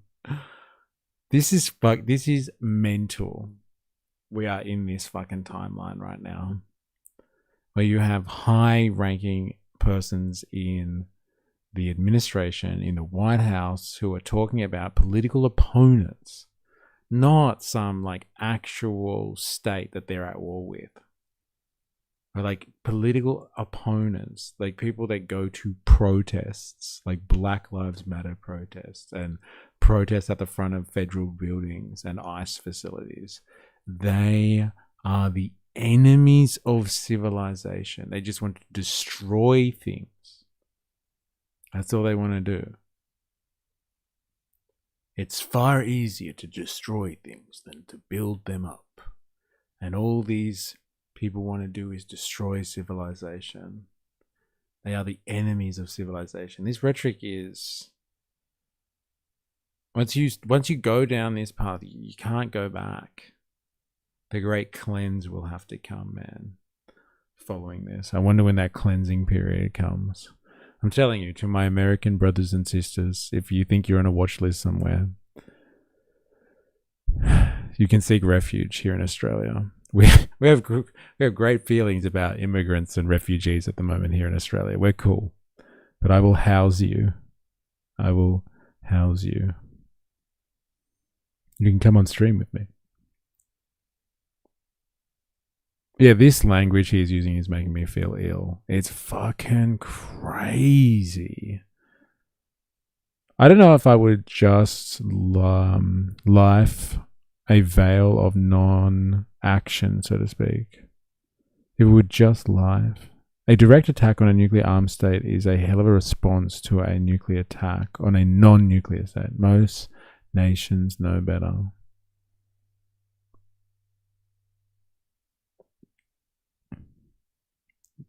You say all this shit, America, and trying to drag us down. I'm trying to semi-warn you. Our leader is nuts, but he's still the most powerful person on earth. One of them. Lots of people got nukes. More than the world needs, apparently.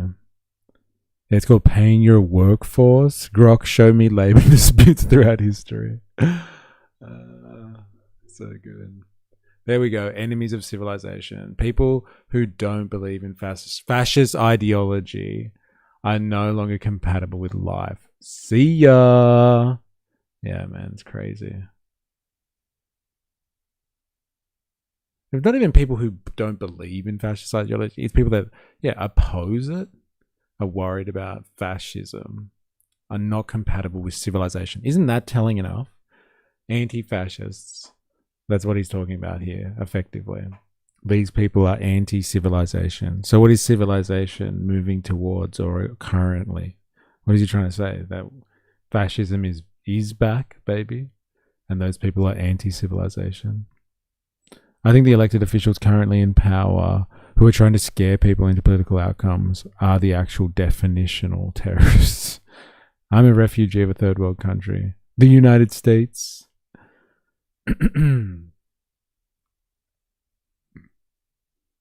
All they know is destruction. But we have built great things together. We have done it time and again. We know what we must do, and now we must do it. Thank you for coming today.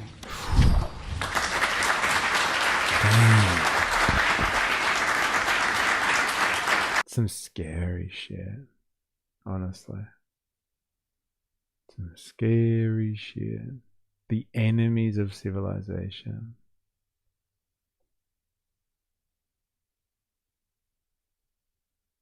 Wow. And what's this channel that we watch? That ABC 7 News. Look at the people go. Never forget. Great job. Marco Rubio is extremely correct. A brave man. He is so very presidential. Damn, he speaks truth. All nations must stand united against this evil. What evil? What is it? Oh, Captain Bucket in the house. How you going? Little Marco Rubio. I bet he lets Trump bang his wife while he watches. Savage. Savage. We were all watching China bang America before. The cucks we are. That was crazy. You missed out. I'm the evil. Yes, you are, apparently.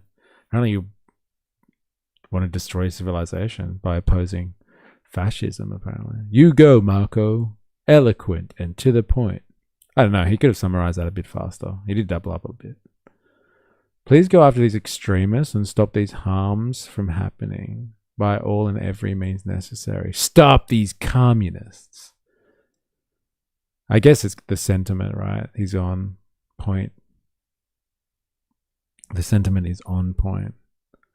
Just whip up that anti-commie fervor from, I don't know, the last 50 years of good hardcore propaganda.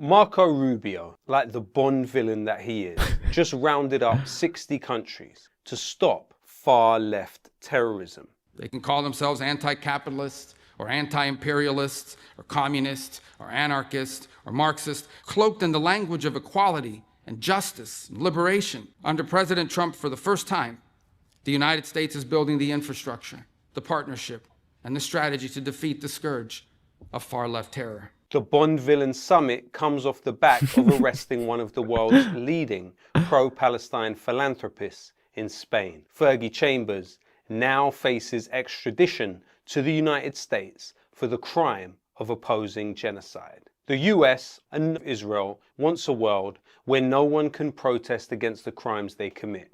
A world where children can be slaughtered and no one is allowed to fight back. Marco Rubio tells us that this summit is about intelligence sharing, border security, stopping online radicalization, and disrupting finance. Behind these words, you will find a highly coordinated transnational dragnet designed to criminalize international solidarity. And if you want to see exactly how Marco Rubio's new transnational framework operates in practice, look no further than Ibiza, Spain. On a quiet Friday in the Morna Valley, a black vehicle blocked the path of Fergie Chambers, an activist who was poured... So we watched this guy last week, or we looked into this guy last week. There's a guy called Fergie Chambers. He's from a wealthy media family in the US who are like, I guess, billionaires. He's inherited like $250 million or something, but he is regarded as a left-wing activist because he supports... He moved to Tunisia. He's converted to Islam. He fights for Palestinian liberation and donates his inheritance to that cause. I think he also is into sports. He like owns a soccer team in Tunisia or something like that. But like, yeah, he spends his time or his money, his resources fighting, I guess you would say, for the Palestinian liberation cause. I'm not sure if there were other causes that he's also down with, like left-wing causes. And so he was arrested in Spain like last week or a week ago, and on request of the US government for his extradition to the US. So he's currently faced a court in Spain, and he hasn't been given bail, I'm pretty sure, or any attempt for bail or chance for bail. And Spain is currently figuring out whether or not it wants to agree to the US demands to extradite him. And so I guess they're making the connection here. Marco Rubio wants to crack down on far left extremism or far left violence because they're trying to end civilization as we know it. And so you got basically a rich kid who's an activist who's being caught up in this dragnet, and he's been accused of funding Hezbollah and Hamas, I think, somehow by using his money to support the pro-Palestinian cause. He's been accused of money laundering to like terrorist organizations, I'm pretty sure.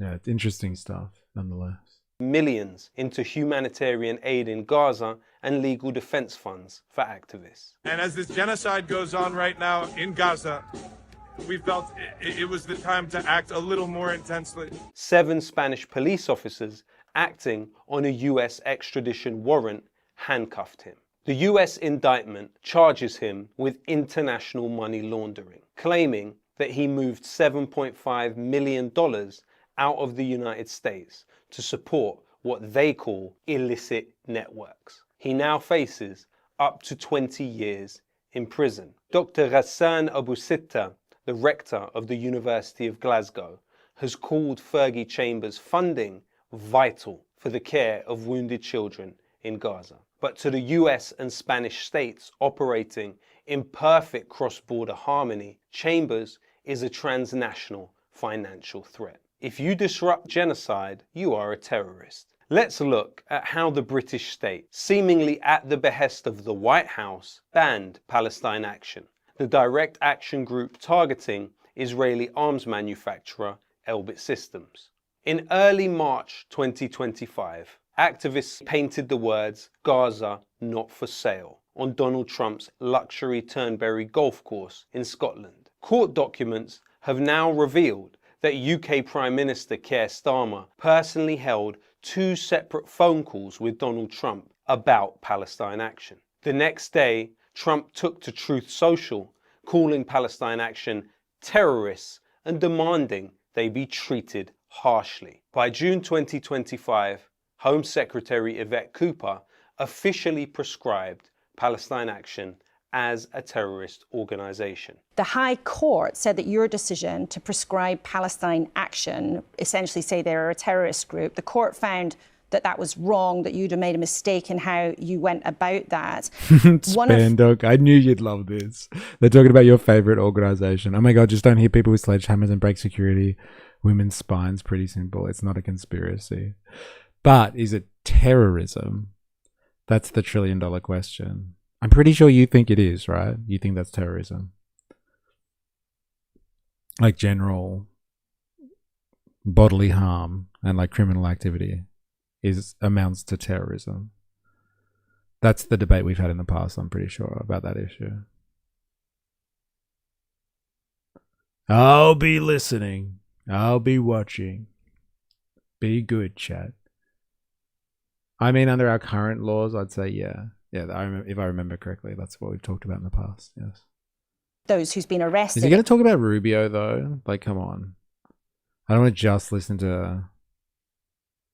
I wanted to hear him take his take on Rubio.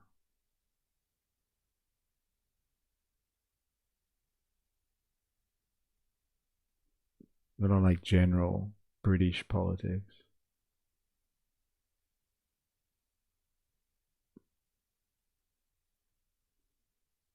and the Metropolitan Police were routinely ignoring the warnings of anti-apartheid leaders. Instead of backed by British police. First, look at Ahmed Timol, 1960. No, I'd say not. Still crazy stuff, nonetheless. I don't know, man. This is some crazy territory we're going down here. Like, cause like it's nice when it happens in the US. Like we can all critique it from afar and we'll be like, oh well, those poor Americans who are getting, I don't know, thrown into fucking camps now because they're being classified as anti-Christian or anti-capitalist or anti-American somehow. All the listings under NSPM 7. And we're like, oh, isn't it a shame? But like that happens in the US. It's not a far cry to imagine that happening everywhere else where America treats your nation like a vassal to some degree, because America's strategic interests rely on keeping your country under the thumb and in control.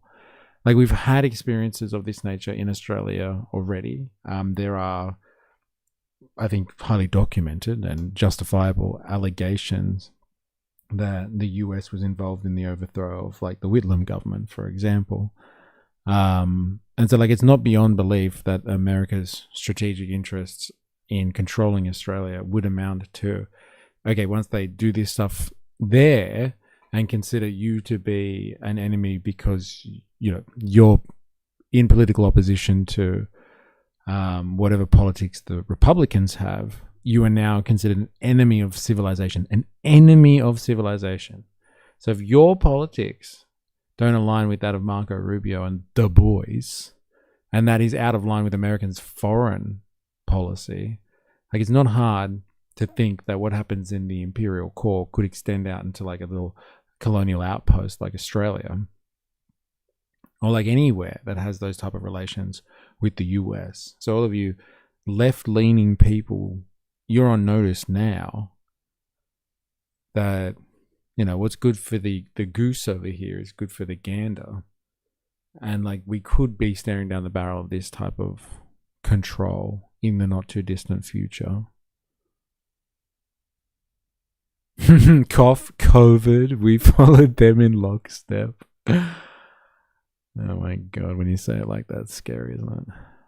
Voltato, well, Trump's golf course is an example of foreign assets getting priority because of America.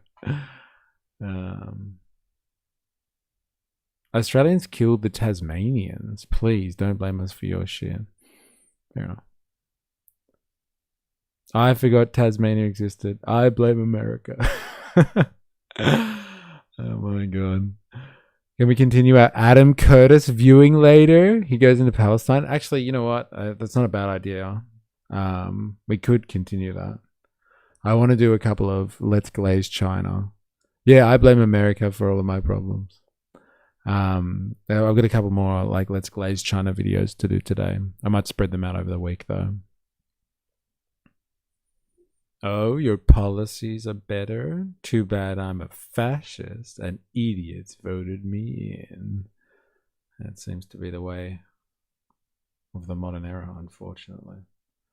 Anyway, this is potentially a slippery slope. Now, when we first started talking about this a year ago, when they released NSPM 7, we were having this same conversation. But it was kind of like tongue-in-cheek in the sense that like hopefully criticizing something that won't amount to anything, but it seems to be gaining speed at the moment, this rhetoric. So watch this space, I guess. Watch this space. But what does Nick Shirley think? Oops, all fascism. I blame ST specifically. I actually love America. Oh, man.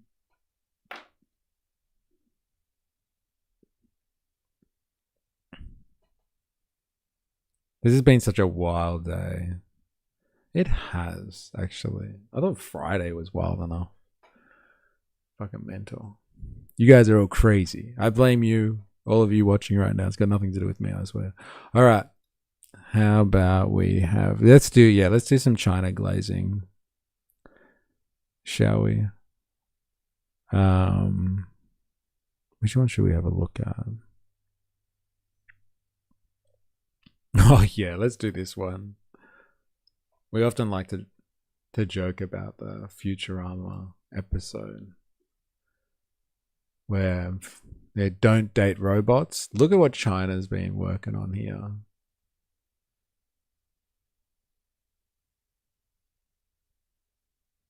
Look at what China's working on.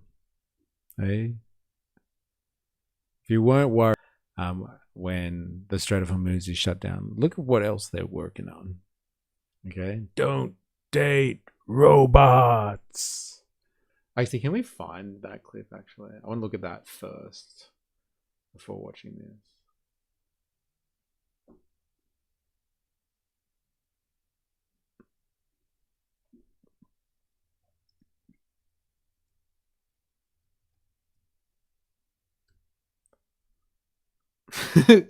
China secretly working on sex bots. Secretly? Question mark. So good. So what if I love a robot? It's not hurting anybody. My God! He never took middle school hygiene. He never saw the propaganda film. It's just lucky I keep a copy in Oh, the the VCR music in the at all background times. sucks. I guess that's how they get around the censor. Ordinary. No, I can't do the music in the background. It's killing me. So what if I love a robot? It's not hurting anybody. My God! He never took middle school hygiene. He never saw the propaganda film. It's just lucky I keep a copy in the VCR at all times. Ordinary human dating. It's enjoyable and it serves an important purpose. But when a human dates an artificial mate, there is no purpose, only enjoyment. And that leads to tragedy.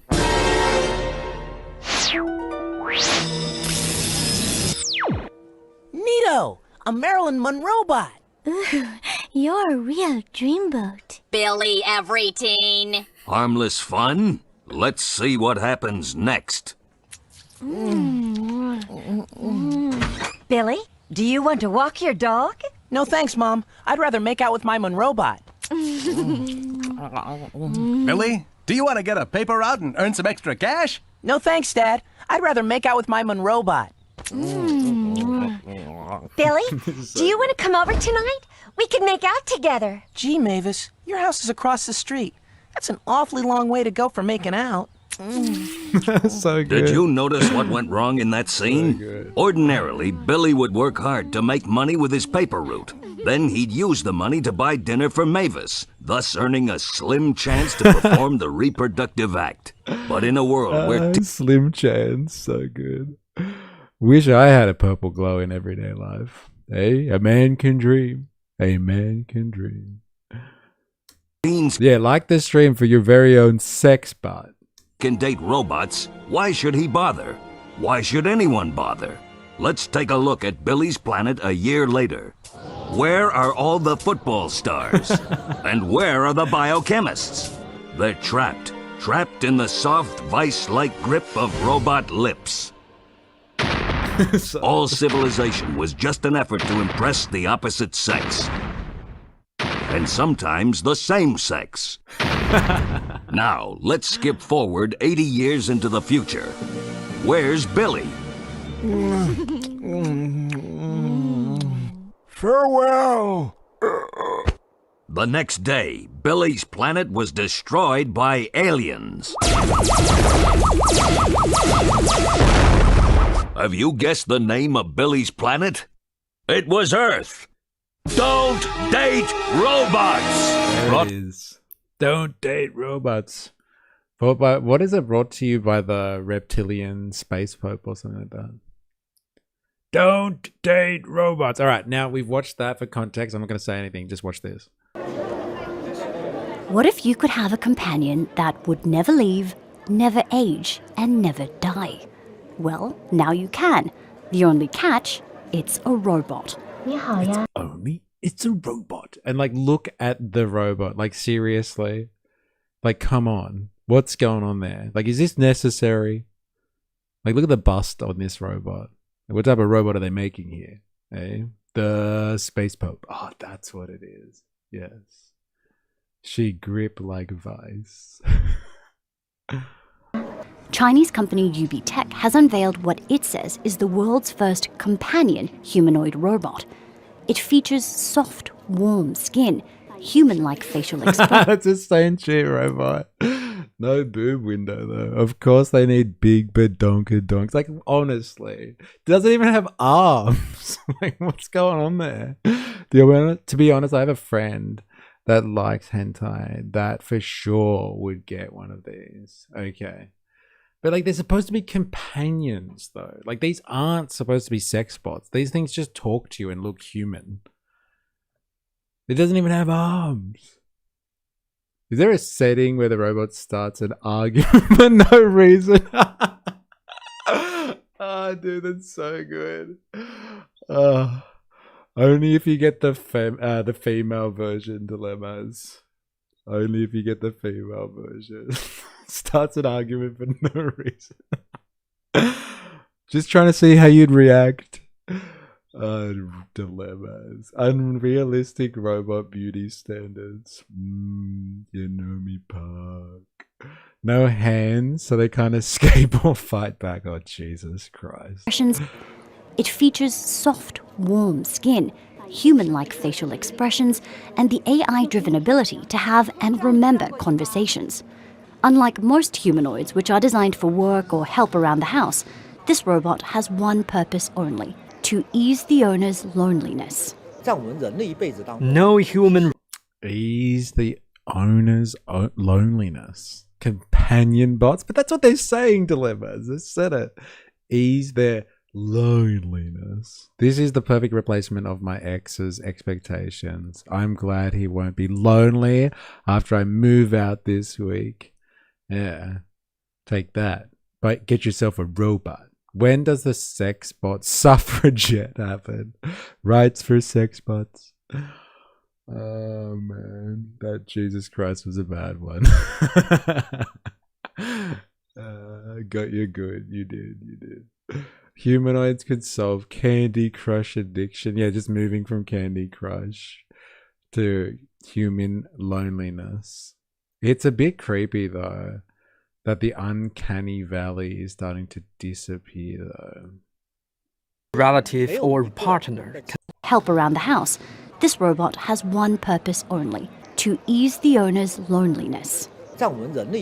No human relative or partner can accompany us through our entire lives.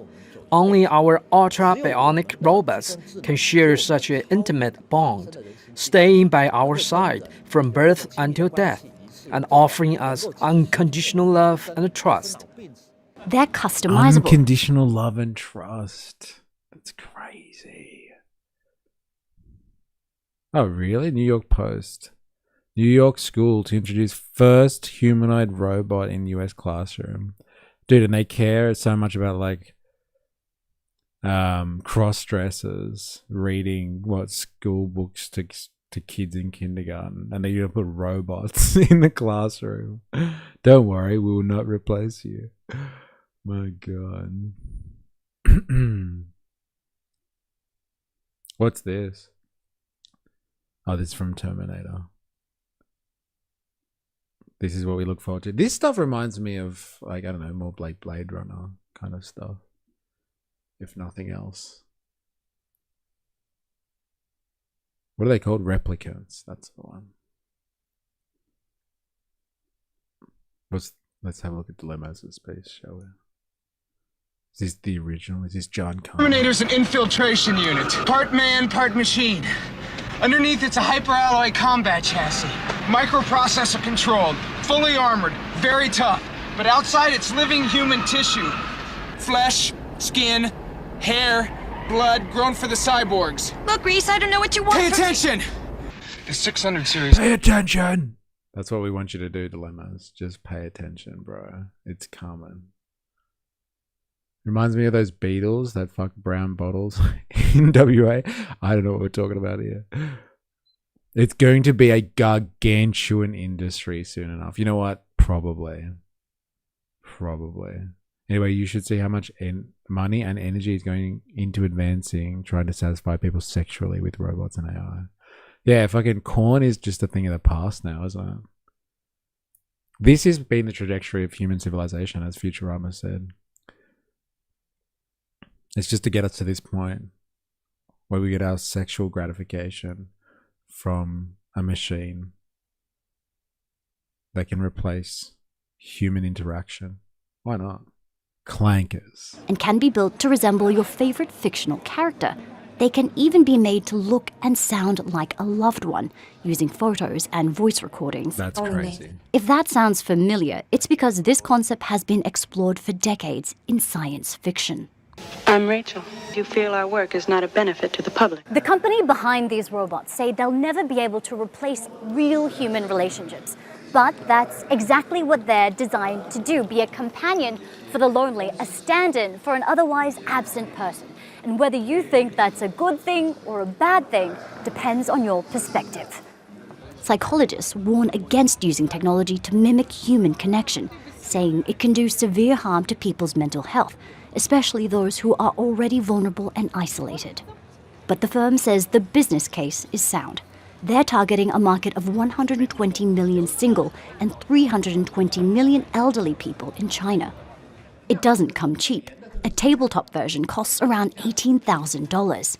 A 183 centimeter tall masculine model will set you back $145,000. In case you're wondering, this robot is designed to meet only emotional needs. And what do you get for your money? I tried talking to one. What are your hobbies? Do you have any interests, any hobbies? Seems there are a lot of issues to iron out before they're delivered in September. The company says this is only the beginning, that eventually every household will have a companion robot. Dude, this is some scary shit, isn't it? This is fucking some terrifying stuff. Still cheaper than a girlfriend. Am I right, lads? Hey? Am I right? Oh my god. Oh, fucking hell. Schizophrenic's gonna be our last bastion of hope. Of course, the main market is horny old men. The elderly, okay? It's just the elderly. No, they'll be like that. My god. Fuck. In before it's not AI, and it's a guy controlling your trad wife sex bot. So many predictions on this one. Right, here's another one. Here's some more China maxing for you. They've got this one fucking, this market cornered. Let's see what else they're up to. Instructions were clear. Proceeded to put dick in toaster. You guys are wild today, man. You're wild. Alright, let's have a look at this one, shall we? China challenges space power dynamics. Okay, so you know how everyone's been fucking frothing on Musk again? Like we didn't learn from the whole Tesla thing. And everyone's been frothing on Musk really hard. Maybe this is why he went public with SpaceX when he did. Because he had to beat this. The realization that China is basically doing what he's doing. And they don't pretend to be geniuses. They just call it what it is, another advancement of civilization. Whereas everyone just thinks that Musk is some fucking, I don't know, blessing from the Lord Almighty that has gifted human civilization because he's such a genius and he does everything himself apparently. But like the Chinese have completely caught up to Elon Musk and his operation in terms of the space race that's going on at the moment. And everyone's been frothing on, glazing Elon Musk and saying how amazing he is with SpaceX and all the stuff that he's doing. And it seems that like China is very predictively right there doing the same shit. So let's continue our frothing on China, shall we? And see how they're challenging Elon Musk at his own game. At his own genius, I should say. And who said blue collar jobs were safe? We done exported the rub and tug. Yeah, all these businesses, all these small shop fronts around Sydney that have fucking a picture of someone getting a massage in the front of them. They're all gone now. The rub and tug is gone. Thank you. Thank you, white man. Okay, now the sex talk is over. I'm mowing my lawn. So cannot approve any naughty messages. Yeah, everyone calm down, please. Let's just like talk about the phallic nature of these space launches, shall we? China's just done something incredible. Out in the South China Sea, it's used a kind of yes, AI sex bots will replace Thai massage parlors. Net on a floating sea vessel to catch a China Sea. China's just done something incredible. Out in the South China Sea, it's used a kind of net on a floating sea vessel to catch a rocket booster falling from orbit. And that makes China only the second country after the US to ever land an orbital booster in one piece, and the first to do so without traditional landing legs. So China now joins the American companies SpaceX and Blue Origin in a unique club, being able to reuse their rockets. No, the Chinese have been working on this for a very long time, so the fact that they've done it is an impressive technical achievement. Only the third entity, I think, to manage to land a first stage booster, but yeah, it was not a surprise in any way. That's Blethen Bourne, associate professor at Durham University, teaching astropolitics, which is essentially the geopolitics of outer space. Astropolitics, what a sick... Hey, what do you do? I'm a professor in astropolitics. Hey, I look at the politics of space travel. Spell is penis and vagina. Thank you, Mud. Astropolitics. Yeah. It's a cool, like, hey, if anyone's looking for a new job, this stuff is taking off right now. Fuck me. Can you very briefly define astropolitics?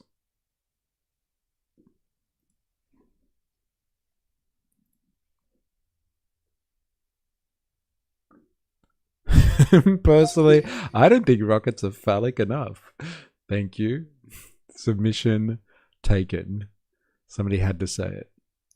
The study of politics, power, and conflict in outer space. Very briefly, it looks at questions of who controls access to space and space resources? How do countries compete or cooperate in space? How do satellites, space stations, and space-based systems affect military power and national security? Who sets the rules for activities like mining asteroids or the moon? The term is often used in discussions of the space race, military satellites, space warfare, commercial space companies, and the emerging competition between major powers such as the United States and China. Interesting. A key idea in astropolitics is that space is becoming a strategic domain similar to sea, air, and cyberspace, where nations seek influence and security advantages. Yeah, wow. Star Warsology. I'm gonna stick to whaling, thanks. And it's technically sustainable too. Just got to keep pace with whale reproduction. I organize treaties between Jupiter and Mars. Oh man, so good. Astropolitics. But how do we get the kids into space? Due to solar economic hardships, I'm putting a tariff on Pluto. Dude, might be funny now, Captain Bucket. Give it a few years, bro. And after taking us through the importance of this moment, he'll later point us to other players in the game, including some surprise performances. But back to Beijing's aims. SpaceX has more than 10,000 of its Starlink satellites overhead, and the two constellations China built to answer it have launched just over 400 combined. But this gap could close. It shows that they are emulating the American model now, or rather the SpaceX model, not just in terms of their rockets, but in terms of the satellites that they want to put up. So the reusability of rockets only makes sense if you want to develop satellite constellations that are numbered in the tens of thousands, and that is basically like the Starlink satellite system. And China was also wanting to build its own kinds of mega constellations like Starlink, so it is putting up Tianfan and Guowan mega constellations. So these are going to need a lot of rocket launches to be realized, and the more that you launch, the more value you get out of reusable rockets. So how will reusable orbital rockets transform spaceflight? The change that will come will be the cadence of launches once they're able. I love the sound effects they add for us dummies. It does make it more enticing. Come on. Hey. Hey yo, anyone seen the orbital belt lately? We need some trash men out here. Time to vote in what's his name. He'll fix the interstellar potholes. Dude, you know that the idea of trash men in space is it's not a bad one. As apparently there is a lot of trash floating around in low Earth orbit, thanks to all the satellites that they're putting up there, and they're incredibly dangerous, it would seem. The iron ore mines on the moon are having an effect on the tidal ecosystem on the planet. We will be having this conversation in our lifetimes, Captain Bucket. No mines on the moon. No mines on the moon. If you want trash, space alien number 1. If you want trash, space alien number 1. Alien 1, the crew was inspired by truckers. China copying Elon. Good times ahead. To turn these around. Orbital rockets transform spaceflight. The change that will come will be the cadence of launches once they're able to turn these around very quickly. At the moment, SpaceX is launching once every 2 or 3 days. And that's due in large part to its ability to turn around its Falcon 9 first stage rockets very quickly, and lots of them. At the moment, I think China is looking at a launch maybe every week or every 5 days, something like that at best. So space is definitely going to be more accessible for the Chinese with these rockets. And they have very large ambitions in putting 3 of these first stage reusable rockets as part of the Long March 10 rockets, which will be their heavy lift option to take their people to the moon and back as well. So they're looking into larger programs that will shape their access to space for 10, 20 years from now with these rockets. Beijing wants boots on the moon by 2030. The Americans are planning their first human landing. Is this Agenda 2030 stuff? Bandsaw Bandit? Is this part of the conspiracy? China putting boots on the ground on the moon? The Expanse did a lot of solar system politics. How did Hollywood die before we got a space trash man movie? We got Space Miners and called it quits. Little space trash man hero and a robot. It's called Wall-E. Since Apollo for 2028 with the Artemis 4 mission. So are we watching a new race to the moon? Some Americans think they're in a race, but that's just some Americans. I'm really not sure where the Chinese mentality is on this, because these technologies and these programs don't happen overnight. So both China and America have had manned or crewed moon missions on the cards for a very long time, and neither have been funding them like crash programs. Nothing like the early 1960s that we saw from the Soviets and the Americans then. So these are very long-term, very expensive projects to put robots and people on the moon for exploration, and with a bit of science on the side as well. For the Chinese government and the Communist Party, there's a lot of prestige riding on this. There's a lot of techno-nationalist pride and using it as a tool to... Techno-nationalist pride. That's a good one. Very interesting.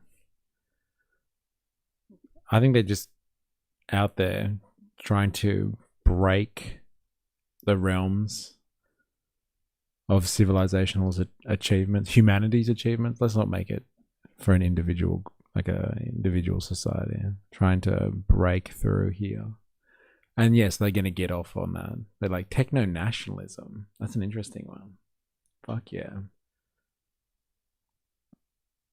Judge Dredd has a robot trash machine and Rob Schneider jumps inside. Typing that gave me dementia. Shut up, Yank. This club is for people with an above IQ of 80. Legitimize the Chinese Communist Party, showing that China is now a major power in world affairs. It's a technological leader. It can do what the United States can do, and is perhaps going further than the Soviet Union at the height of its space exploration capabilities. What if it used to be a male robot, but it got a sex change? Is it still gay? These are the real questions plaguing humanity right now. I'm glad you're asking the hard questions, Spandonk. Everybody has been itching to ask this question, but only you had the balls to ask it. But I think being in a race is perhaps too much of a stretch, because I think the level of effort and the speed at which they're going is not reflecting a race. They're many, many years behind schedule of the original vision of putting Chinese astronauts on the moon.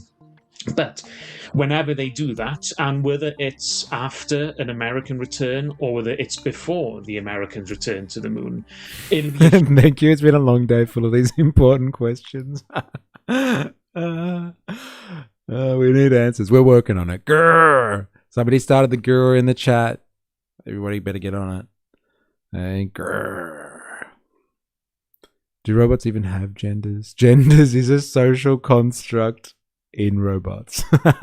huge symbolic moment for the Chinese government and the Chinese people, and they will use it for what it's worth. Now, a flag on the moon is impressive, but the real action is happening much closer to Earth, in the orbit where everyone's satellites already live. So China is a major power. It's second only to the United States in space, and as such it has a lot of military space capabilities and space infrastructure like any major power would have in the 21st century. So every major power has military infrastructure when it comes to space. Looking at a war going on right now, Starlink is providing the crucial connectivity for Ukraine's hardware. Would a Chinese version of this pose a threat to NATO? So, as normal military powers do. What the fuck? They're running hard. They're running some hard manufacturing consent lines here. He's jumped from, hey, the US, or Starlink, has helped Ukraine incredibly in its fight against Russia. And then all of a sudden, we've gone from there to all of a sudden, boom, if China gets satellites into space en masse, are they going to help? Are they going to help in the fight against NATO in the future? What fight against NATO in the future? What the fuck? Where did that come from? Why is China helping in a fight against NATO? I thought NATO was supposed to protect some type of, against some type of Soviet Union invasion of Western Europe. Where did China helping out in a fight against NATO come from? Unless people are predicting the future all of a sudden. Very interesting. What a slip that is. They let out that piece of manufacturing consent way too early. I'd say like a decade early. Imagine a robot that can grow a baby inside of it. Dude, they're working on that. I'm pretty sure. And I'm not even joking. They are working on like surrogate robots. Surrogate womb style robots. Like the Chinese, that is. Binary machine is not binary. He thinks he's smart, but he's actually dumb as shit. Who? This guy, the astropolitics professor? I don't know, man. He's probably pretty smart. Rules of thee, not for me. Do not, my friends, become addicted to robot Gina. It will take a hold of you, and you will resent its absence. China will colonize Mars before anyone because they don't care about the health of its astronauts. Will the robots have region-specific sockets? Or will it all be universal? Might be hard to service the African and Chinese markets with the same model. Isn't that Blade Runner 2?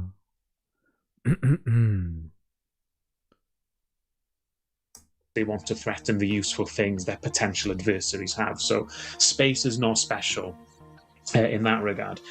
On the commercial side, it's not a threat to Starlink directly, because China is not going to sell that kind of infrastructure to Western countries that are buying Starlink for military purposes. So I'm sure they would like to if they could, because they would love to make Western forces dependent on them. But no Western country, and Japan and South Korea, they are not going to rely on China for critical military infrastructure services. So Starlink's biggest customer, as far as I know, is the Pentagon. And all the other big customers are other governments and militaries nominally within America's orbits of alliances, so long as NATO still keeps going, but we'll see. And while NATO militaries won't be shopping in Beijing, plenty of others will. Where the competition is for less secure civilian commercial customers in the developing world and in other developed countries in Southeast Asia and for lack of a better term, global South. What happens in outer space is a continuation of politics on Earth. It's what happens in space is not separate to it, whether that's warfare, geopolitical competition, or economic competition. So the rise of Chinese satellite navigation is another good example, the Beidou system. So this is their version of GPS. Europe has Galileo, Russia has GLONASS, America has GPS, China has Beidou.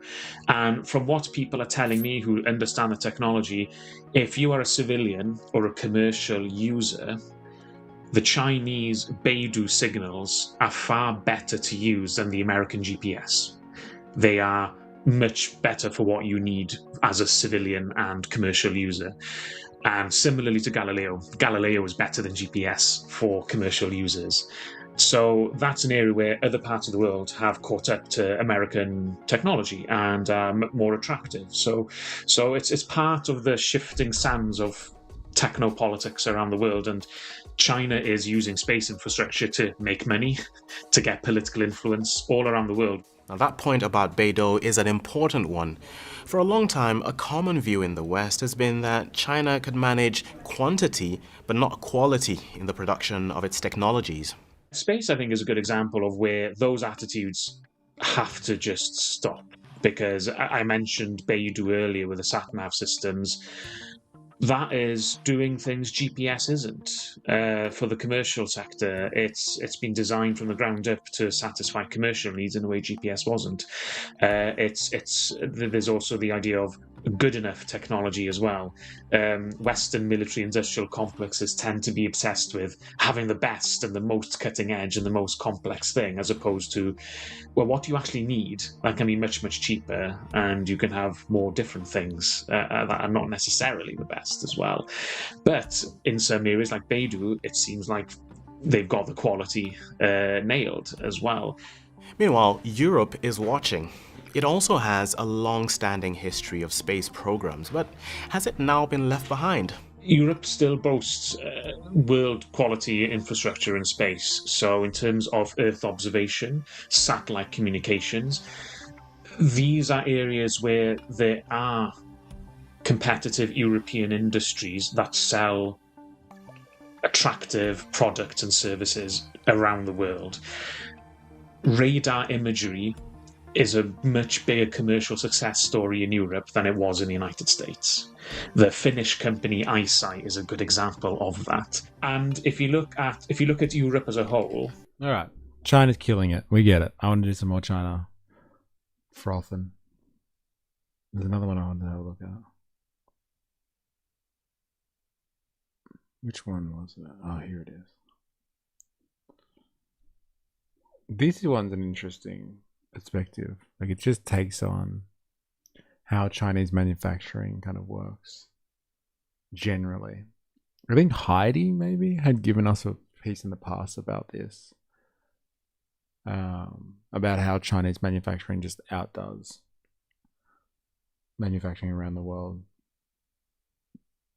Like from someone who's like an entrepreneur looking to produce a new product, and like how it affects them, and they can't just get anything locally and they have to go to China basically to make it work.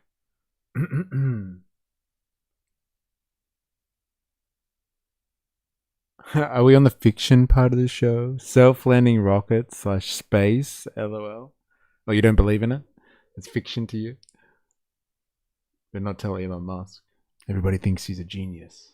If you don't understand China, you don't understand how to win in 2026. I'm David. I run FilterBuy, an air filter manufacturer doing $25 million a month in revenue. I compete against Chinese factories every single day with real money on the line. So in this video, I'm going to share what I've actually learned competing against Chinese manufacturing as an American operator, how we got here, what China actually does better than us, where they're overhyped, and where the real opportunity sits for Americans right now. To understand why we're in this Earth is clearly flat. Vinny Jordy's just did a China vid. Interesting. And he loves a bit of China, he does. Alright, we're having a quick break. Back in a second.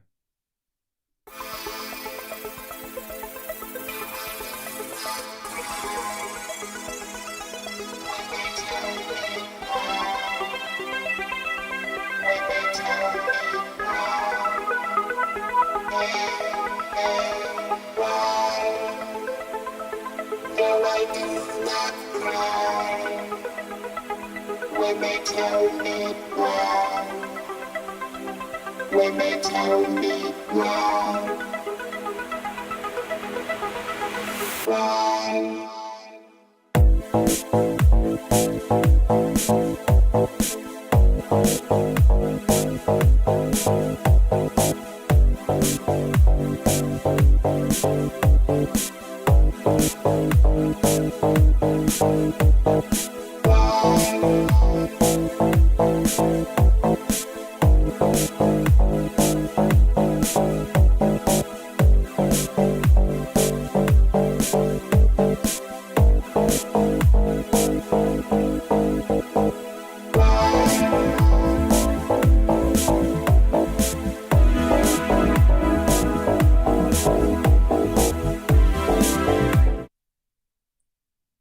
Alright, back to it. You need to understand a 30-year decision America made, one cheap t-shirt at a time. America didn't lose manufacturing in one big moment. We lost it. Okay, so this guy is not only going to tell us why it's so impossible for American manufacturers in the modern age to compete with China, but he's going to give us the history of how that happened. So it'll be interesting to see how this guy explains effectively neoliberalism in the space of like, I don't know, 10 minutes. Not even. He's going to give us a 5-minute explanation of how America deindustrialized. One t-shirt at a time. We decided to just give away our manufacturing capabilities in the West, let's say the collective West, because of cheap Chinese labor. But is it more than that? We're about to find out.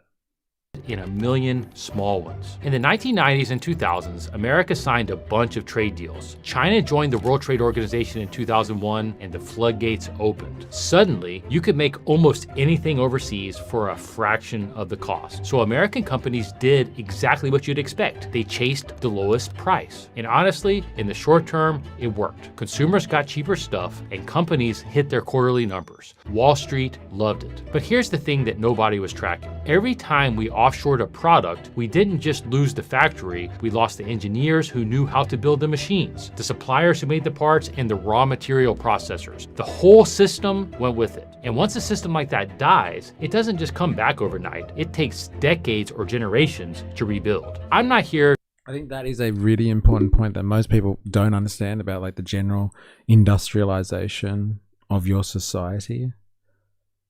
Like you can't just, like Trump has put on his tariff policies and he's said repeatedly that he thinks that that'll help reindustrialize the US by like sticking up tariffs so people would just want to transfer their businesses back into the US or something like that. But like there is a significant skill shortage that like runs with being industrialized. And so like you need to have engineers and people that are able to fabricate not only the products that you're using or the supply chains, but like actually the machinery that goes into industrialization. So if you don't have that shit, like you can't just be like, oh, well, I'll get it next year then. Like it could take generations to build up a workforce, a skilled workforce that can actually re-industrialize your society. It's not just like flicking a switch. Oh, we're just going to do industry again. Sorry, China, but we're cutting you off here. It could take generations to develop your industrial capacity. But like people don't really look at it like that. They look at it more like a computer game or like The Sims or something like that. You just kind of press on the let's make industry button and it'll just happen overnight. Like it could take, at least a couple of generations to do that. To tell you a sob story about lazy Americans or evil policymakers. This is a story about what happens when an entire country optimizes for the next quarter. You have to pay for expertise, and national labor generally costs more. But it's not like these people are just waiting around to be taken off the shelf. Like they have to be made. Like you have to have people that have the skills at home in order to industrialize. And like China has spent, I think, from its inception, like in the modern sense, from 1949, basically the inception of communist China, revolutionary communist China, they have spent all of those decades learning about industrialization and then industrializing and now being the premier industrial entity, unit, civilization in human history. And they've done it over generations. So like you can't just, just decide with some tariff policies that you're just going to reindustrialize and recreate that. It doesn't come from nowhere. It's what this guy is alluding to here, which is interesting because people kind of forget. It's not like, playing Age of Empires or something and just like build another foundry and we'll be okay. Of the next 20 years. I didn't fully understand how bad this was until I tried to build something and realized that America couldn't help me. I realized America forgot how to make its own stuff. Sometime in the early to mid 2010s, we were looking to expand into more commercial filtration products, specifically rigid cell filters, and I wanted to source the media domestically. This is a critical filtration product used in hospitals, commercial buildings, industrial HVAC systems. Surely I thought that somebody in America still makes this stuff. So we started calling suppliers, one after another. And the shocking part wasn't that the price was higher from US companies. I expected that. The shocking part was realizing that there often wasn't a real domestic source at all. We had the demand, we had the capital, we wanted to buy American components. And I remember sitting there thinking, if we can't source this in America anymore, what else can't we make? That was the moment that I realized China is a competence factory. American capability has slowly disappeared. Not just the labor, the machinery, the engineering knowledge, the supplier base, all of those things. People still think China's edge is cheap workers. That's the 1990s answer. The real edge is something way more dangerous. China's real advantage isn't cheap labor. In America, you bring a new I love how they're like, oh, I'm the only one that's figured it out. These independent scientists know nothing. More collaboration between government, education, and industry would help a high-skilled workforce, but a planned economy like that is just too socialistic. Yes, scary, evil. Well, like socialistic is basically what? The enemy of civilization, isn't it? Well, we've heard it now from Stephen Miller and from Marco Rubio. That's the enemy of civilization. It's crazy. Product idea to the table. What happens? 6 meetings, a consultant, 3 vendors, you go through approval cycles, emails, a 3-month timeline at the minimum. Now, picture that same conversation in China. An engineer pulls out a sketch.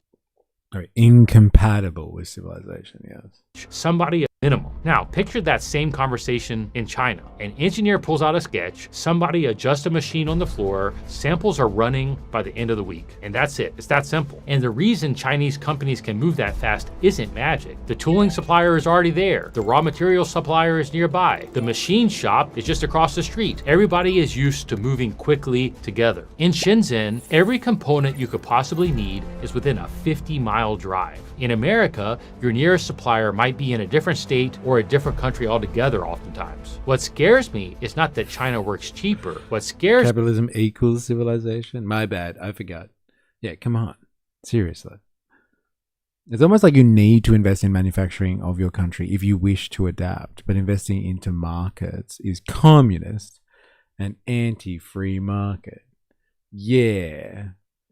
Just offshore that shit. Let somebody else do it. And you'll just be a financial center. That's how you really control things.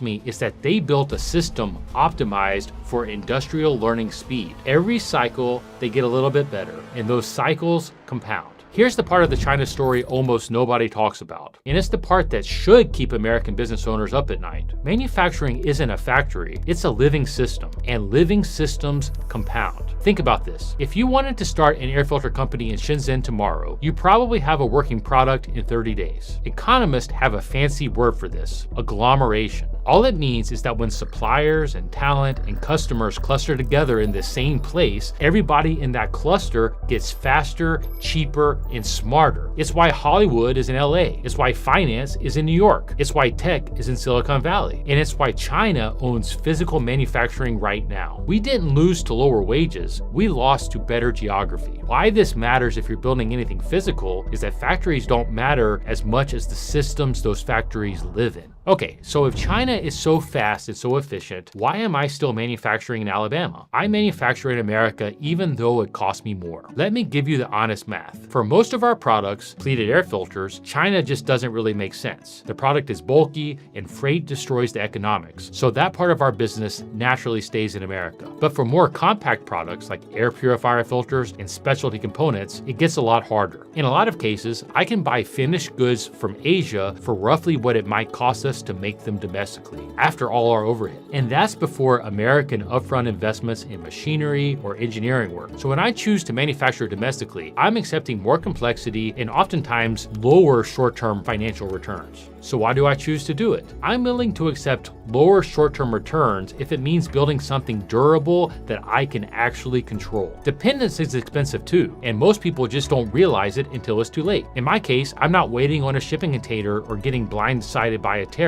Most companies optimize for the next quarter, whereas I'm trying to optimize for the next 20 years or more. So good. This guy's just like, look, I plan into the future. I'm a goddamn genius. Like, this is what we're listening to.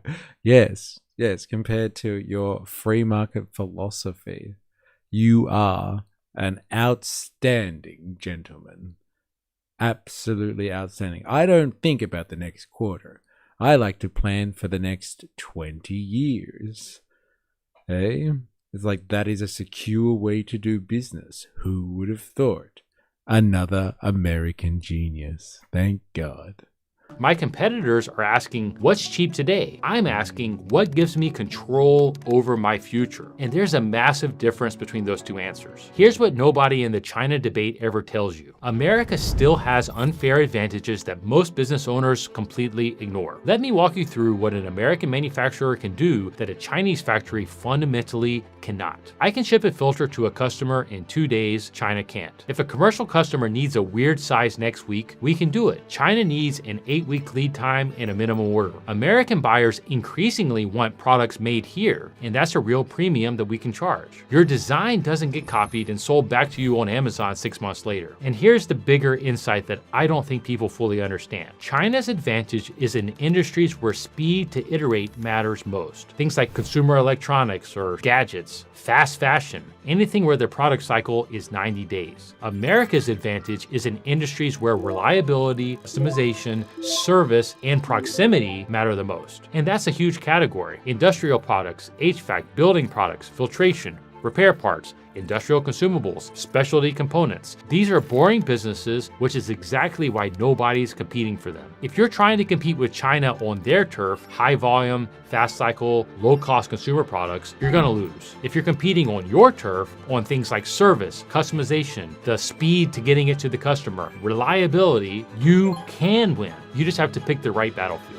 If I were 25 years old today and I wanted to build a manufacturing business in America, here's exactly what I'd do. First, I would not try to invent the next iPhone. I'd look for boring, unsexy industrial products. Stuff that's expensive to ship, operationally annoying, fragmented, or requires some type of high-level customization. Things tied to infrastructure. Stuff that serves commercial customers who need reliability more than they need the lowest price. The kind of products that most people never think about, but businesses constantly need. America still has incredible operators, incredible engineers, incredible infrastructure, but what we Dude, the AI imagery, it's too much. lost was system density, and that creates opportunity for the people willing to rebuild it. And if you already own a business that depends on overseas supply chains, you don't need to panic, but you do need to think about one thing this week. I'm not saying rip everything out overnight. That's unrealistic. That's crazy. Interesting though, his opinion on like China's ability to be a manufacturing powerhouse. It's not just like the usual, it's just like, yeah, they've got cheap labor. It's just, no, they have set up an entire industrial scale ecosystem. That's how you do it. That's how you do it. This how you do it, man. This how you do it. Good on you, China.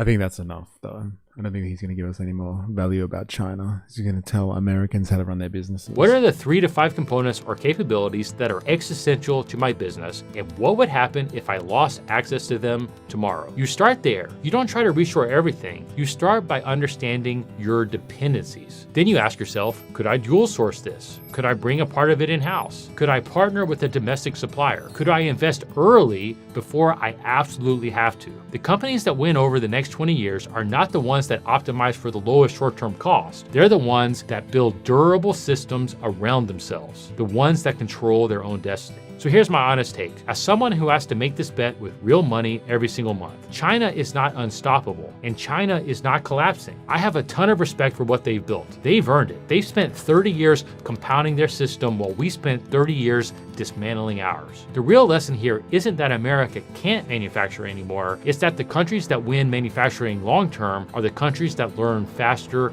industrially. But we can start again. The next generation of great American businesses probably won't look like the social media apps. They'll look like boring industrial companies rebuilding capabilities that we forgot we needed. And the people who start building those businesses today are going to look like geniuses in 20 years. That much I'm sure of. If you want to know where I think the biggest opportunities are for Americans to build right now, watch this video on the boring businesses that I'd... Thank you.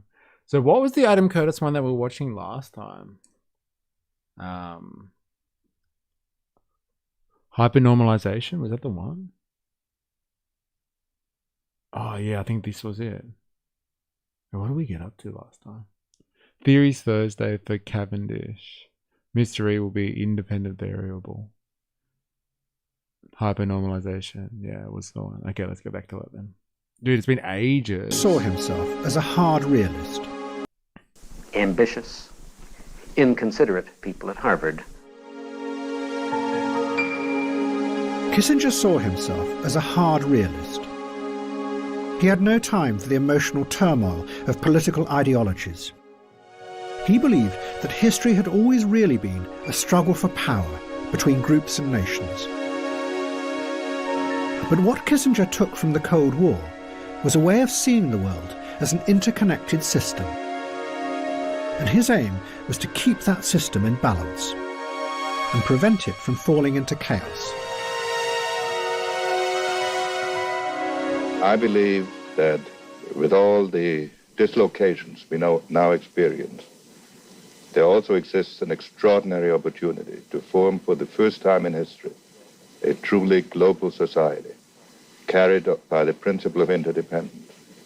And if we act wisely and with vision, I think we can look back to all this turmoil as the birth pangs of a more creative and better system. If we miss the opportunity, I think there's going to be chaos. The flight has been delayed, we understand now. The Kissinger will be arriving here about an hour and a half from now. So we'll just get have the press informed, and then we'll stay in contact with you. And it was this idea that Kissinger set out to impose on the chaotic politics of the Middle East. But to manage it, he knew that he was going to have to deal with President Assad of Syria. President Assad was convinced that there would only ever be a real and lasting peace between the Arabs and Israel if the Palestinian refugees were allowed to return to their homeland. Hundreds of thousands of Palestinians were living in exile in Syria, as well as in the Lebanon and Jordan. Have you found that the Palestinians here want to integrate with the Syrians at all? Oh, no, never. They don't want, not here or neither in Lebanon or in Jordan, never. No, because they want to stay as a whole, as a Palestinian. And they call themselves those who go back, al-Aidun in Arabic. Assad also believed that such a peace would strengthen the Arab world. But Kissinger thought that strengthening the Arabs would destabilise his balance of power. So he set out to do the very opposite, to fracture the power of the Arab countries by dividing them and breaking their alliances, so they would keep each other in check. Kissinger now played a double game, or as he termed it, constructive ambiguity. In a series of meetings, he persuaded Egypt to sign a separate agreement with Israel. But at the same time, he led Assad to believe that he was working for a wider peace agreement, one that would include the Palestinians.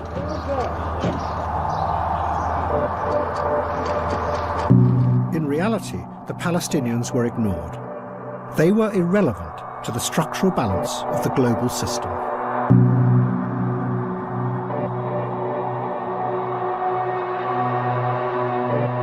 The hallmark of Kissinger's thinking about international politics is its structural design.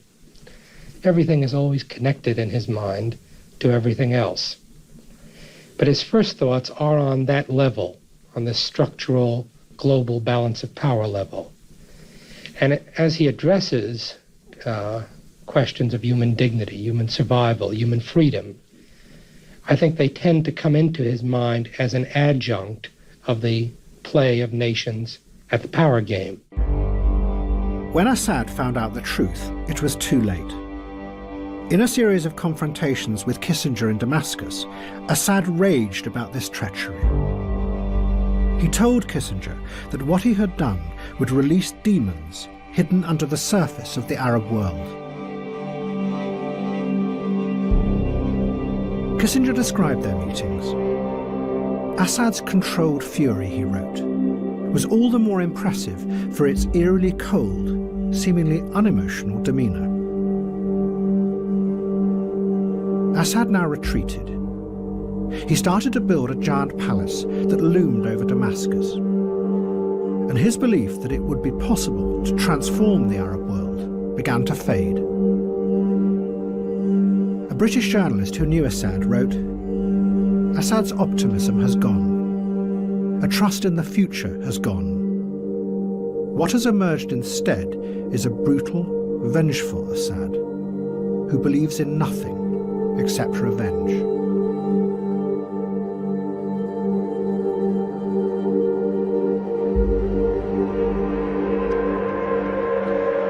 So give us context, if you can, Tagard. Where were we up to before with this? Why did we get onto Assad in the first place? How did we get onto Assad? This soundtrack fucking me up. Yeah, no, it's pretty gripping, isn't it? Jesus.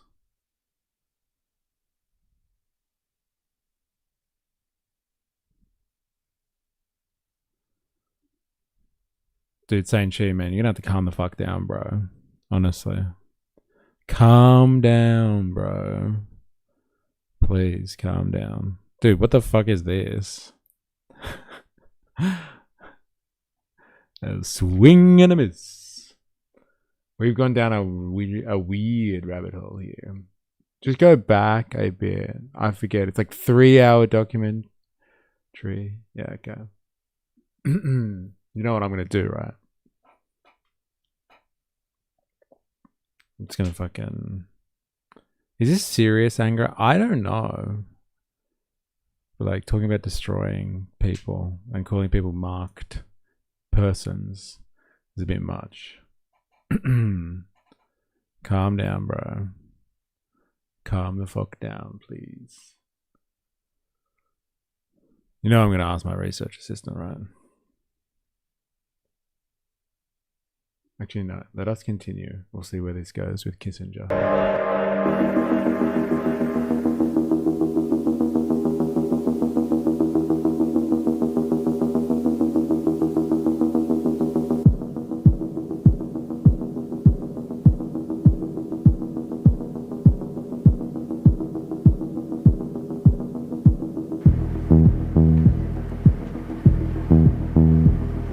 The original dream of the Soviet Union had been to create a glorious new world. A world where not only the society, but the people themselves would be transformed. They would become new and better kinds of human beings.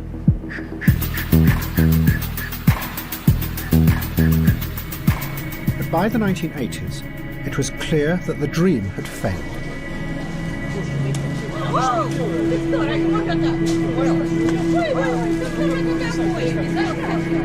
The Soviet Union became instead a society where no one believed in anything or had any vision of the future.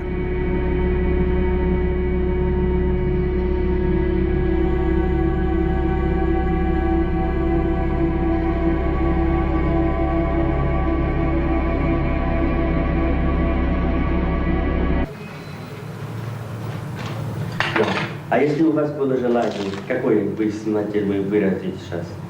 Чего? Желание, если у вас есть, например, какое у вас было бы сейчас? Чего? Желание, мечта. Мечта? Да. Ну как вам сказать? Не знаю дальше, что вам сказать. Мечта. Раньше не желая, не гадая, ничего не выйдет все равно. Нет, ну только... Я мечтала и гадала, у меня все наоборот идет. И теперь не верю и никогда не буду думать и мечтать. А вы верите? Кому? Что? Кому верить? Ну, не знаю, Богу. Богу? Никому не верю, ничего не верю. И вам тоже не верю.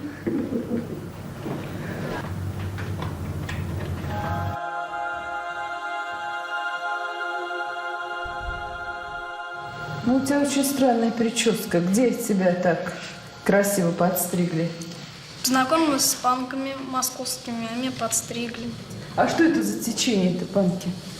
Ну, это люди, которые любят свободу, там, не терпят насилие, там, и так далее. А ты не свободна, да? Свободно. Ну, мне кажется, у тебя что-то случилось. Да, у меня ничего не случилось. Ну, у меня ничего не случилось. Ну, ясно. Потом тогда расскажешь. Потом, я понимаю, что тебе сейчас трудно говорить. В следующий раз расскажешь.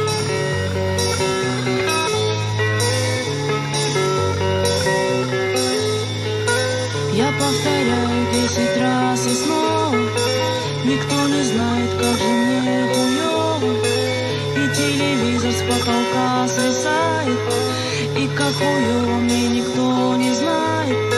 Все это до того подзаебало, что хочется опять начать сначала. Куплет печальный, он такой, что снова я повторяю, как же мне хуёво. Those who ran the Soviet Union had believed that they could plan and manage a new kind of socialist society. But they had discovered that it was impossible to control and predict everything, and the plan had run out of control. But rather than reveal this, the technocrats began to pretend that Today's Maccas look like they were pulled straight out of the Eastern Bloc. everything was still going according to plan. And what emerged instead was a fake version of the society. The Soviet Union became a society where everyone knew that what their leaders said was not real, because they could see with their own eyes that the economy was falling apart. But everybody had to play along and pretend that it was real, because no one could imagine any alternative. One Soviet writer called it hyper-normalization. You were so much a part of the system that it was impossible to see beyond it. The fakeness was hyper-normal.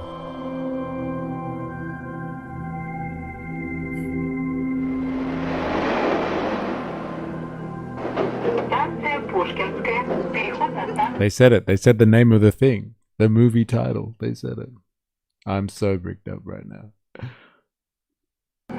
In this stagnant world, two brothers called Arkady and Boris Strugatsky became the inspiration of a growing new dissident movement. They weren't politicians. They were science fiction writers. And in their stories, they expressed the strange mood that was rising up as the Soviet Empire collapsed. Their most famous book was called Roadside Picnic. It is set in a world that seems like the present, except there is a zone that has been created by an alien force. People known as stalkers go into the zone. They find that nothing is what it seems, that reality changes minute by minute. Shadows go the wrong way. There are hidden forces that twist your body and change the way you think and feel. The picture the Strugatskys gave was of a world where nothing... Honestly, I think the Soviet Union used Marx's teaching as a way to gain power rather than usher in a utopia he was hoping for. Yeah, I think a lot changed in the Soviet Union once they felt the full force of the global movement or the global system that had mobilized against them and forced them into an uphill battle of necessary isolationism. I don't think it really would have helped. It could never have worked what they were trying to achieve without expanding the project beyond its borders or beyond the Soviet Empire, i.e. the Soviet Union. It was never going to be able to withstand the pressure on it. And yeah, once it went insular, it changed dramatically. Very dramatically. It's extremely thought-provoking. I tell everyone to watch it. He added in Trump stuff because the time he released it, the world was even crazier than he was trying to show. I'm actually so excited that you've got it going now. This is a Tegard selection. Tegard usually drives for this, to be honest. All right. Lenin was always looking for a way to gain power. He was never a true communist, just a power-hungry bastard. Same as Stalin. Big call, man. Massive call. Very interesting. There's a few fucking Leninists out there that would be very upset with you, Captain Bucket. Thing was fixed. Where reality, both what you saw and what you believed, had become shifting and unstable.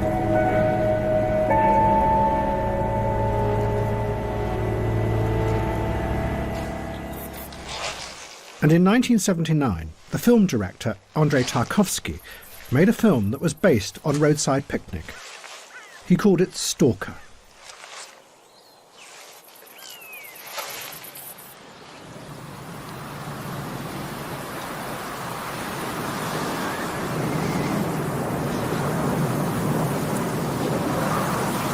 Nothing about Marx's teachings say anything about gulags? No, definitely not. But like, I wouldn't attribute the gulags to Lenin as such.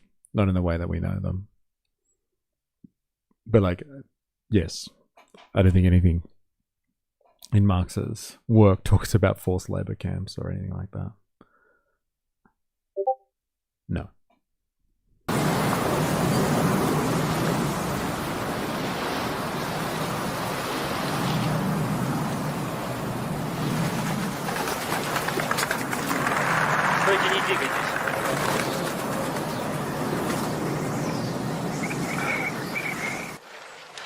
Что случилось? Зачем вы меня остановили? Я вас не останавливал. А кто? Вы? Черт его знает.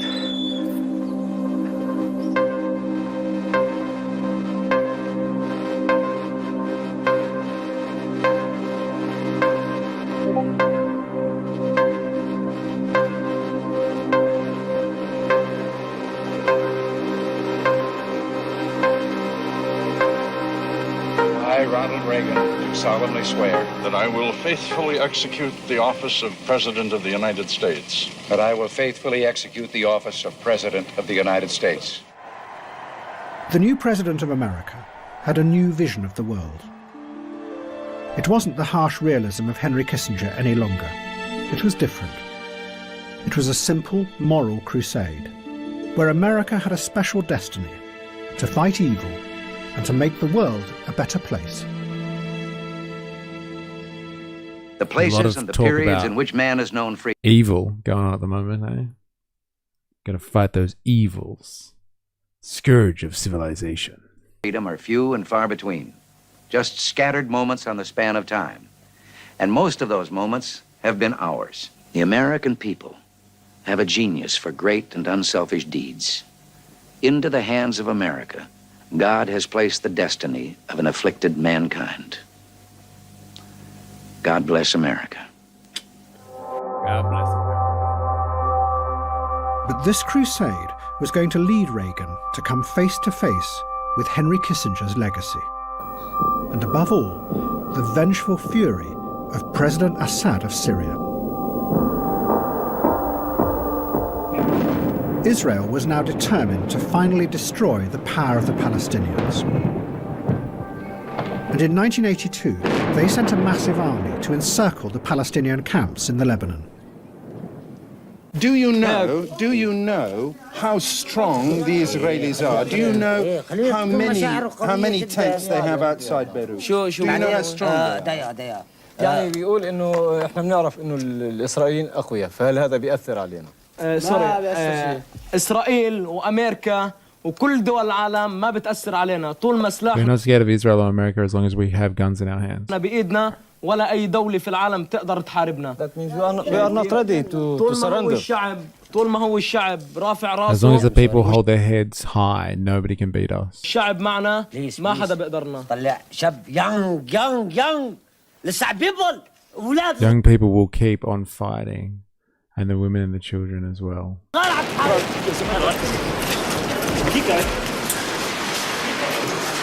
Dash into this building here because the PLO guys with us expect that sooner or later there will be a huge explosion. There have been several of these in the last few minutes. As you can see, there's enormous damage in all the buildings around here.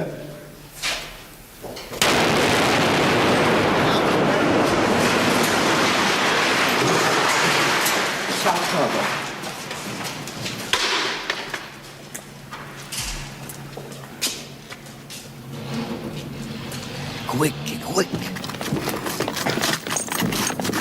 6-day war? I don't know.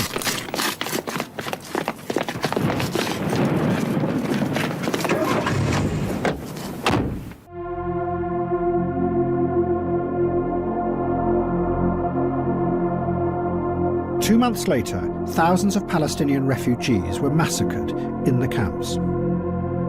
It horrified the world. But what was even more shocking was that Israel had allowed it to happen. Its troops had stood by and watched as a Christian Lebanese faction murdered the Palestinians.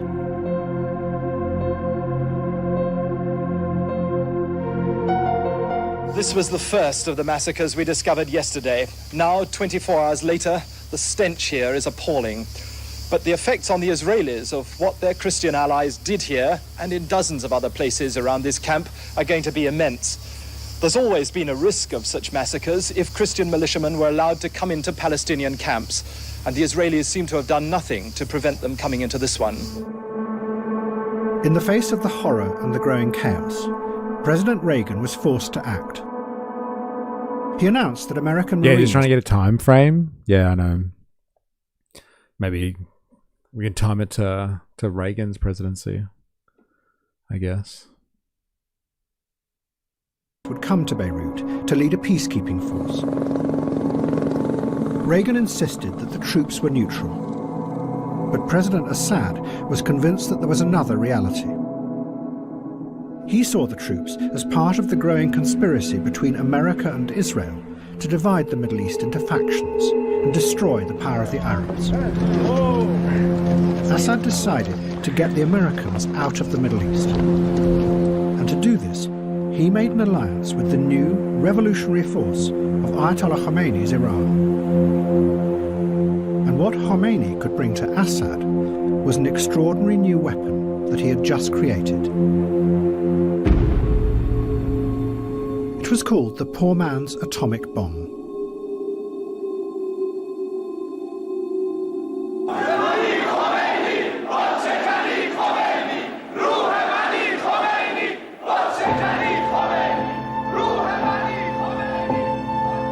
Ayatollah Khomeini had come to power 2 years before as the leader of the Iranian Revolution. But his hold on power was precarious. And Khomeini had developed a new idea of how to fight his enemies and defend the revolution. Khomeini told his followers that they could destroy themselves in order to save the revolution, providing that in the process they killed as many enemies around them as possible. This was completely new, because the Quran specifically prohibited suicide. In the past, you became a martyr on the battlefield because God chose the time and place of your death. But Khomeini changed this. He did it by going back to one of the central rituals of Shia Islam. Every year, Shiites march in a procession, mourning the sacrifice of their founder, Hussein. As they do, they whip themselves, symbolically reenacting Hussein's suffering. Khomeini said that the ultimate act of penitence was not just to whip yourself, but to kill you. I ran so far away. Oh my God. Yourself, providing it was for the greater good of the revolution. Gotta watch out for those revolutionaries. They're the worst.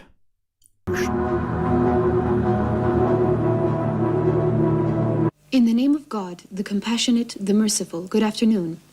An Iraqi Soviet-made MiG-23 was shot down by the Air Force jet fighters of the Islamic Republic over the northwestern Iranian border region of Marivan at 10:08 hours local time Saturday, said the Joint Staff Command's communique numbered 1710. Khomeini had mobilized this force when the country was attacked by Iraq. Iran faced almost certain defeat because Iraq had far superior weapons, many of them supplied by America. So the revolutionaries took tens of thousands of young boys out of schools, put them on buses, and sent them to the front line. Their job was to walk through the enemy's minefields, deliberately blowing themselves up in order to open gaps that would allow the Iranian army to pass through unharmed. It was organized suicide on a vast scale. Fuck.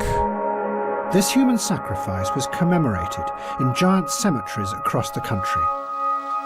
Fountains flowing with blood-red water glorified this new kind of martyrdom.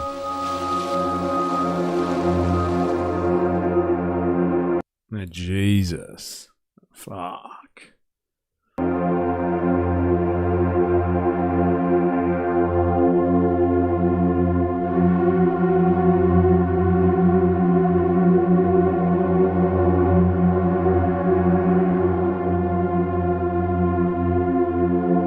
And it was this new idea of an unstoppable human weapon that President Assad took from Khomeini and brought to the West for the first time.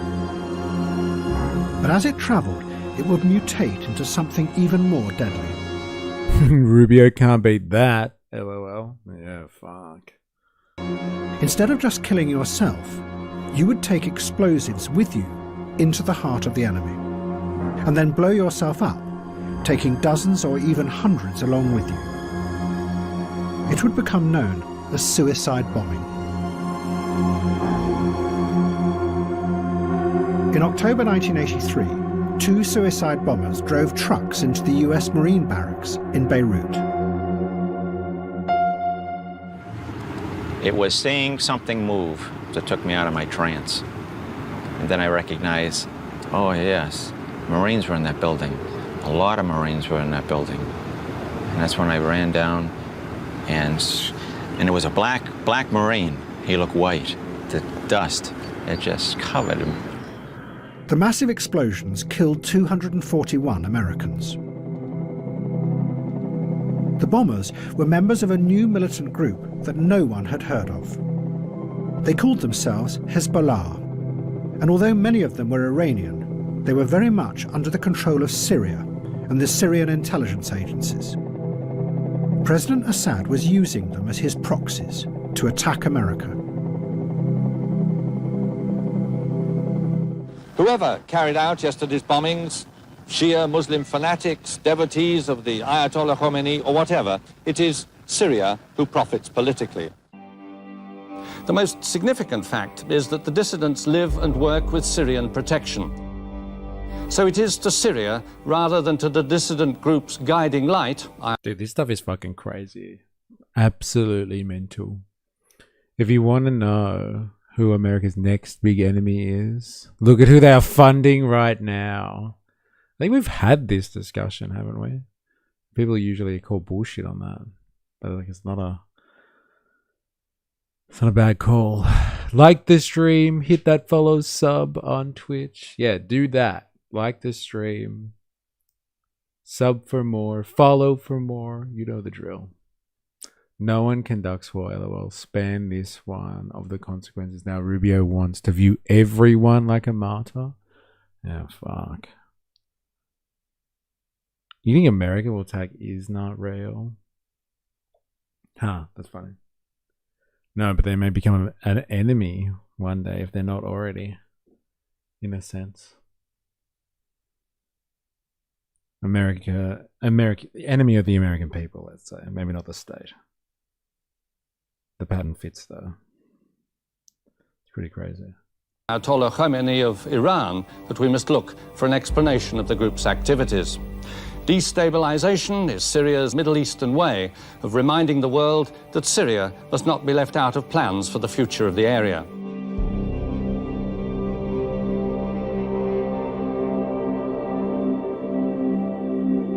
There are no words that can express our sorrow and grief over the loss of those splendid young men and the injury to so many others. But these deeds make so evident the bestial nature of those who would assume power if they could have their way and drive us out of that area. But despite his words, within 4 months, President Reagan... Reagan... you can argue it's inevitable given the situation, but it still doesn't make it ethically responsible. No. Is there much ethically responsible about warfare? It's a valid question. Withdrew. Especially when you have intentions of destabilizing an entire region of people. I like that. Reagan. More like Raygun. Dude, we haven't spoken about Raygun in ages. I thought everyone forgot. Apparently not. All the American troops from the Lebanon. The Secretary of State, George Shultz, explained. We became paralyzed by the complexity that we faced, he said. So the Americans turned and left. For President Assad, it was an extraordinary achievement. He was the only Arab leader to have defeated the Americans and forced them to leave the Middle East. He had done it by using the new force of suicide. Solar Bear in the house. How you going? Whoa. Oh, good God. How dare you get invaded? This is no way to conduct yourselves. Yeah. Suicide bombing. A force that once unleashed was going to spread with unstoppable power. But at this point, both Assad and the Iranians thought that they could control it. And what gave it this extraordinary power? was that it held out the dream of transcending the corruptions of the world and entering a new and better realm. One should defend the realm of Islam and Muslims against heretics and invaders. And to fulfill this duty, one should even sacrifice one's life. Does this sound familiar, this type of language? What's going on at the moment? Defending in the West, defending your homeland from invaders. Anything is justifiable, potentially, to stop an evil force that is incompatible with civilization. Like, there are lines when it comes to how you treat your own servicemen and citizens, right? Or giving an invading larger power. All off the table. Same movie, different skin. It's shocking. It's so striking how similar the language can be, isn't it? So scary. They're not so different, are they? It's the same argument to police resistance today. It's there. A wrong way. Is there a wrong way to resist? Depends if you look at it ethically through or utilitarianist ethics or deontological. Again, I'm sure they both will try to justify it ideologically any way they want, utilitarian or deontologically. Justification's a justification. Doesn't make it real. We believe that martyrs can overlook our deeds from the other world. It means that after death, the martyr lives and can still witness this world.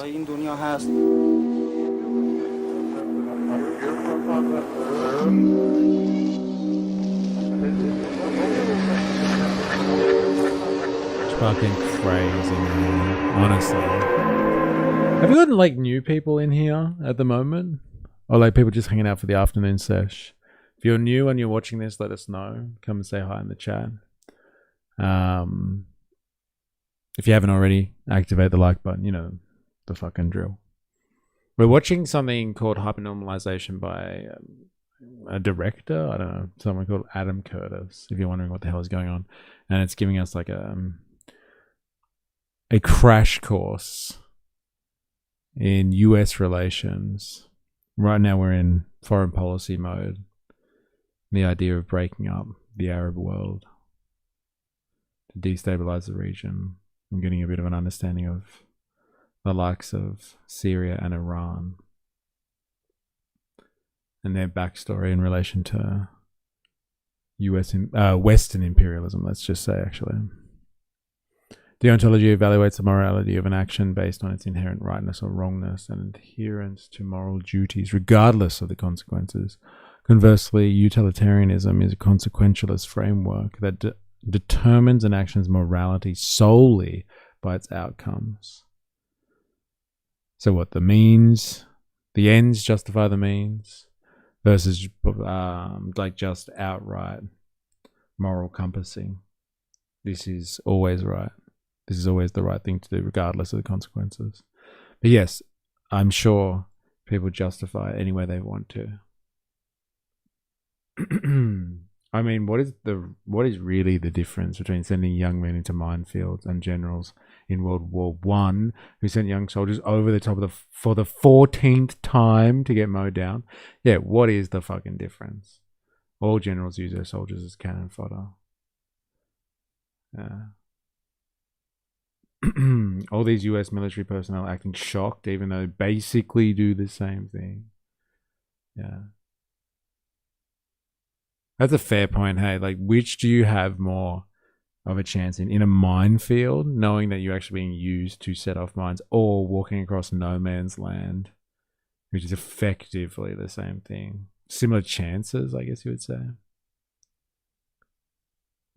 Modern society tends to be more utilitarian. Isn't that interesting, eh? Like, psychologically, modern society tends to be utilitarian, but like totalitarian in the mindset of like how they justify it. But like, are they more utilitarian or deontological?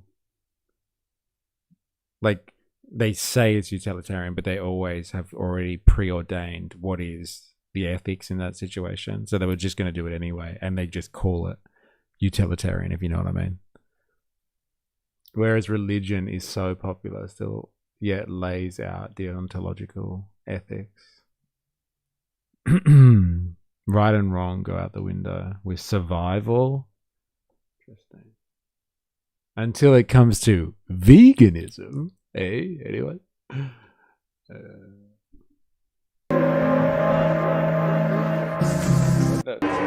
Altered.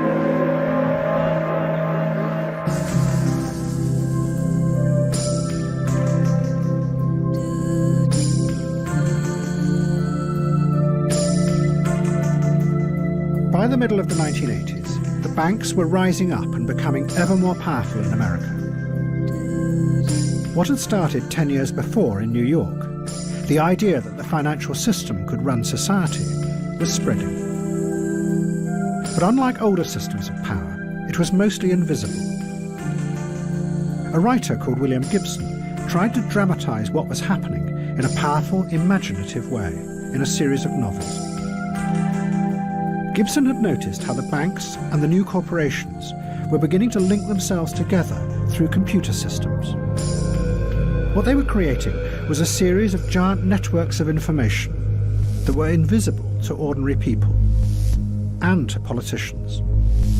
But those networks gave the corporations extraordinary new powers of control.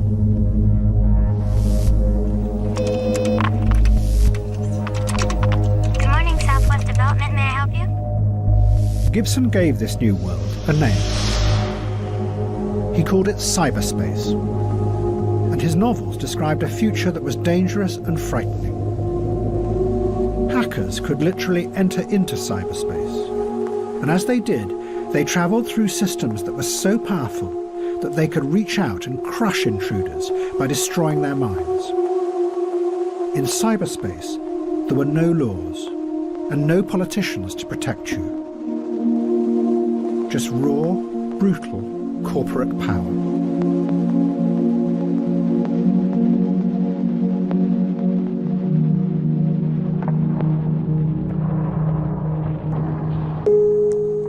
But then, a strange thing happened. A new group of visionaries in America took Gibson's idea of a hidden, secret world and transformed it into something completely different. They turned it into a dream of a new utopia.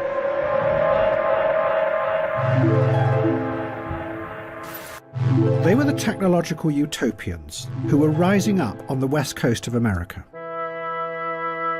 They turned Gibson's idea on its head. Instead of cyberspace being a frightening place dominated by powerful corporations, they reinvented it as the very opposite. A new, safe world where radical dreams could come true. 10 years before, faced by the complexity of real politics, the radicals had given up on the idea of changing the world. But now, the computer utopians saw in cyberspace an alternative reality, a place they could retreat to, away from the harsh right-wing politics that now dominated Reagan's America. The roots of this vision lay back in the counterculture of the 1960s, and above all, with LSD.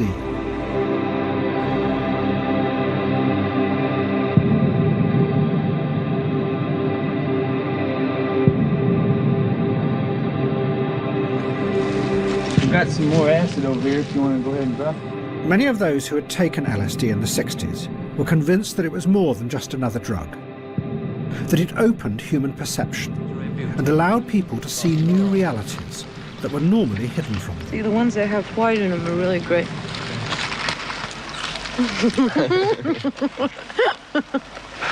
Like a rabbit. It freed them from the narrow... I heard LSD. What's happening? Oh, we're about to take a trip into the 60s, I think. We're going back before we re-enter Silicon Valley, I guess. and limited view of cyberspace. the world that was imposed on them by politicians and those in power. In the United States, in the next 5, 10, 15 years, you're going to see more and more people taking LSD and making it a part of their lives. So there will be an LSD country within 15 years, an LSD society. There'll be less interest in, obviously, warfare, in power politics. You know, politics today is a disease. That's a real addiction. Politics, politics, politics, politics. Don't politic. Don't vote. These are old men's games. Impotent and senile old men that want to put you onto their old chess games of war and power. 20 years later, the new networks of Impotent and senile old men. So good. We're taking a trip, are we? Apparently. Getting a lesson. machines seem to offer a way to construct a real alternate reality. Not just one that was chemically induced, but a space that actually existed in a parallel dimension to the real world. No, he's not wrong. He's not.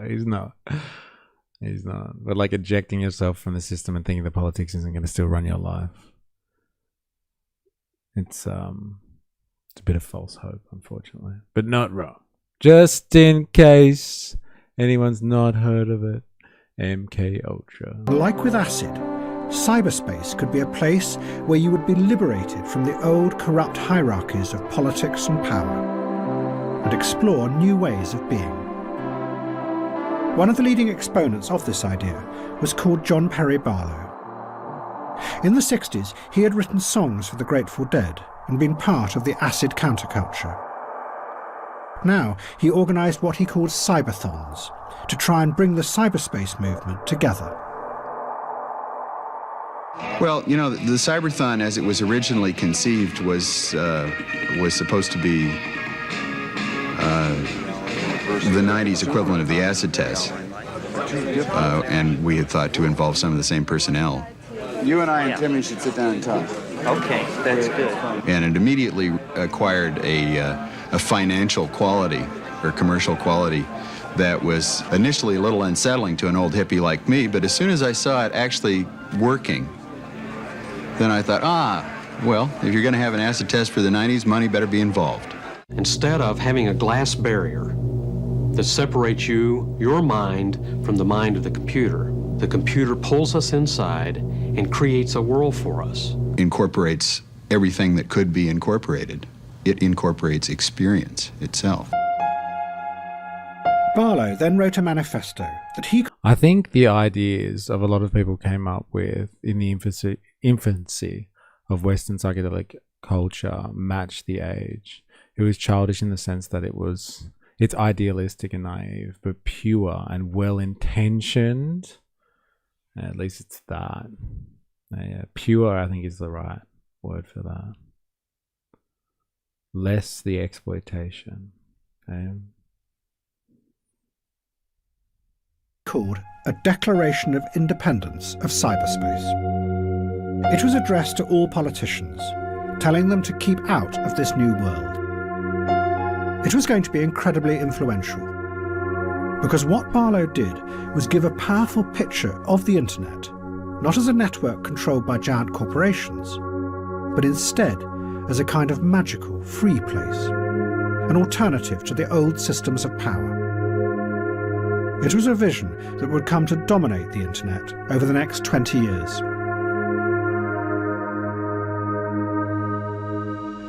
Governments of the industrial world, cyberspace does not lie within your borders. We are creating a world where anyone, anywhere, may express his or her beliefs, no matter how singular, without fear of being coerced into silence or conformity. I declare the global social space we are building to be naturally independent of the tyrannies you seek to impose on us. We will create a civilization of the mind in cyberspace. May it be more humane and fair than the world your governments have made before. It's begun.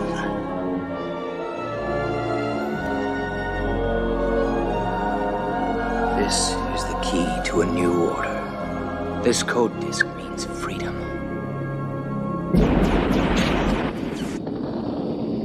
But 2 young hackers in New York thought that Barlow was describing a fantasy world, that his vision bore no relationship at all to what was really emerging online. They were cult figures on the early online scene, and their fans followed and recorded them. They called themselves Fiber Optic and Acid Freak. And they spent their time exploring and breaking into giant computer networks that they knew were the hard realities of modern digital power.